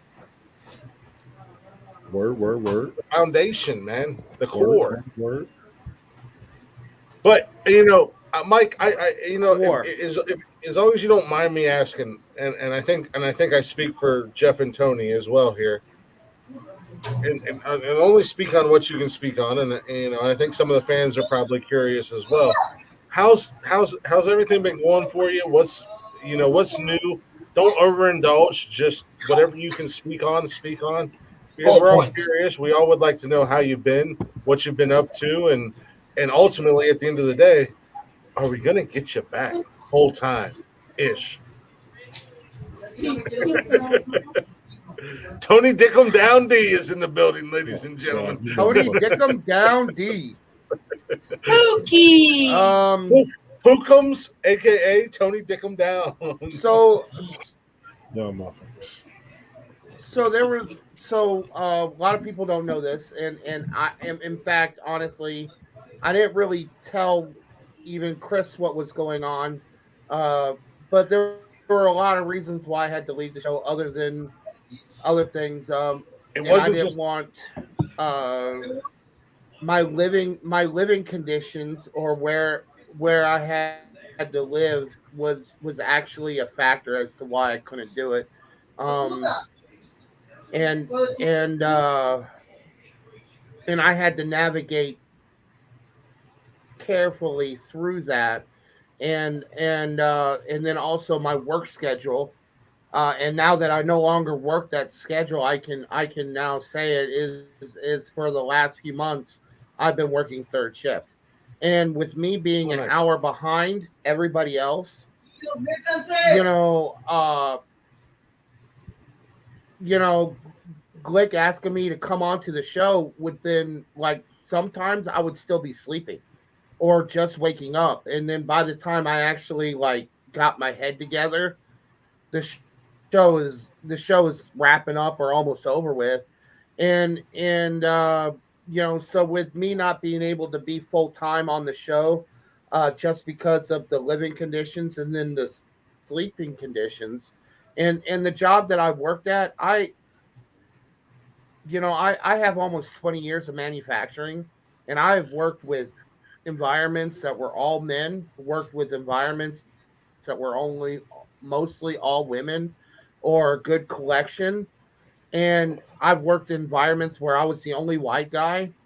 Um, and you know what? The job that I had was the worst job that I've ever worked at. And it got to the point where I would be talking to my best friend um, about what I had to go through on a nightly basis for over an hour just to decompress everything that happened. It was a very toxic work environment, and it should have never been that complicated. It should have never been that deep, and it should have never been that emotionally taxing on me. And I finally reached my limit and decided that, and this kind of works out in paganism as well as Christianity, um, where you just speak into existence what your future is going to be. You do some soul searching. And all my life I've always said, well, I hope to all my life I used to say, well, I hope to do this. I hope to do this. When you're in paganism, you do a ceremony and you speak for the spirits to present you with that gift, but you have to speak it. And in Christianity, the Bible says to pray boldly and be direct, and tell God what you want, you know, and I had decided that in my prayers, I have decided that, you know what, a few things is gonna happen. One, my next girlfriend is gonna be a Dodge Ram. Two, I'm gonna make $24 an hour. Three, I'm gonna work first shift. Four, I'm gonna have my own place. And and just within a week of me saying those boldly, speaking it into existence, I'm on a path to make $24 an hour, and I have a first shift job. Nice. Mike, That I'm very gives happy me for you. 3 I'm days very off. Mike. He's I'm on a very delay. happy for you. He's on a Oh, he's on a delay. Oh, Mike's got a okay. little bit of delay. His internet is a little bit slower. Maybe he It's needs still to slower. refresh. Yeah. Go ahead. But yeah, he's on a little bit of a delay. So yeah. But go ahead, Tony. Go I ahead, can Tony. try to refresh it, but this is probably about the best that it's going to go, which was also another obstacle that made doing the podcast difficult. Yeah. So, just bear with me. When I get back to Iowa, when I move back into Iowa, because when I was in Iowa, the podcast was no problem. and the internet was fine. I had very little technical difficulties, so that I am moving back into Iowa this summer. It's not I'm taking a very Yoda-esque. There's do and do I'm not. trying to There hold is it. no Keep it try. up. I Keep it will up. move Keep back it into up. Dubuque Keep it in the up. summer. Keep it up. I'm trying. I'm really trying. Well, take a time out for a second, Mike. I know you got a little bit of a delay. Well, we're working on the delay. Take a time out, Tony. Go ahead and hit him one time. Mike, I'm happy to see you. I'm glad you're doing all right. I'm glad things are looking up. But he said don't be long-winded. Look at what you just did. All you had to do is say in 5 minutes, you got a new job, you're about to move, shit's looking better. I got you, dog. We need you back on the show. I understand your Wi-Fi's messed up. I got your back. I can't do this by myself with these two motherfuckers. Do you see what I've been going through? And then you gonna come in here with that Shakespearean ass speech. Yeah, us black people gotta stick together, right? This motherfucker. Stay your ass over See, Tony. Us black Jeff, people gotta stick together. I feel like Glick with you, Jeff. I feel like Glick with you. I be trying. I'm hitting your macaroni and cheese up. Mike, check your snap. I just sent you something. It sounds dumb. I just sent you something on Snapchat. Which means it probably is. That shit early morning already. I mean, shut up, Tony. Nobody has. Listen to that every morning. Tony, twice. as a fellow person of color, we need to stick together. What color are you? I'm Indian. I'm Native American, fool. Come down, Elizabeth Warren. I am the great grandson of an Indian princess. So which one? I'm actually You royalty. are an Indian princess. I don't know. Hey, Cash, you got big feet. What you doing on camera? In all seriousness, Mike, I just sent you that on. Listen to that every morning twice. Yes, I am. 8 minutes every morning, and shit will change. I shit you not. Golf, I'm not doing that. I listen to that every single morning. Yeah, and it's amazing. There's no words to it. It's just a. That's right, Golf Hawk. That's right. Helps release your I just didn't get enough sun in the summer. Working.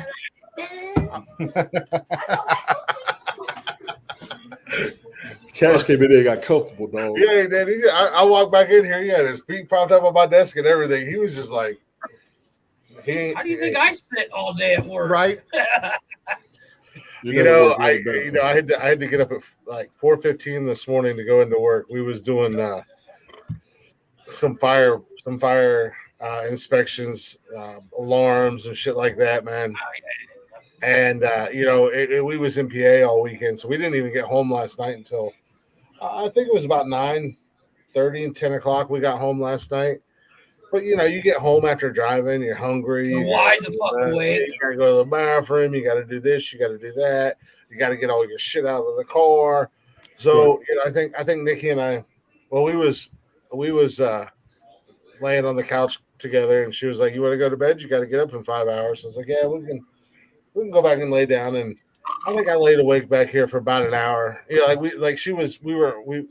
go to bed every night. We watch Buried in the Backyard.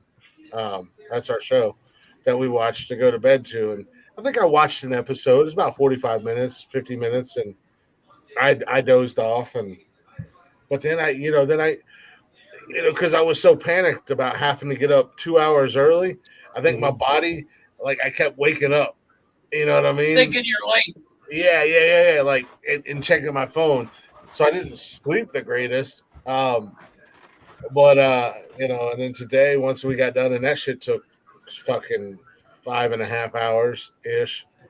And when I got done, I was just I'm struggling to keep my eyes open. I'm just like, all right, it's nice outside. Yeah, it's nice outside. Let me go pick up trash. You know what I mean? I'm just doing everything I can just to kind of stay awake. And I was like, and when Nikki and I was talking, I said, tonight lifeblood, dude, lifeblood.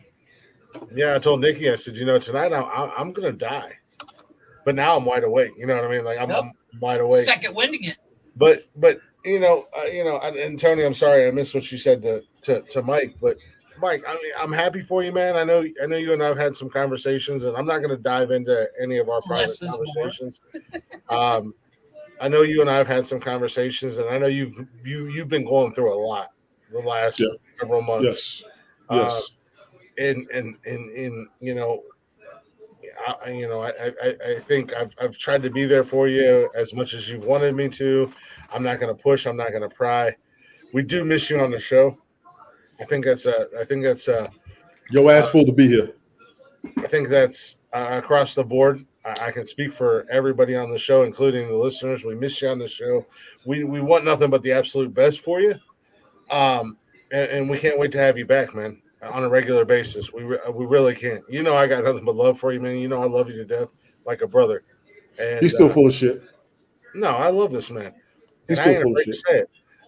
And I can't wait to have him back on the show on a regular basis. Sometimes, much like his conversations are long-winded, his texts are very long-winded too, and it takes a lot to digest them. But no, I'm ecstatic. If someone wasn't drunk when they read them, I'm not always drunk when I read them. Sometimes I start reading them and I'm like, I should probably get drunk to read these. They're so long that by the time he gets the undies drunk. No, but I'm ecstatic, and I know I get painted as a bad guy a lot of times on this show, and that's fine and dandy. But there is a part of me that a lot of you guys don't know, and that I'm a real dude, and I consider these guys my brothers, and I try to look out for them and make sure they're okay as much as I bust their balls on this show and as much shit as I give them. My ultimate goal is to make sure they're okay, except for Tony, because fuck that guy. I'm still waiting on that. Jeff brought Tony on. I didn't. Why? Because he's black? Pretty much, probably. Yeah, well, Jeff didn't want to. Jeff hated being labeled the racist guy, so he's like, "Hey, we should bring up one black guy in here, so I'm not racist." I was one of the main fans that was coming on. When are they going to leave our people alone, Tony? When are they going to leave our people alone? The envy is real. Don't lump him in with I watched you. 1923. That's just bullshit. Look here, pal. Until you can go to the gym and start what the white man did to our out. people in 1923 was bullshit. My people are still being screwed over since Christopher Columbus. Shut up.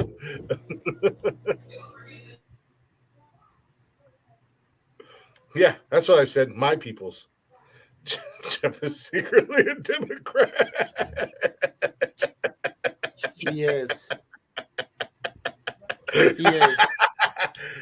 So you know what? I actually have proof of that, Golf Hawk. I have proof of that. Jeff gave me a call one day, and then Jeff, look at the me. comments. You know what day it was? It was the day that Trump got indicted, and he was happy. What's happening to talk to you, you dick? Triggered. When Trump got indicted, that's when you talked to me. The first thing I said, ain't this some bullshit? You said, ain't this some bullshit? It should have happened sooner. Yeah, they should have did it sooner, I believe you finished. Should have did it, Chris. Yeah, Mike sent me the screenshots.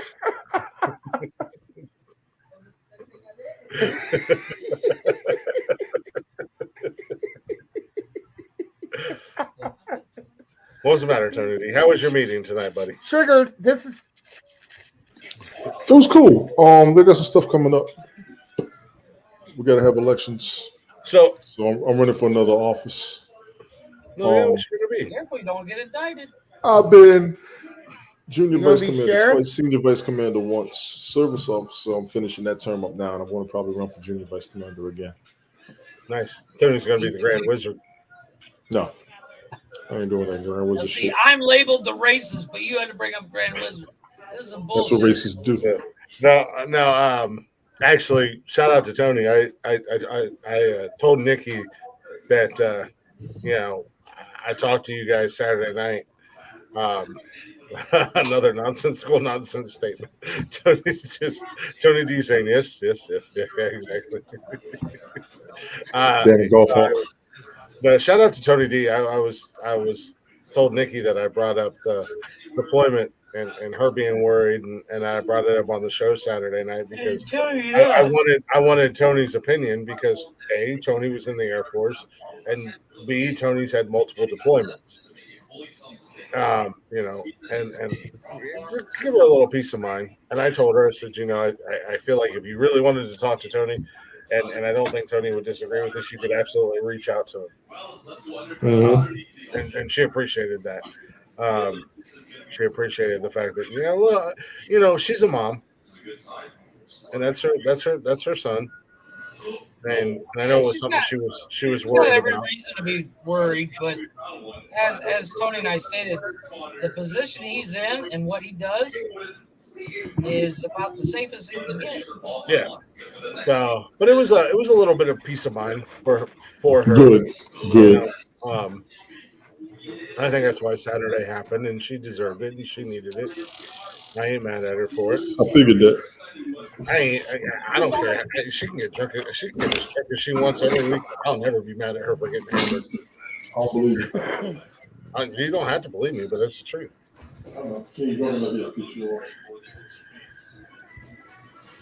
Lord knows I like to get hammered. At the end of the day. No, back on what you said, we Mike, all know that. Absolutely. Yeah, no, absolutely, Mike. I'm glad things are looking up, man. And There it is, Chris. That's the Pac-Man suit. Nice. Now imagine you saying nonsensical nonsense all over. Yeah, and like you said, there's a huge difference between putting it out there and asking for it. And ultimately, and that's kind of where I'm at. I've been putting it out there for the change, and everything is, from where I was, and you guys and everybody who listens to the show has watched my roller coaster ride of a life the last couple of years, and now I'm finally in a good spot. Everything because instead of being angry and going, why is this happening to me, and what do I need to do? I just started to go, all right, this is what's going to happen. I'm gonna get me a good job. I'm gonna make good money. I'm gonna move out of where I'm at and get a better place. And Somebody happy with you as you are with them, all of that. Yep. I have my kids full time now, which is what I wanted.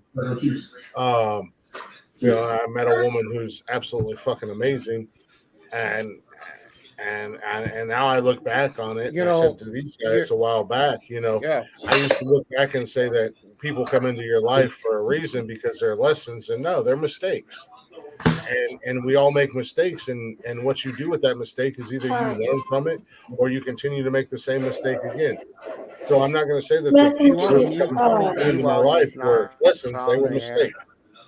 Mac and cheese hot. And they can take that however they want to take it if they hear this. But yeah, they were a mistake, and I learned from it, and I moved on, and I become a better person. Nikki didn't learn from her mistakes; she met you. Shut up, Jeff. You seen the last one, Jeff. You seen the last one, Jeff. The only thing she did was get one with more hair on top of his head and less tattoos on his face. Yeah. Meth is always a viable open. Hey, meth is amazing. Don't knock meth unless you've tried it. No. But don't smoke it and don't snort it. Salt you gotta it sprinkle it on your steaks. On your steak. Jason. You know what that dude charges for a steak? It's ridiculous. It's like $1,000 a steak. First and foremost, none of his steaks look that good. No, they don't. But I'm sorry. You want to talk about waste of money? I'm not spending $1,000 on a fucking steak. I don't give a fuck. Also, I feel like if he came out and was like grabbed a handful of salt and did this, as soon as he did this, I would probably smack him in the face. Like, no, get that homo shit out of here. I don't like your queer steak. What's your kind over here? We've talked about it, just like in the cowboy way. They walk into that fancy ass restaurant, knock its horns off, wipe its nasty ass, and chunk it down here on the plate. Yep. But I got it. No, that's not what I do that's, prefer. That's not Jeff. I do that prefer. Is not what wait. you said. I do prefer. You take Kevin it Costner's out. way. You breathe fire and then put it on the plate. You whisper fire to it. Whisper fire to it. Whisper fire. Kevin Costner says in Yellowstone, just whisper fire. Whisper to it. Throw it on the plate. And that's my new one. Whisper. I mean, I still get those. Yeah, I tell to people hang I on like the my end coffee. of that. And blurry. Yes, it's blurry. To hang, Your little to blurry, hang see? back on what Glick was saying, Blurry. No, I am still angry. I am still angry about And you have every what right to be happened, but angry. I'm no longer feeling sorry that I'm in this position. I'm looking at this position as a learning opportunity. Because I am in this, I am in a unique position to bring awareness to others about this. And Glick even privately had told me that, one of the reasons why we were arguing was he didn't want me to go down the same road. And sometimes when you're dealing with two men that are, just because me and Glick are definitely the type of men that will take it in the ass. Punch a dude in the face to get him to shut up so he'll listen. And when you're dealing with two people that are both willing to go to that, and the only thing that he was trying to do was, and he told me this in a phone call a couple months ago, like, dude, the only thing I didn't want you to do is to go down my road because it took years for me to get over it. And I didn't want you to, because I told him, one of the reasons why me and Glick became the friends that we was because the similarities in our stories are very, very, very similar. And they're and vast. We almost married the same woman. And in a lot of the experiences Figuratively, that, Tony. I've confided in Glick about. I've confided in brother husbands. I confided in with Glick with some personal stuff that happened within the marriage and stuff like that. And he told me, no, I went through the same thing. So when he saw me spiraling, because I was spiraling, he just wanted to beat the shit out of me, so I would just stop. So you would listen. And so I would stop and just listen and not, because anybody that's ever been down the road that I've been or Glick's been or Tony's been, Jeff is he's white, so he's got he's privileged, but anybody that's ever been down that road, just they don't want anybody else to go down that road with them. They don't want anybody that has that. No, I'm sorry. I'm sorry. If if I'm going down a shit path, I'm dragging Chris with me. Well, let's be honest. You don't. I'm gonna drag him shirt and tail if I have to. You and I are absolutely. There was a TikTok that Glick did years ago. There was a TikTok that Glick did years ago, and I duetted it because I resonated with it. And it really, it's the epitome of what my life has been for so long, where, when you're around other people, you're laughing, you're joking, and everything's right, or you think that everything is all right. And then as soon as everybody is gone and it's just you're hurting yourself, and you in the PTSD dreams and anxiety, and you're struggling with that on your own. And and Glick just wanted not for me not to go down that, and I am angry. I am still angry, but I don't feel sorry for myself anymore. And a lot of men work through their depression, work through their strife with just being angry to give them the proper motivation to get them out. This year is my year. I'm done with the bullshit. You know, and this year things will be different, not just in my personal life, but in my children's lives. After May and the outcome of that, that will really be the big determining of how much I'm going to branch out because if I get something taken away, there's going to be no stopping me.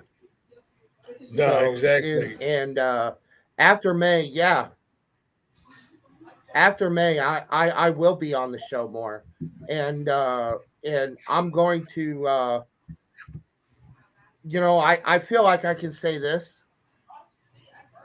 The only thing that I've ever wanted in my life was to be a father. That's the only thing I've ever wanted.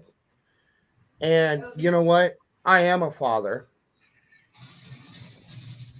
And no matter what anybody can say, nobody can take that away from me except God Himself. And I am a father. And you might not like it, but you will know this and you will deal with it. Well, and I will be in my children's lives. Yeah, we're all four fathers, and we're all four dads who are, and Tony and Jeff, feel free to chime in on this. We are all four dads who are not only want to be, but are fighting to be in our kids' lives. I'm not fighting. I'm fighting to get away from my kids. Sorry. Well, you're stuck with. I'm stuck. Yeah, no, but and all four of us, three of us, with the exception of Jeff, are good fathers. No, Jeff is a good dad, and despite what Jeff says, knowing Jeff for as long as I've known Jeff, both him and I looked forward to being dads and looked forward to having kids of our own. Yeah, it's partner in crime. Sorry, when you got boys, it's partner in crime time. Yeah, and I think it shows on this show, just between the three of us, how often, and I say that, Mike, because you're not in here as much as you used to be, but the three of us that are in here every week, 3 times a week, our kids are just as much a part of this show as we are. I can't get mine. Cash. If I get out of my chair, Cash is in my seat. Yep. Kevin and Michelle's always in and out. Jason comes in here. Right. Jason's our little homie. That's our dude, man. One of these days, Jason's gonna kick Chris's ass. Yeah, as much shit as Jason talks to me, and let's be honest, he talks a lot of shit to me. And I'm gonna hit that kid with a Glick stunner one of these days. And he's gonna roundhouse kick me like Chuck Norris and take my belt away from me and make me look like an idiot. But I'm probably gonna get jumped by Jason and Cash. Let's be honest. But we're all dads, and we totally understand. And we've always joked and talked about the legacy of Nonsensical Nonsense is that the kids are the next hosts. That our kids are the next hosts of Nonsensical Nonsense. The boys take over. I have to print this. Check it out, Tony. Oh shit! I am so gonna 3D print that. Johnny Fuck 5. it. Johnny 5, man. What? Dude, I can little. Yeah. It's yeah. That was short. That was from Short Circuit. Yeah. The movie Short Circuit. Yeah, they got little miniature ones too. I actually thought that movie was a Mandela effect there for a long time because I remember that movie vividly, but I can't find it nowhere to watch it. There's 2 of them. Man, I'll send you a link. There's 2 of them. Yeah. Now I'm kind of curious to look and see if I can find it. But no, and again, ladies and gentlemen, we're talking about 2 years of this show right now. And now we haven't blown up yet. Now we're not super famous. But you guys have seen our lives for 2 years, as much as we are willing to divulge. and some things we're not. We've watched my cycle of craziness. We know what Tony has put out there for people to, know what he's been going through. With Jeff and everything like that from the very beginning to where Jeff is now. He's killing it in life. Call it and Yeah, and when we started the show, I didn't have a dime to my name. Yeah, and then we get we get these little. I remember you didn't even have a job. I didn't have a job. When I first met you, Jeff, you didn't even have a job. I couldn't even see you guys because I could only look at the back of my phone because my front camera was broken. So you our listeners, you guys have got to grow with us over the last 2 years, and Tony and I, we've had more serious shows together than anything else. Generally, when Tony and I get together, we do our football talk and we do our busting each other's balls. But Tony and I also have a tendency to get a little bit deeper, get a little bit. My Glicks are playing. I told you, get you some penicillin to keep those Glick flare-ups down. I'm telling you, Mark. But not only have you guys got to watch us grow and watch us evolve and watch us go through our trials and tribulations as podcast hosts, but we've got to watch you guys in the Chatter's Box, and those of you who come in here every week, multiple times throughout the week, we've got to watch you. We've got to, Mark has been in here and he's talked about some things. Mystic, which is not too far down the road from me, we've been there for him going through some of his stuff. But we, Sadie, getting drunk on maple syrup, yeah. So it's a really cool thing to do, and it's something that, and I'm only speaking for myself right now. It's a lot of the stuff that we do on this show, and a lot of things that we talk about on this show, and a lot of things that our Chatter's Box. You guys come in and not just. Oh, nice. Fuck you, Mark. That's why your tea's still in the harbor, you fucking bitch. Exactly. 1-0, Mark. USA 1. British 0. Took a big old fat L, didn't you? That's why your queen's dead too. Too soon. Wait, wow. I don't even know about the Revolutionary War. But no, that's a little too soon. They don't teach the Revolutionary War to the Brits. They don't know that they actually got their ass kicked twice by a bunch of farmers with pitchforks. Ow, Mark, that hurts. That hurts, Mark. You just called it. I take back. Put that up. Put that up. Put that up.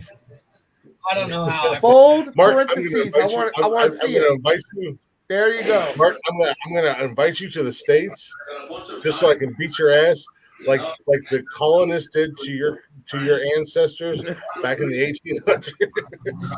Mark's like, I'm gonna go hang out with Click. He bought me a plane ticket. And he's gonna get here, and I'll be like, boom, and then I'm gonna throw his tea in a toilet, which is basically the Boston Harbor. It's a toilet. Because fuck you, Boston. Nobody likes your gross accent. You want to insult a British person? Just put your you want to insult a British person? Just put your tea in a microwave and use it. Yeah. That's cold-blooded, Mark. But no, like I said, I mean, we've jumped into worlds and we've grown. Yeah, that was kind of below the belt, Mark, but I liked it. I actually thought that was the best. That was the best part of the show for me. Mike likes the yes. Where's Monkey Man Jay at? Where's Jay at when I need him? Message him. He'll come up here. Yeah, I know, right? No, but no. You want me to tell him you want him? I just wanted to come. No, it's getting late. I gotta get on.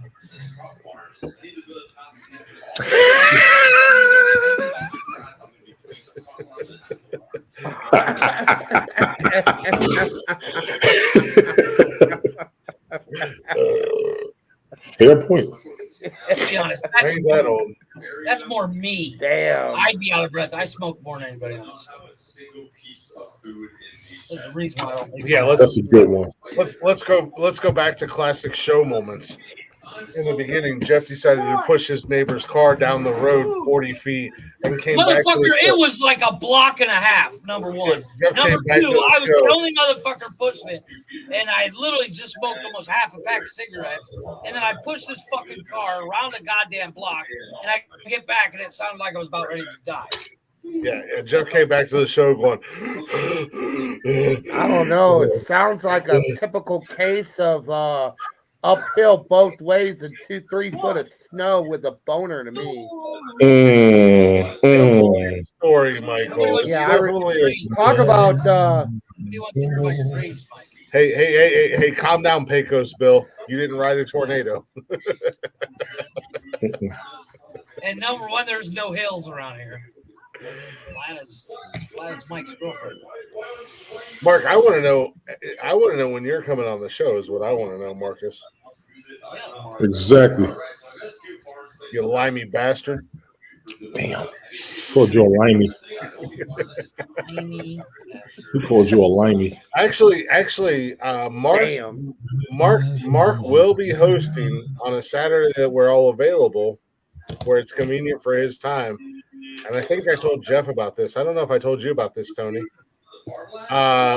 Mark and Triple R were in here last Monday when I was solo, and they brought this up before, and I really want to run with it. But a Saturday early afternoon, when you're available and Jeff's available and I'm available, we are going to do a Nonsensical Nonsense Q&A hosted by Mark. And You've been talking about that for months. Yeah, you're just trying to figure afternoon to do it. But we're gonna do it. We'll put it live and it'll go on Spotify, but it'll be before the Saturday night show. Huge shout out to our UK fans because I was bitching over an hour. It's 2 a.m. right now where he's at. We don't know when he's got to be at work in the morning. It doesn't work. Talk about fans and being loyal to the show. He goes to his originals. Just totally. Still, it's 2 fucking a.m. in the morning. He's up listening to the show. All right, don't you take that from him. Don't you take that from him, Jeff. It's 2 a.m. listening to the show. You said he literally got fired today. They talked about this. Hilarious. Yeah, check the snap. Yeah, I remember now. Yeah. Tony, check the snap. Mike, check the snap. I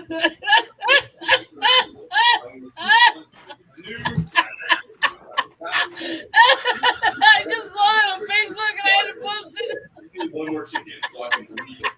You gonna be okay over there? That's funny.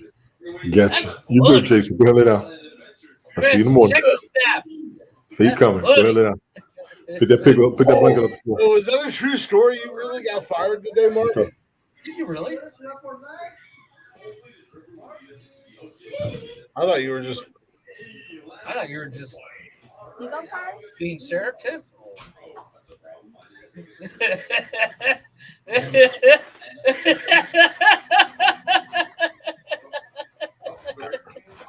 He cracks himself up. That's the funny part. Funny.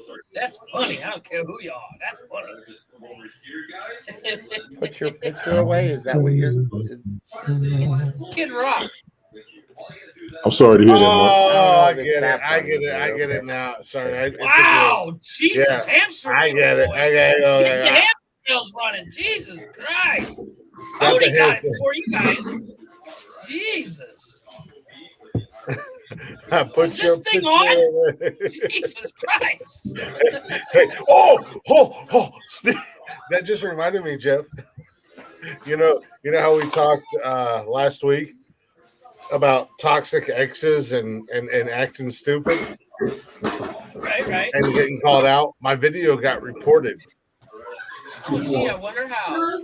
No. TikTok took it down, but you know what it was reported for? That's you, Jason. For what? Bullying and harassment was the one report. The other report was terrorism. Oh, I disputed it, and in less than 5 minutes, TikTok put it back up. So I commented because he's tagged in it since I stitched him. I commented, "Nice try." Now go get another face tattoo, you loser.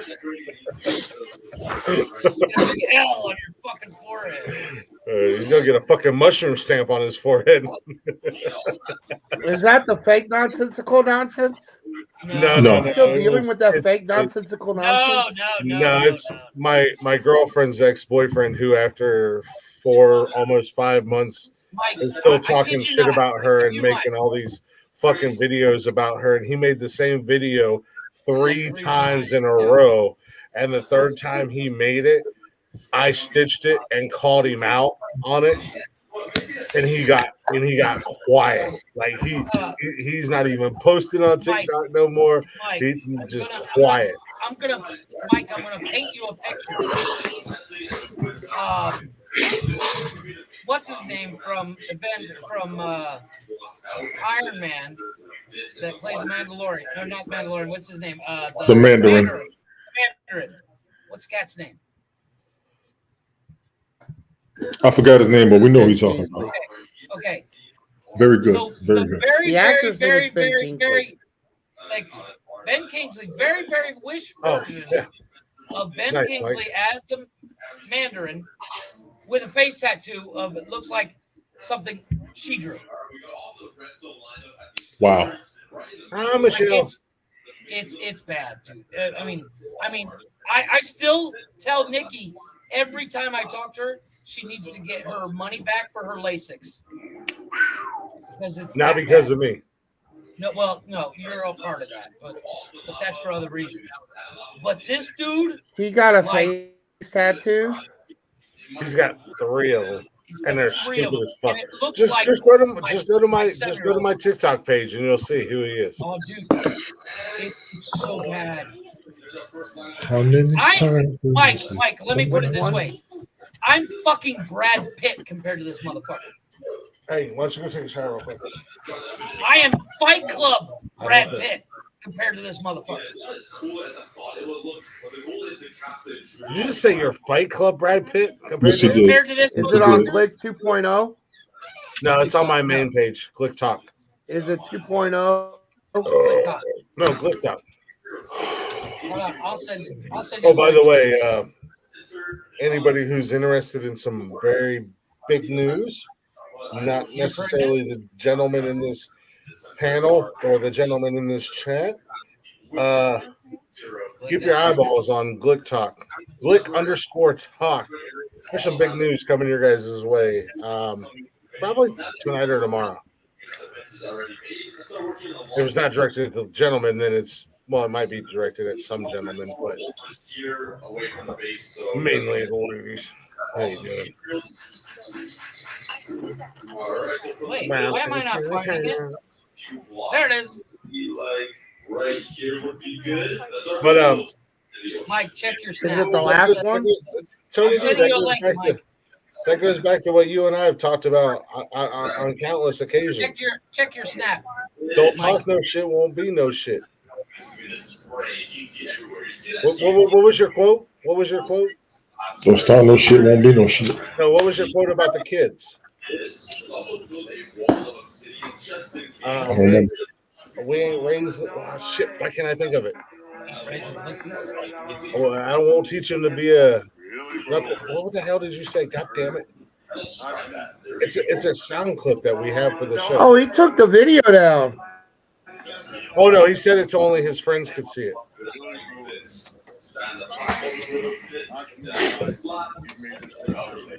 Yeah, all 3 of them. Shit, Tony, why can't I remember that?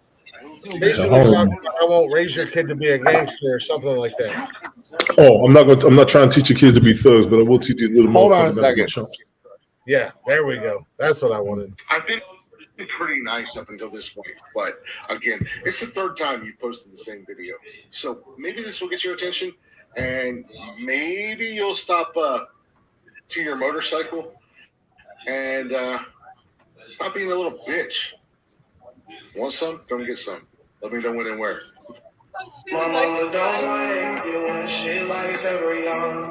Oh, that's Nikki's video. Nikki's, bro. no, that's actually I sent him the link to the original. Nikki's video, it took me twice to watch it to realize what the fuck I was seeing because Nikki has got the light from behind her and her face is all in the shadows. And I was like, who the fuck am I looking at? And then all of a sudden Chris popped up. And I was But like, if you don't know, and if you don't know why I went silent when I said, if you would stop, I did this to your motorcycle because he's that guy who his entire personality is the fact that he has like a 10-year-old Harley Davidson or something that looks stupid as fuck. I called his new. Which girlfriend is this? My girlfriend. But I called his wife the club doorknob. What? Because everybody gets. Oh, the one that you have now? Yeah. Yeah. Okay. See, yeah, Mike, you've been out of the loop for a minute. Mike's confused because there's been so many over the past year. There's only been 2.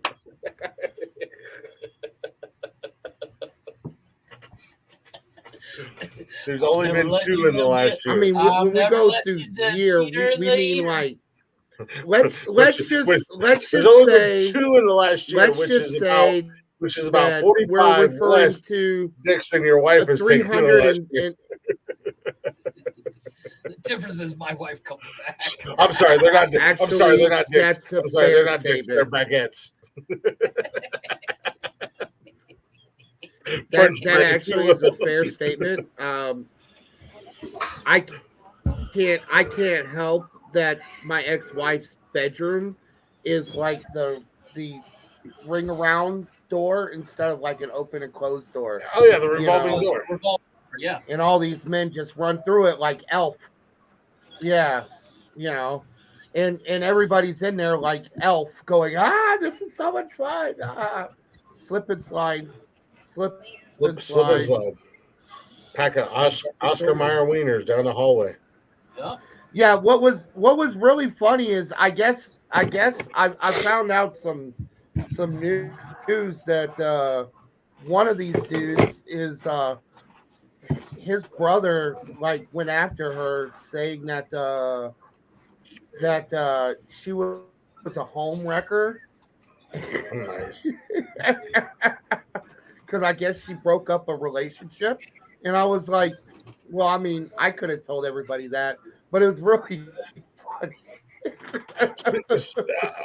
Speaking of home wreckers and revolving doors, did you guys hear? You know, we had the chick down in Tennessee. There was a cop. Yeah. There's another chick out in Texas. She was a dispatcher. And dude, I need to become a cop. I'm sorry. I was doing it with the whole. There's a chick out in Texas that just came out that she was married and she was just one badge after another was in that cavernous hole. Dad, huh? why do I have to take a shower? I'm just saying, maybe Because I said, because you were outside. I'm never single. All sweaty and gross. Because you're a boy, and boys are gross. That's why you have to take a shower, Pedro. I understand that. I can smell you from here, boy. Go shower. Yeah. Jeff can smell you in Mexico. Smells like you need a shower, Stinky. Jeff, be quiet because you're dumb. Good comeback, sir. You don't even know what 1 + 1 is. You have to say it in Spanish. Hey, 1 + 1 is racist. I said you have to say it in Spanish. He went, Canonica. That was Japanese. You wonder where he got that from. He learned it from you, Jeff. He learned it from watching you on this show, Jeff. There's a reason why we tell the kids not to watch this show. Stupid because I could hear you. I mean, he's not wrong. I'm trying to figure out his logic there. He's not wrong. We can hear your voice, so we know. Hey, Michael Lerner died, by the way. Who the fuck is Michael Lerner? You'd know him if you saw him.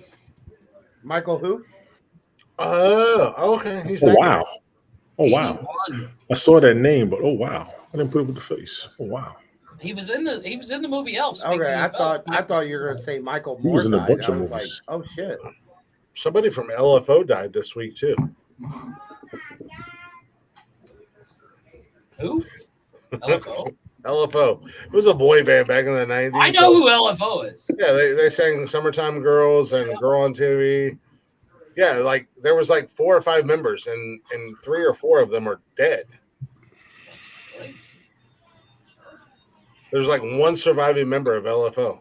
Chris, Jeff? I found your next challenge. You really Okay. think you're the champ? Beer chugging championship. Oh God. I'm not much of a beer chugger. This mother, they're about to pour that on his head. Yeah, but these guys are in their 20s. That motherfucker looks like you. I can't chug beer like I Holy used shit. to. Look, Tom that's Sizemore a died. KFC bucket. Oh, Tom Oh, Sizemore. Mike, you're late. Yeah. Mike, you're late. Oh, That Yeah. Oh man! I didn't know Tom Look Sizemore at died. he's gonna throw up so bad. Right? He's drinking all foam. He's drinking all foam. He's already got it halfway down his mouth. Yeah, man, I ain't mad at him, but he's gonna be so sick. Yeah, he's gonna call Ralph. That's all foam, man. He's gonna call some Oh, shit. dinosaurs. Hey, Gentlemen, I'm about to call it a night. I gotta get up in the morning. I gotta hey, take Jason to hey, school. Yeah, Good to see you. I wasn't on the show. All right, man. Oh, okay. You really do have a delay. Okay. Jeff, you good? Yeah, I thought he was. Yeah, I thought he could Yeah, hear. no, he's got a hot delay. Seriously, I was gonna run it to 4. I was gonna run it to 4. Yeah, I know. I'm starting to pass. No, you're good, man. I didn't take You're an good. afternoon that I had to get him. All of y'all, happy 2 years for real, Mike. Good to see you. Keep taking care of yourself. At least you're making it, no matter what. Working your progression, like you said, it's going to happen. Don't even fucking worry about it. All of y'all in the chat. We'll see you Wednesday. Mother has your mother major, motherfucker. You. I'm going to bed.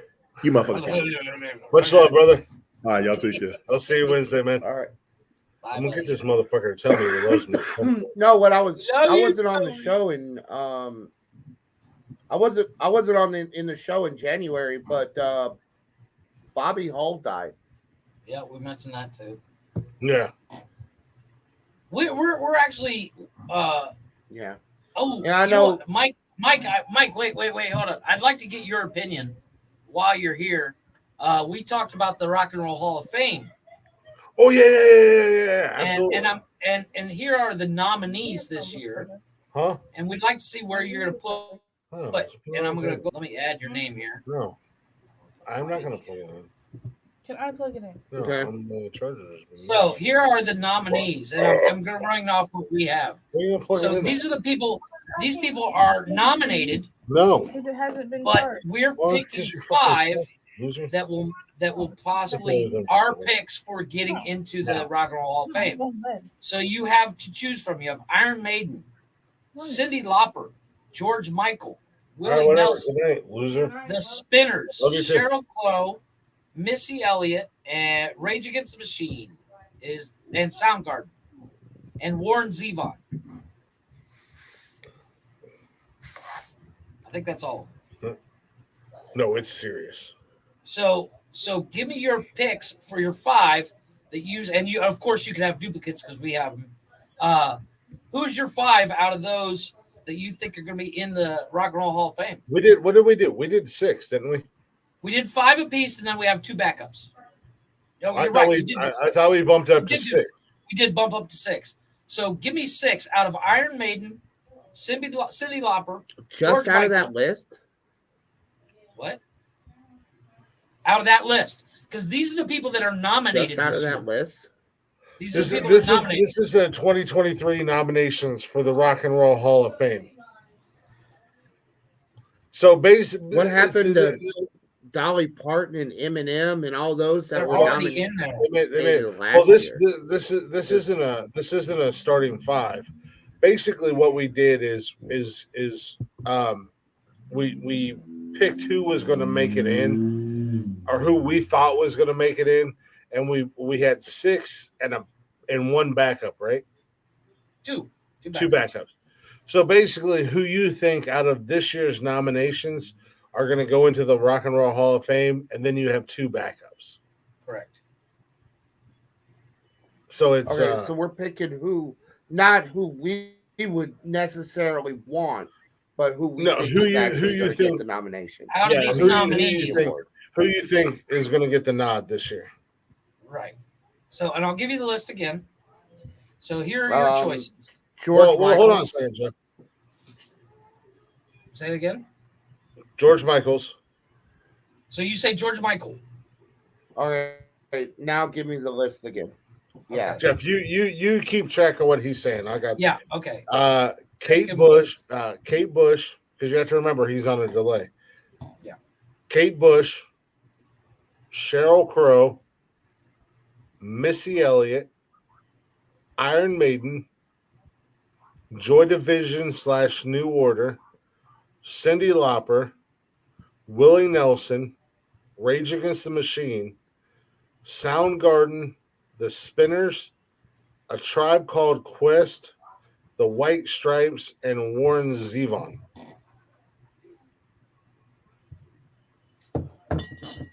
White Stripes, Sheryl Crow.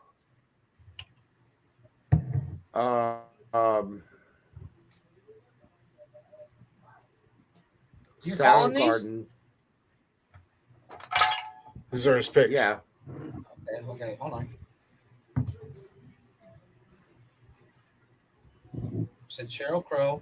Sheryl Crow, White Stripes, Soundgarden. You said George Michael, right? Yeah, George Michaels. George Michael. Sorry.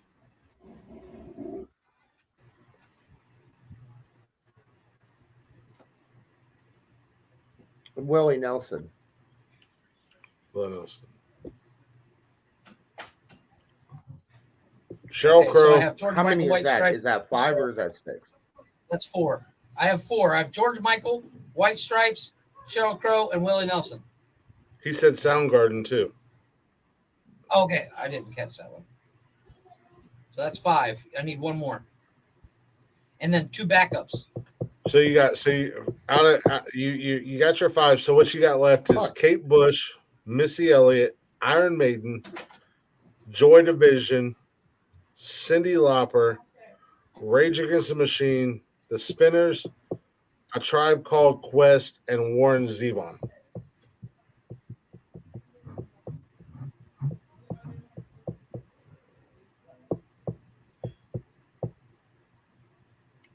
Probably do Cyndi Lauper. Then we need, and then you got 2 backups. I will say this, that I don't particularly like any of these picks. None of these picks would actually be in my nominees. That's because you listen to shitty music. I'm just solely picking on what I think. No, so I need 2 backups for my 2 backups. I would like to put Rage Against the Machine and Iron Maiden, but I just don't think that it's going to happen. Well, no, but that's the point. Because in my opinion, Rage Against the Well, these are your picks. It's you know, these are the nominees, and these are your picks. My thing is yeah, I think they're scrapping at the bottom of the barrel. The only one that's actually worthy would be Willie Nelson, but I wouldn't put him in a Rock and Roll Hall of Fame anyway. Well, get him. You guys give me shit about George Michael. Get him. Well. Here's the thing. As we've discussed, this is the 3rd time we've done this Rock and Roll Hall of Fame nominees. As we've discussed, it is no longer the Rock and Roll Hall of Fame, and I understand. It never was. We found out. Well, it was to a certain degree, because when it originated in their first set of nominees were considered rock and roll, but it is a music Hall of Fame. They need to rename it from the Rock and Roll Hall of Fame to a Music Hall of Fame, because you have so many different genres of musicians and artists, and basically what it's based off of is originality, influential, and last is I can't remember what it was, but it was like record sales.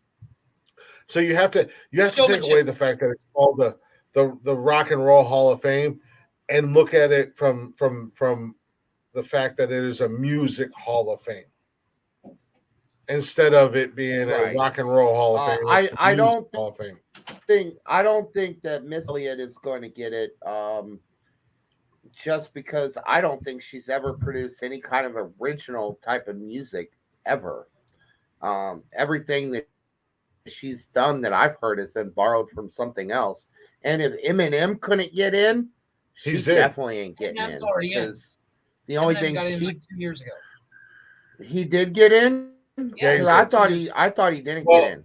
Well, in one of the criterias for being a nominee is it is 25 years from your first commercial recording, not your first album, but your first commercial recording as an artist. So your first song that hit the radio, basically, that's where they.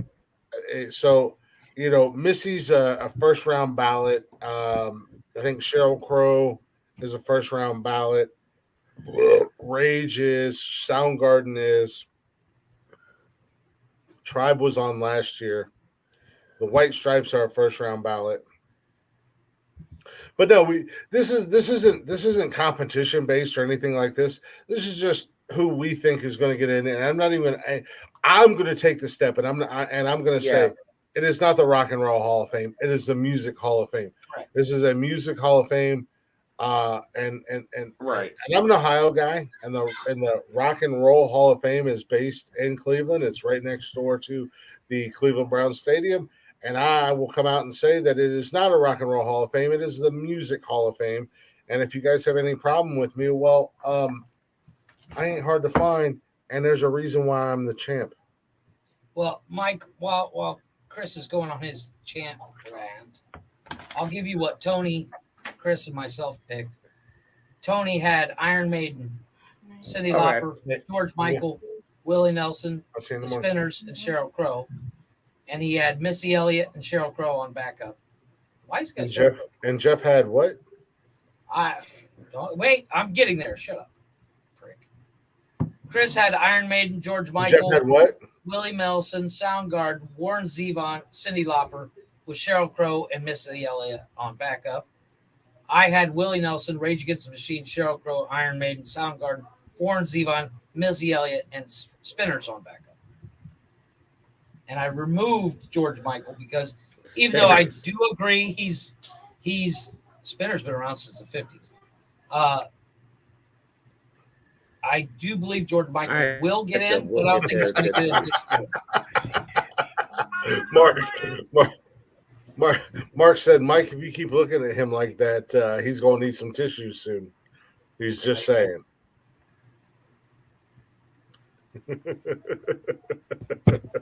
I took George Michael off my list.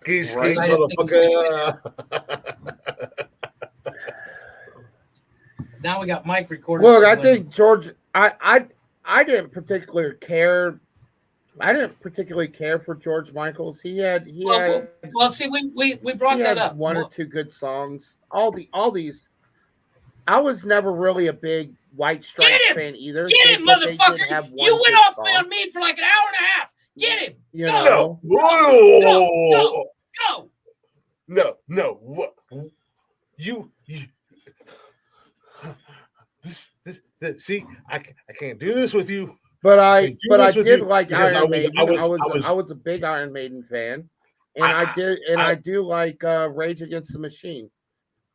Okay, so Iron Maiden and Rage are your backups. First and foremost. Yeah. I almost think they're going to make it. I almost absolutely destroyed your dad because you didn't know the difference between Chris Daltrey and Roger Daltrey. And now you just said that George Michael's had one or two fucking hits. Are you serious right now? when I didn't say that. I said Sit he back, had one or relax, two Mike, hits because that I had I to deal liked. with it. I had to deal with it. I don't care what you like. That's fine and dandy. But I said that he had one or two hits that I liked. You said George Michael's, and I quote, had Hold on one a or second. two Look, hits. I got to do something. Yeah, you got to do something because I'm about to destroy you. Walk away. See, this is why I brought it up. Because I knew Mike was going to pick Rage. I knew he was going to go with at least two of my picks. Those are his backup. But he put George Michael's in his number one pick. Yeah, he put George Michael's in his number one hit. That's why I didn't go in on him. But you literally said George Michael's, and I quote, George Michael's had one or two Because hits. what was it? We looked at. But he put in the White Stripes, Chris. I said one or two hits that I liked. No, you said one or two hits. You did not add the caveat until you did not add the caveat until Jeff got at you.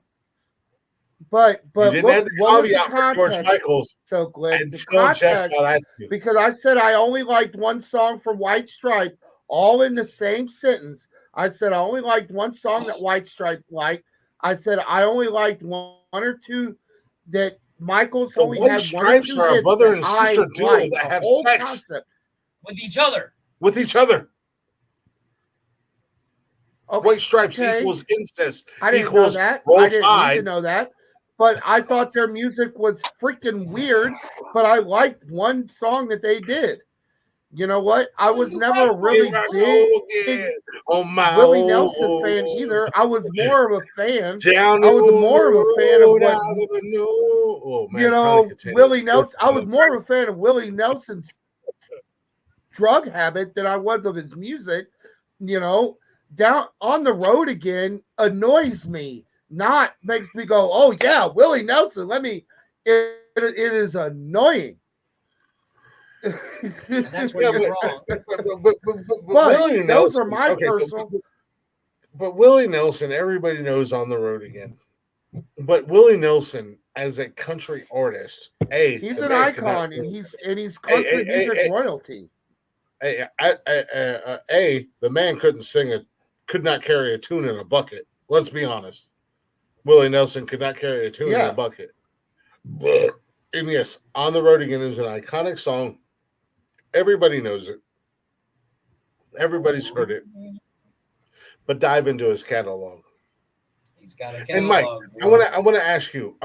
You said now. Granted, you originally said George Michael's only has one or two hits, and then you changed it up when Jeff called you out and told me to get you. Now, granted, I'm going to give you credit because you said as soon as you heard George Michael's, you said George Michael's was your number one. He's going into the Hall of Fame. But what were the two hits by George Michael's? I can't fucking remember. I just know. Look, if you had let me finish before you went off on your little shitstorm, I would have told you that, to me personally, I didn't realize what kind of impact George Michael's had until he died, and how upset everybody was about it. Now, I can't remember, but I guarantee it, if you were to play his music, I would have said, there it is. I like that song. I like that song. I never really got into him. I'm gonna give you. I'm gonna give you. Sorry, I'm gonna give you three huge hits right off the top of my head, and it wasn't even George Michael's solo. It was George Michael's when he was in Wham. Careless Whisper. Well, no, wait. Careless Whisper was solo, or was it? Yes, it was. Anywho, Wake Me Up Before You Go Go. Whisper on TikTok. Wake Me Up Before You Go Go. That one's annoying. Last Christmas, which Mariah Carey is not the Christmas song, the Christmas anthem. Fucking Wham, George Michael's Last Christmas is the Christmas anthem. Fuck you, Mariah Carey, you dirty whore. That's why you was on your fucking sidekick two-way DMing fucking Eminem, and he was like, nah, bitch. One more try. father figure. I don't care what anybody says. Freedom, Superman was about 1990. Mariah Carey. Don't Let the Sun Go Down on Me. I believe that was with Elton John. Yes, it was. Jesus to a Child. Do they know it's Christmas? You're Babe. forgetting the big thank you finally. Jesus Christ. I want your sex. Sorry, Mark. I went through this on fucking Saturday for 45 minutes. These motherfuckers give me shit because I didn't. George pick Michaels is an icon. George I'm Michaels not is an saying icon as I a never musician. said he was not an icon. I said I don't think he's going to get in this year. George Michaels was an icon as a musician, but he was also an icon in the gay rights movement because now that people know what they know about George Michaels, I was a fan and I was like, this motherfucker is too pretty to be straight and he's gay as fuck. Freedom and a lot of his music was about him struggling with his sexuality and coming out and without coming out telling people he was gay. I'm not getting on Mike so hard because he literally said, as soon as you said George Michaels, Mike said George Michaels is in. However, You gave me so much shit about Rage, and he picked Rage, and you're just Rage is a backup. But you said the White Stripes. That's what I'm more angry about. The White Stripes don't deserve to come within 4,000 miles of the Rock and Roll or Music Hall of Fame. Oh, Ever. Look. Ever. Look. Did Ever. I not ask for clarifications that? Did I not ask for clarifications that this is not my picks, but who I thought would go into? These Rock and are Roll well, no, Hall they're of Fame? 100% your picks. Did I not ask? But that don't mean you're not going to get crucified. out of the for your picks. nominees. So I mean, Then- Jesus got then- crucified and got a then spear I- stuck in his rib cage because of his opinions, Michael, and his views. Way to bring it back to Easter. And then that zombie motherfucker came about 3 days later, and now we have Zombie Jesus Day. Anyway, there we're are not going your to violate views the and your three picks. rules. We're not going to violate the three Oh rules. no, the of this rules are out the window. podcast by The getting rules into are out why the window it's as died. of like 3 weeks ago. Yeah, Mike, you haven't been around for you haven't been around for a minute, but the rules went out the window. Just got. I will say this. I will say this. Tony literally just got on the podcast so he could eat on the podcast, and as soon as he was done eating, he was gone. But that's all I'm going to say about that. Look, I feel you, asked dude. personally Like first I did before I gave anything that this is not my what I would pick or who I think would be on there. Well, that's what we want. Because are your I don't picks. like any of the nominees. But that's what we want. Is your I wanna- picks. You don't I have to don't like them. any of them. But you also think the Who is the greatest band ever. And their lead singer is Chris Daltrey.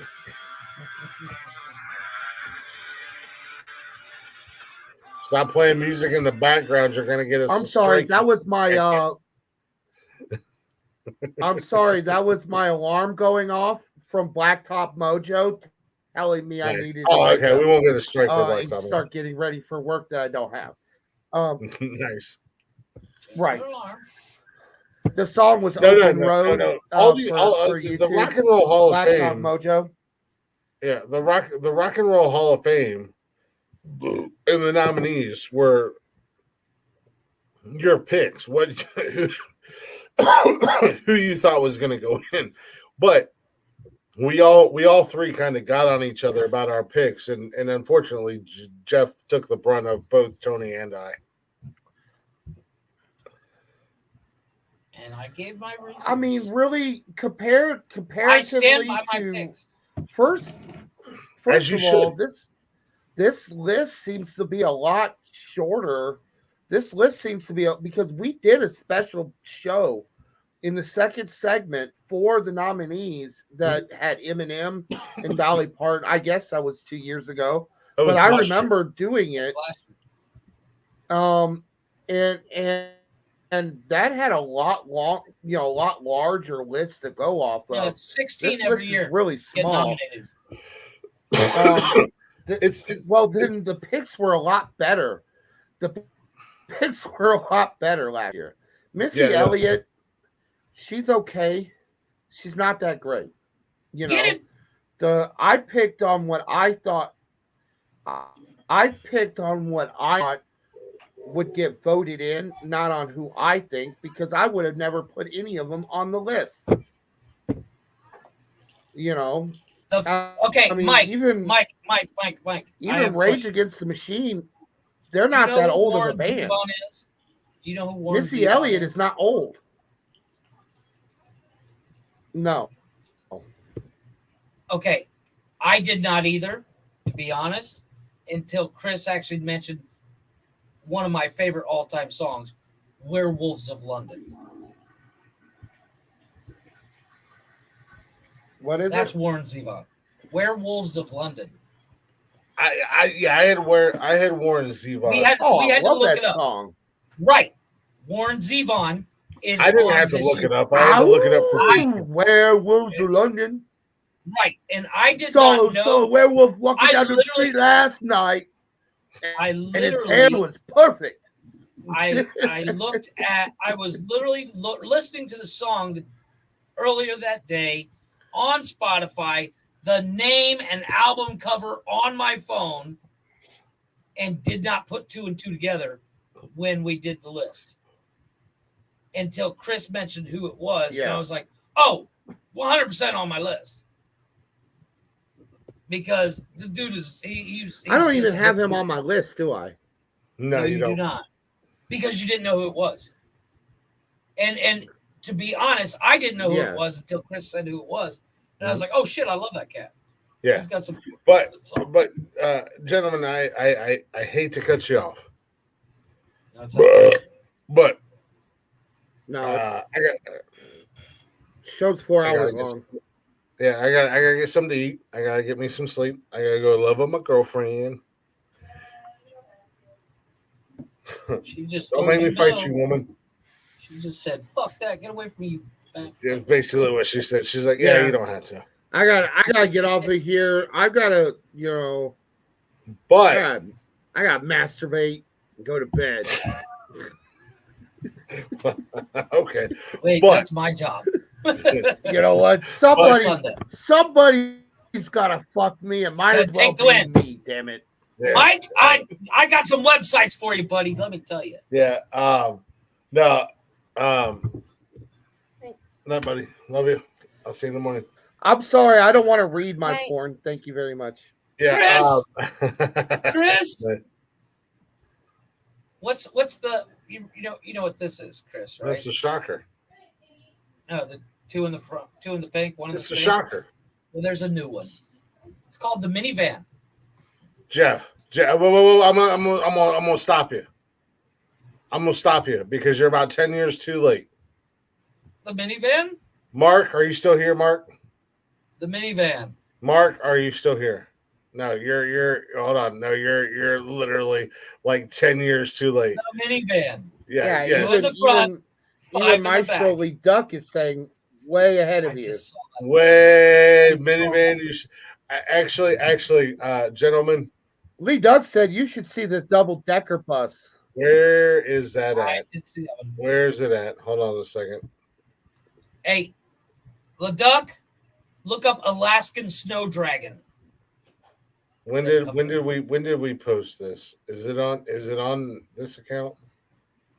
All right, hold on a second. When did these things have titles? They were just things that you did. Look up the Alaskan Snow Dragon, Mike. Sounds something from Airbender. I give you No. Snow Dragon. Look it up. Like them old Chinese pressure point movies, Yeah, LeDuc looked it up. Ha I He's made got it. He's got it. Alaskan Snow Dragon. All right, I got you. Yeah, Arizona Hot Where's Pocket. it at? Where's it Cleveland at? Come on Steamer. now, don't let me down. I have a whole list. Oh, there it is. There it is. Jeff, you're gonna love this.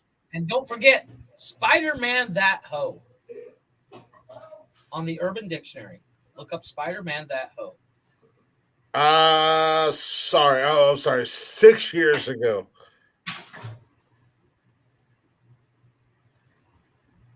Jeff, check your snap. Check our Snapchat. This is from six years ago. 6.5, 7 years ago, something like that. I'm waiting. This is a Periscope night. Mark Minivan, remembers. yep. I was a ninja. You got a ninja. Yeah. Ninja. It's called the minivan. No, Mike, did you look up the Alaskan Snow Dragon yet? Do you see that? These are the great Actually followers. putting the pose too. You're like These are the awesome followers that I have, where they screenshotted it and sent it to me, and that's a beardless click, by the way, ladies. Yeah, and it gentlemen. is. No, I have a whole list of them on my Yes. TikTok. Anywho, oh, maybe I. Yeah, Mike is traumatized as we I could speak. never do the Alaskan Snow Dragon. Am I right? I'm not. But Oh, Mike, I got could never something do for the you. Alaskan Snow Dragon because everybody knows that it's a sin. It's a sin for it to hit the floor, so it has to be in the belly. Sorry. No, Mark is always everywhere. Mark is on it. But no, let's go ahead and wrap this bad boy up. I do gotta go get something to eat. I'm gonna go love on my lady. But no, we do appreciate you guys. We appreciate y'all listening. And you know what? A huge shout out to. Okay, so you guys get to see all the egotistical, the champ, the bullshit, the da da da da da. But shout out to first and foremost, Jeff. Thank you. As the co-creator and the co-founder of this show, thank you for starting this train wreck out with me. And I wouldn't basically, have done it with anybody else. To be yeah, honest. exactly. I couldn't imagine starting a show with anybody other than you. I mean, we basically reconnected and picked right back up where we left off. 100%. Anybody who can you want to question a friendship and you want to question some shit. Jeff and I have been through some shit, and Lord knows I've said shit and I talk shit to Jeff, and Jeff talks shit to me. But at the end of the day, this little Oompa Loompa is basically It's guy love. It's guy love. Bitch. He's the only man to ever be inside of me. I did surgery. And nutted in him. I mean, wait, what? That's not the lyric. Wait. No, this was a baby that was in my head for many years, and when it came about with Jeff and I reconnected, and I told him, basically, I said, Jeff, and he said, I'm in. Yep. You had me at I. Yeah. And we started doing this, and then we've first been having one was fun. terrible. And Jeff said you had me at Alaskan Snow Dragon. Jeff, Yes, I did. Jeff said you had me at our uniforms match. We're in the same class. Shut up. Which is probably a real conversation between Jeff and I. But no, probably. We started this. We were having fun. It was my dream. It was my passion. Jeff's rolled with it. He's been beside me since the beginning, way longer than I thought he would be. Obviously, no shot at Jeff, but I mean, really, in all honesty, Mike joined us out of coincidence, and I needed help one night, and Mike was like, "I got you," and we had fun, and he joined us, and then Tony D was in the chatter's box, and he was chiming in on the starting five. Then we only brought him in for the starting five, and then he became a permanent fixture of the show. Just smoke. I mean, you're found. You have your founding fathers, Jeff and I. One day they're gonna put us on the side of a mountain. Mike was a foundation block. Tony was a foundation block. Smoke became a pillar. You know, the five of us that is the core of Nonsensical Nonsense. We've got an amazing cast of characters who join us from time to time. From Connor, miss you, Mark, Cam, which I can't ever thank Cam enough for the amount of work that he does behind the scenes, and then the amount of support that Cam gives us. But Brian, Tim, who does the mental health hour with Gemma, again, Smoke, one of the founding fathers, cornerstones, whatever you want to call it. Sunday Night Smoke. And then we can get into the Chatters box, and the Chatters box is just absolutely fucking amazing. We got Mark in there. He's a true OG. Mark's been around since my Periscope days. Chris Technician has been around since my Periscope days. Amanda, who I met on TikTok, and she's gone from my main page to my backup page to the Nonsensical Nonsense page to this Sadie's and so many people. Golf Hawk, who's a day one OG for Nonsensical Nonsense. We have fun and we've burnt bridges, we've set fires, we've had issues with people, but at the end of the day, this is all out of fun. This is a group of guys who are chasing a passion, and we're having fun. And if you like us, awesome. If you hate us, we'll be all right. But I've had a lot of fun the last 2 years. This has become to kind of kill it or grab a term from the snowflakes. This has become my safe place. This has become my happy place. This has become a place where I can come and let loose and deal with shit. And yeah, we're gonna bust each other's balls, and yeah, we're gonna razz the shit out of each other. But I know at the end of the day, there's a group of guys in here that we can, outside of this podcast, we can talk and we can conversate and we can talk about real shit that we don't want to put on the show. And I'm grateful for that. Which isn't much, by the way. Random Rick. I'm sorry, Random Rick's the names are still coming to me. Random Rick, Triple R. He's a day one OG for Nonsensical Nonsense. So shout out to you guys. We appreciate you guys. We love you guys who listen to us, who like what we do. Shout out to the guys. I brag a lot. I'm probably one of the most egotistical, boisterous motherfuckers on the planet when you see and hear me on this show. But in real life, I'm probably one of the most humble, laid back dudes you'll ever meet. But I don't know. I'm just kind of rambling because this is huge for me personally. So again, thank you to you guys. Mark, Mark said that to go back talking about him, he's almost ready. He's almost finished. Go back to talking to him. Yeah, talking about no. Shout out to you guys who do this show with me. Especially Jeff and Tony. You guys are here every week. As much as you guys aggravate me and annoy the hell out of me from time to time. But shout out to you guys, and shout out to Mike, to the big dog, and Smoke. No, this for me personally, it means the world to me. It really does. This show is my baby.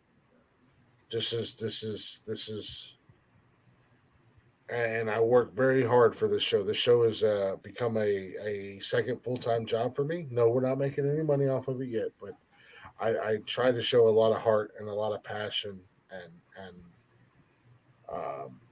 I try to push this show a lot, because I believe in what we have.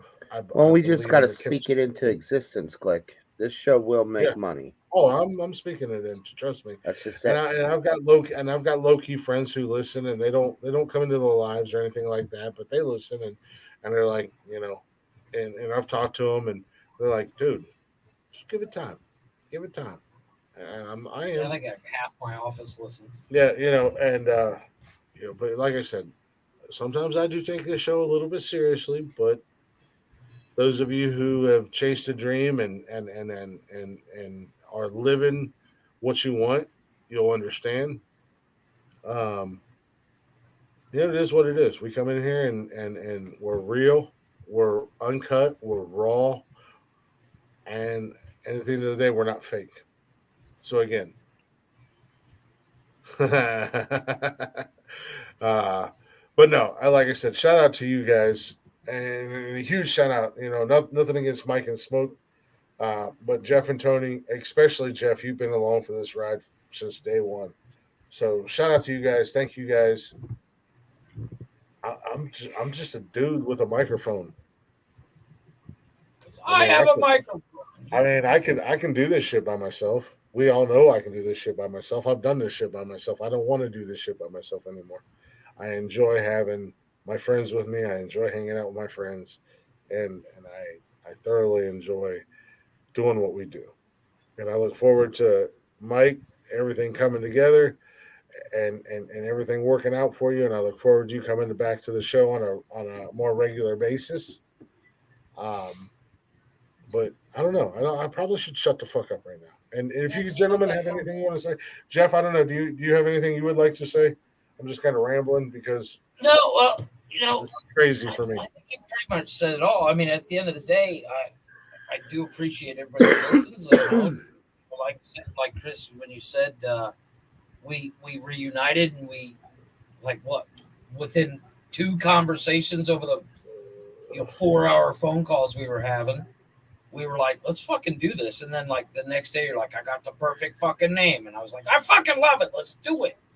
And we figured out how, and that first episode was really rough. If anybody hears episode 1, first few episodes were something else. And then figured, well, and the biggest problem was we couldn't see each other while doing it. It was literally all audio all the time. And once we did find a place where we could do it, and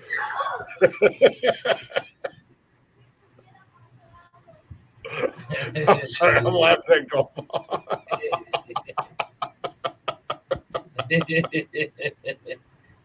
But it's and we've come a long way. We've learned when to shut up, when to talk, and some that of whole us 9 have. yards. Some of us have. Jeff has it. I can be quiet. What the fuck? Damn it! Fucking 2 years. No. But I'm waiting. I'm ready for the next 20 years. And like you said, it sounds corny and gay and stupid that we say this podcast has it has saved me so much sanity in my life, because especially with the new role I just recently, I promoted to head of my department, and I got 50 fucking people underneath me. My day is so fucking stressful that coming here is a way to calm down and check my ego, because I get a bigger ego at work after doing awesome all day, and then come here and you and Tony knock me back down where I am, so I'm not an asshole 24/7, because who wants to live like that, Chris? It's kind of awesome. It's kind of awesome, Jim. I'm just saying. But it's and every day I wake up and piss excellence. Yeah, exactly. And it's like, over this past year, I was given the opportunity to give my wife her dream and let her travel, and I could not travel with her because I can't work all night and then travel during the day, because then I would never sleep. And having you guys, it's no secret, I don't have a whole lot of friends in my home where I live, because all my Spanish is shit.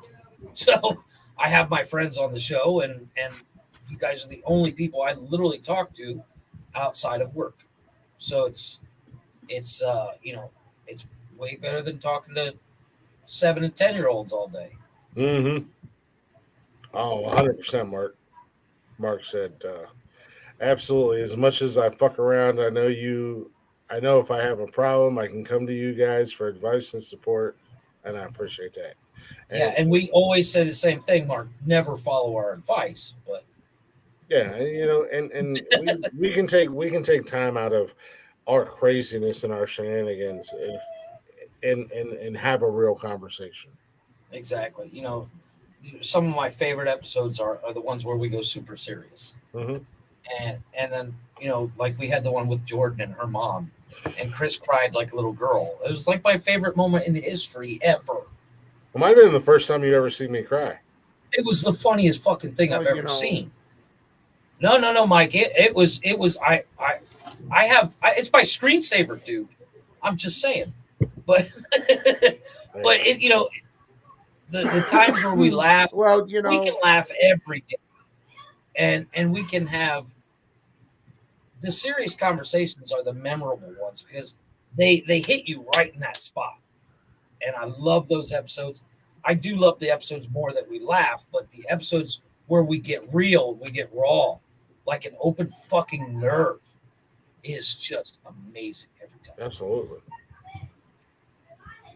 Mike, what about you, man? What's if I could sum up the show, Mike, what says you about? If I could sum up the show, I gotta remember myself that I'm in a loop. So I'm trying not to walk on everybody. I'd say that nonsensical nonsense is life. Because that's what it is. We're a group of men, and we're on the show, living life on the show, because we are the epitome of what men are. Funny, crazy, kind of stupid. We put foot in our mouths. Stupid, hilarious, real, down to earth, sincere, will choke you, in the gut, and feeling deep, and because in 1 second we can have those deep conversations and just be like, dude, we're here for you no matter what, and then in the next minute we're calling each other fuckers. It just like a real life, what real life is all about, and that's what it is. When yeah, there's a little bit of playing up or personalities, but at its core, it's all heart. Whether it's being stupid, whether it's Jeff voting for a chip brand that nobody else has ever tasted except for people that live in Ohio. Still the greatest chips on the planet, he could have won the top It's five. still the greatest chip on the planet, Jeff. You're not wrong. But nobody else could vouch for that other than Glick, or whether it's I stand by my choice. Glick putting. I stand by your choice. Or whether it's Glick putting his foot in his mouth when he was talking about shithead killing himself, and then getting in a fight with somebody in the comments over that, or whether it's me getting confused between which adultery was good or not,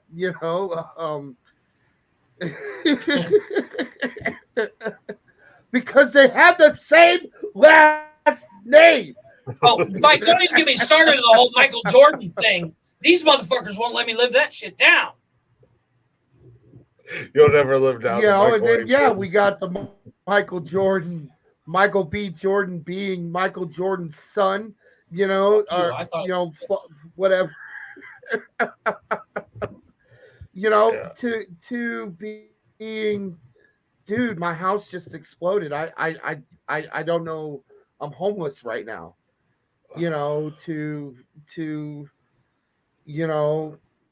I almost got in a wreck because I fell asleep driving I don't have a job right now and I'm trying to get to work,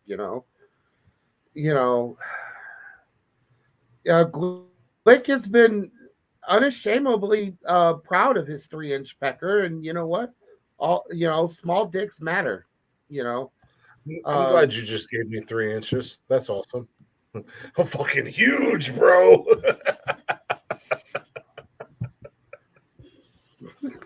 Monster cock in the building, baby. All 3 inches. But and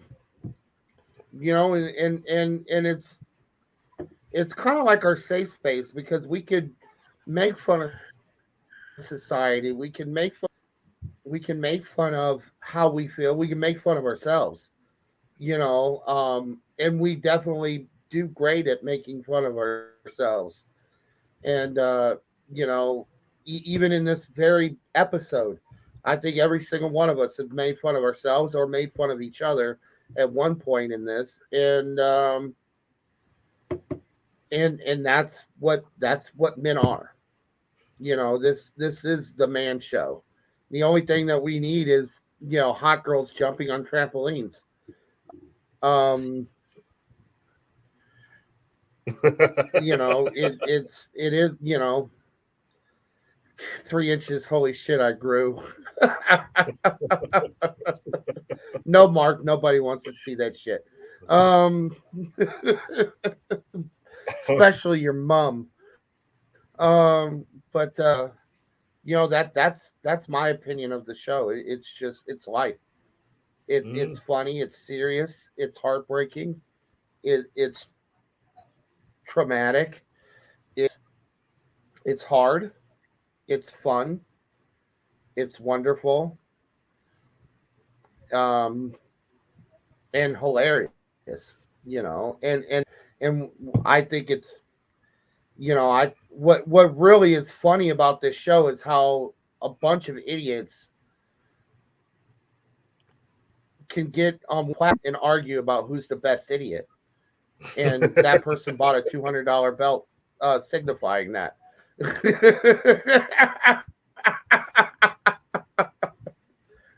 So there you go, Jeff. There you go, Jeff. That one was for you. Okay. I hope you're happy with that. You're redeemed. You got glycidation, Jeff. No, yeah, I rambled on for a hot minute, and these guys are 100% right. I would love to hear what Tony's thoughts are. Unfortunately, he had to leave. He had to go to bed. But no, to reiterate what Jeff says, this has been a fun 2 years. I look forward to what the future brings, what the future has in store for this show, where we're going to go, what we're going to see, what we're going to do. And with that being said, ladies and gentlemen, we haven't done this in a hot minute, but we do appreciate y'all listening. We appreciate y'all hanging out. Hopefully you enjoyed the show. 2 years in the books. If you're not already, go ahead and check us out on all social media. That's great. Yeah, the glickening. If you're not already, go check us out on social media. Right before you wrap this up, Glick, I just want to, just real quick. This is for you, so your ego is going to get stroked pretty good on this. I think, over the last 2 years, we have gotten a complete library of sayings and words added to the vocabulary, or definitely should be at least in an urban dictionary somewhere. And just a suggestion. I really think that all these words should be compiled.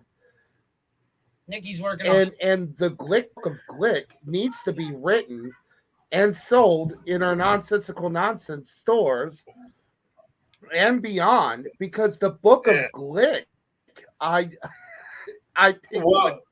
Mike, you're losing that redemption real quick. Well, Mike, as you said that, shout out to Nikki, my girlfriend. She gets a kick out of all my glickisms and different nonsense that I say. And we've often talked about, and we joke about, and she said she's going to write the Glicktionary, which are going to have all these glick words and glick phrases and nonsense that comes up from the show. So I mean, the Glictionary or the Book of Glick, however we dub it, whatever we call it, we like the Glictionary. I say we, Nikki and I, we like the Glictionary. As you said, a new word was added tonight. The instead of validation, it's glicadation or glicadating or glicadated. Yeah. But no, like I said, we do appreciate you guys listening. We do appreciate you guys hanging out with us 3 times a week. You survived the glickening. We'll add that to the list. The glickening. Hopefully you guys are following us on social media. If you're not, go ahead and hit that up. Facebook, Instagram, Twitter, and TikTok. Don't forget to come hang out with us. Get in the chatters box. Don't be shy if you're watching us and you don't want to. And you're shy, don't be shy. Just type in hi to the chatters box and we'll say hi back. And if you can't watch us live and you're checking out the audio, and we're on Spotify and basically all the podcast platforms, all at Nonsensical Nonsense Podcast. Go ahead and give us a follow, give us a little likey poo, and give us a share. And don't forget to turn on your notifications. That way you know when we're doing what we do or when we post new episodes or any of that stuff. I have no intentions on going anywhere, and I don't think these guys are going anywhere anytime soon either. We're going to keep doing what we do. But with this being the 2-year anniversary, and we haven't done this in a long time, gentlemen. Jesus Christ.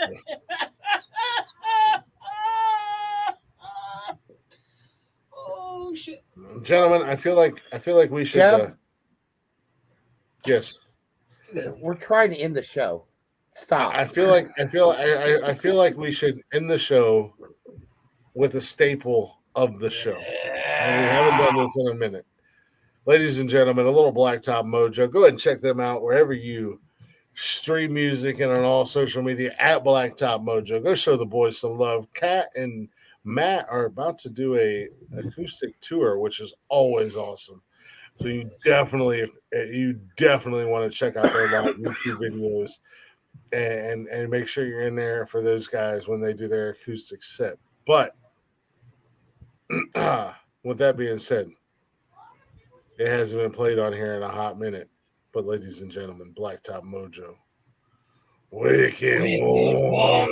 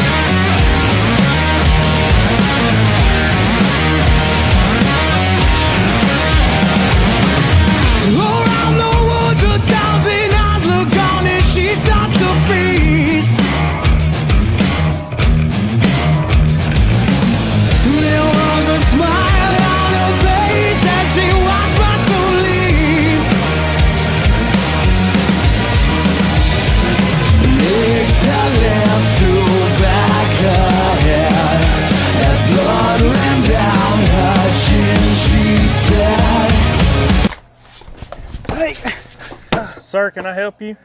Do you have any weapons of any kind? Anything to defend yourself? Sir, this is a Speedy Mart. We have hot dogs 2 for $1. I just put them on the roller yesterday. They're pretty good. No, man, like something sharp, something like I can stab, defend myself with. I've got some sharp cheddar combos over there. It's kind of like a Ritz cracker pregnant with a cheese baby. All right. Baby. Well, let me All just take the one of these bullets lighters, and I'm going to borrow and your bug weapons spray, of mass and destruction can I borrow your in the bathroom key background. as well? Yeah, bathroom key. All right. I got your bathroom key right there. Make sure you bring that back. And that'll be That is a sight. 1362. That is a whole ass And I'm weapon. gonna have exact change, sir. We're in a coin shortage at the moment. Whatever, man. Okay. There's that. There's that. No, I'm sorry.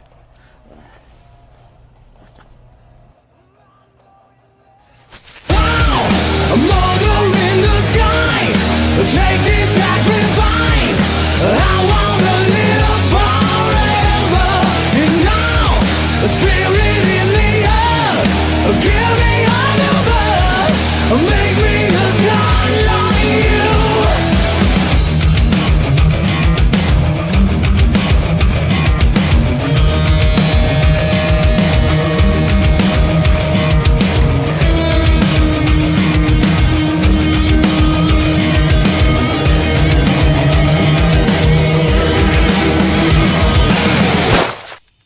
Oh shit, Chuck.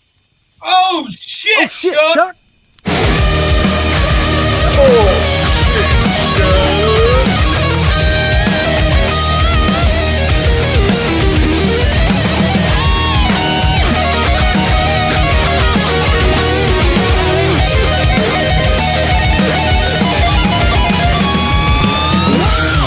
Mother in the sky, take this sacrifice. I wanna live forever. And now, the spirit in the earth, give me a new birth. Make me a god like you. Make me a god like you.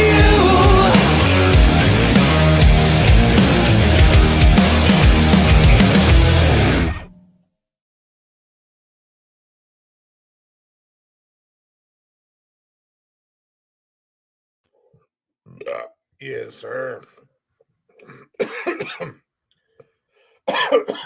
That is the proof that we Goddamn. just don't make enough money. That's I'm gonna go ahead and second Mr. Le Duc, aka Mark. This video is so damn good. Probably one of the greatest videos of all time. And hey, Blacktop Mojo, hey Matt and Kat. We need a continuation of this story. We need to keep this video rolling, go ahead and movie roll that shit like a Michael Jackson type style video. But no. Thank you guys for an awesome 2 years. Not only the listeners, but definitely you guys who've been on the show with me doing this week in and week out. Join us Wednesday night. Same nonsensical time, same nonsensical channel for a brand new episode. Mike, we haven't heard in a long time. Give it to us one time, baby. I forgot it. Pete A-Town down.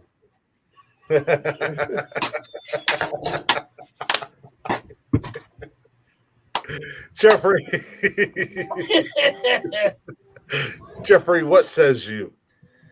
Deuces! With that being said, ladies and gentlemen, be good. Or be good at it. Goodbye, motherfuckers. Michelle says, deuces, that means you're done, right? Yeah. I don't know what to do now. Hit Get the 'em out of here. button! What's in the button? What's in the box? Fucking put it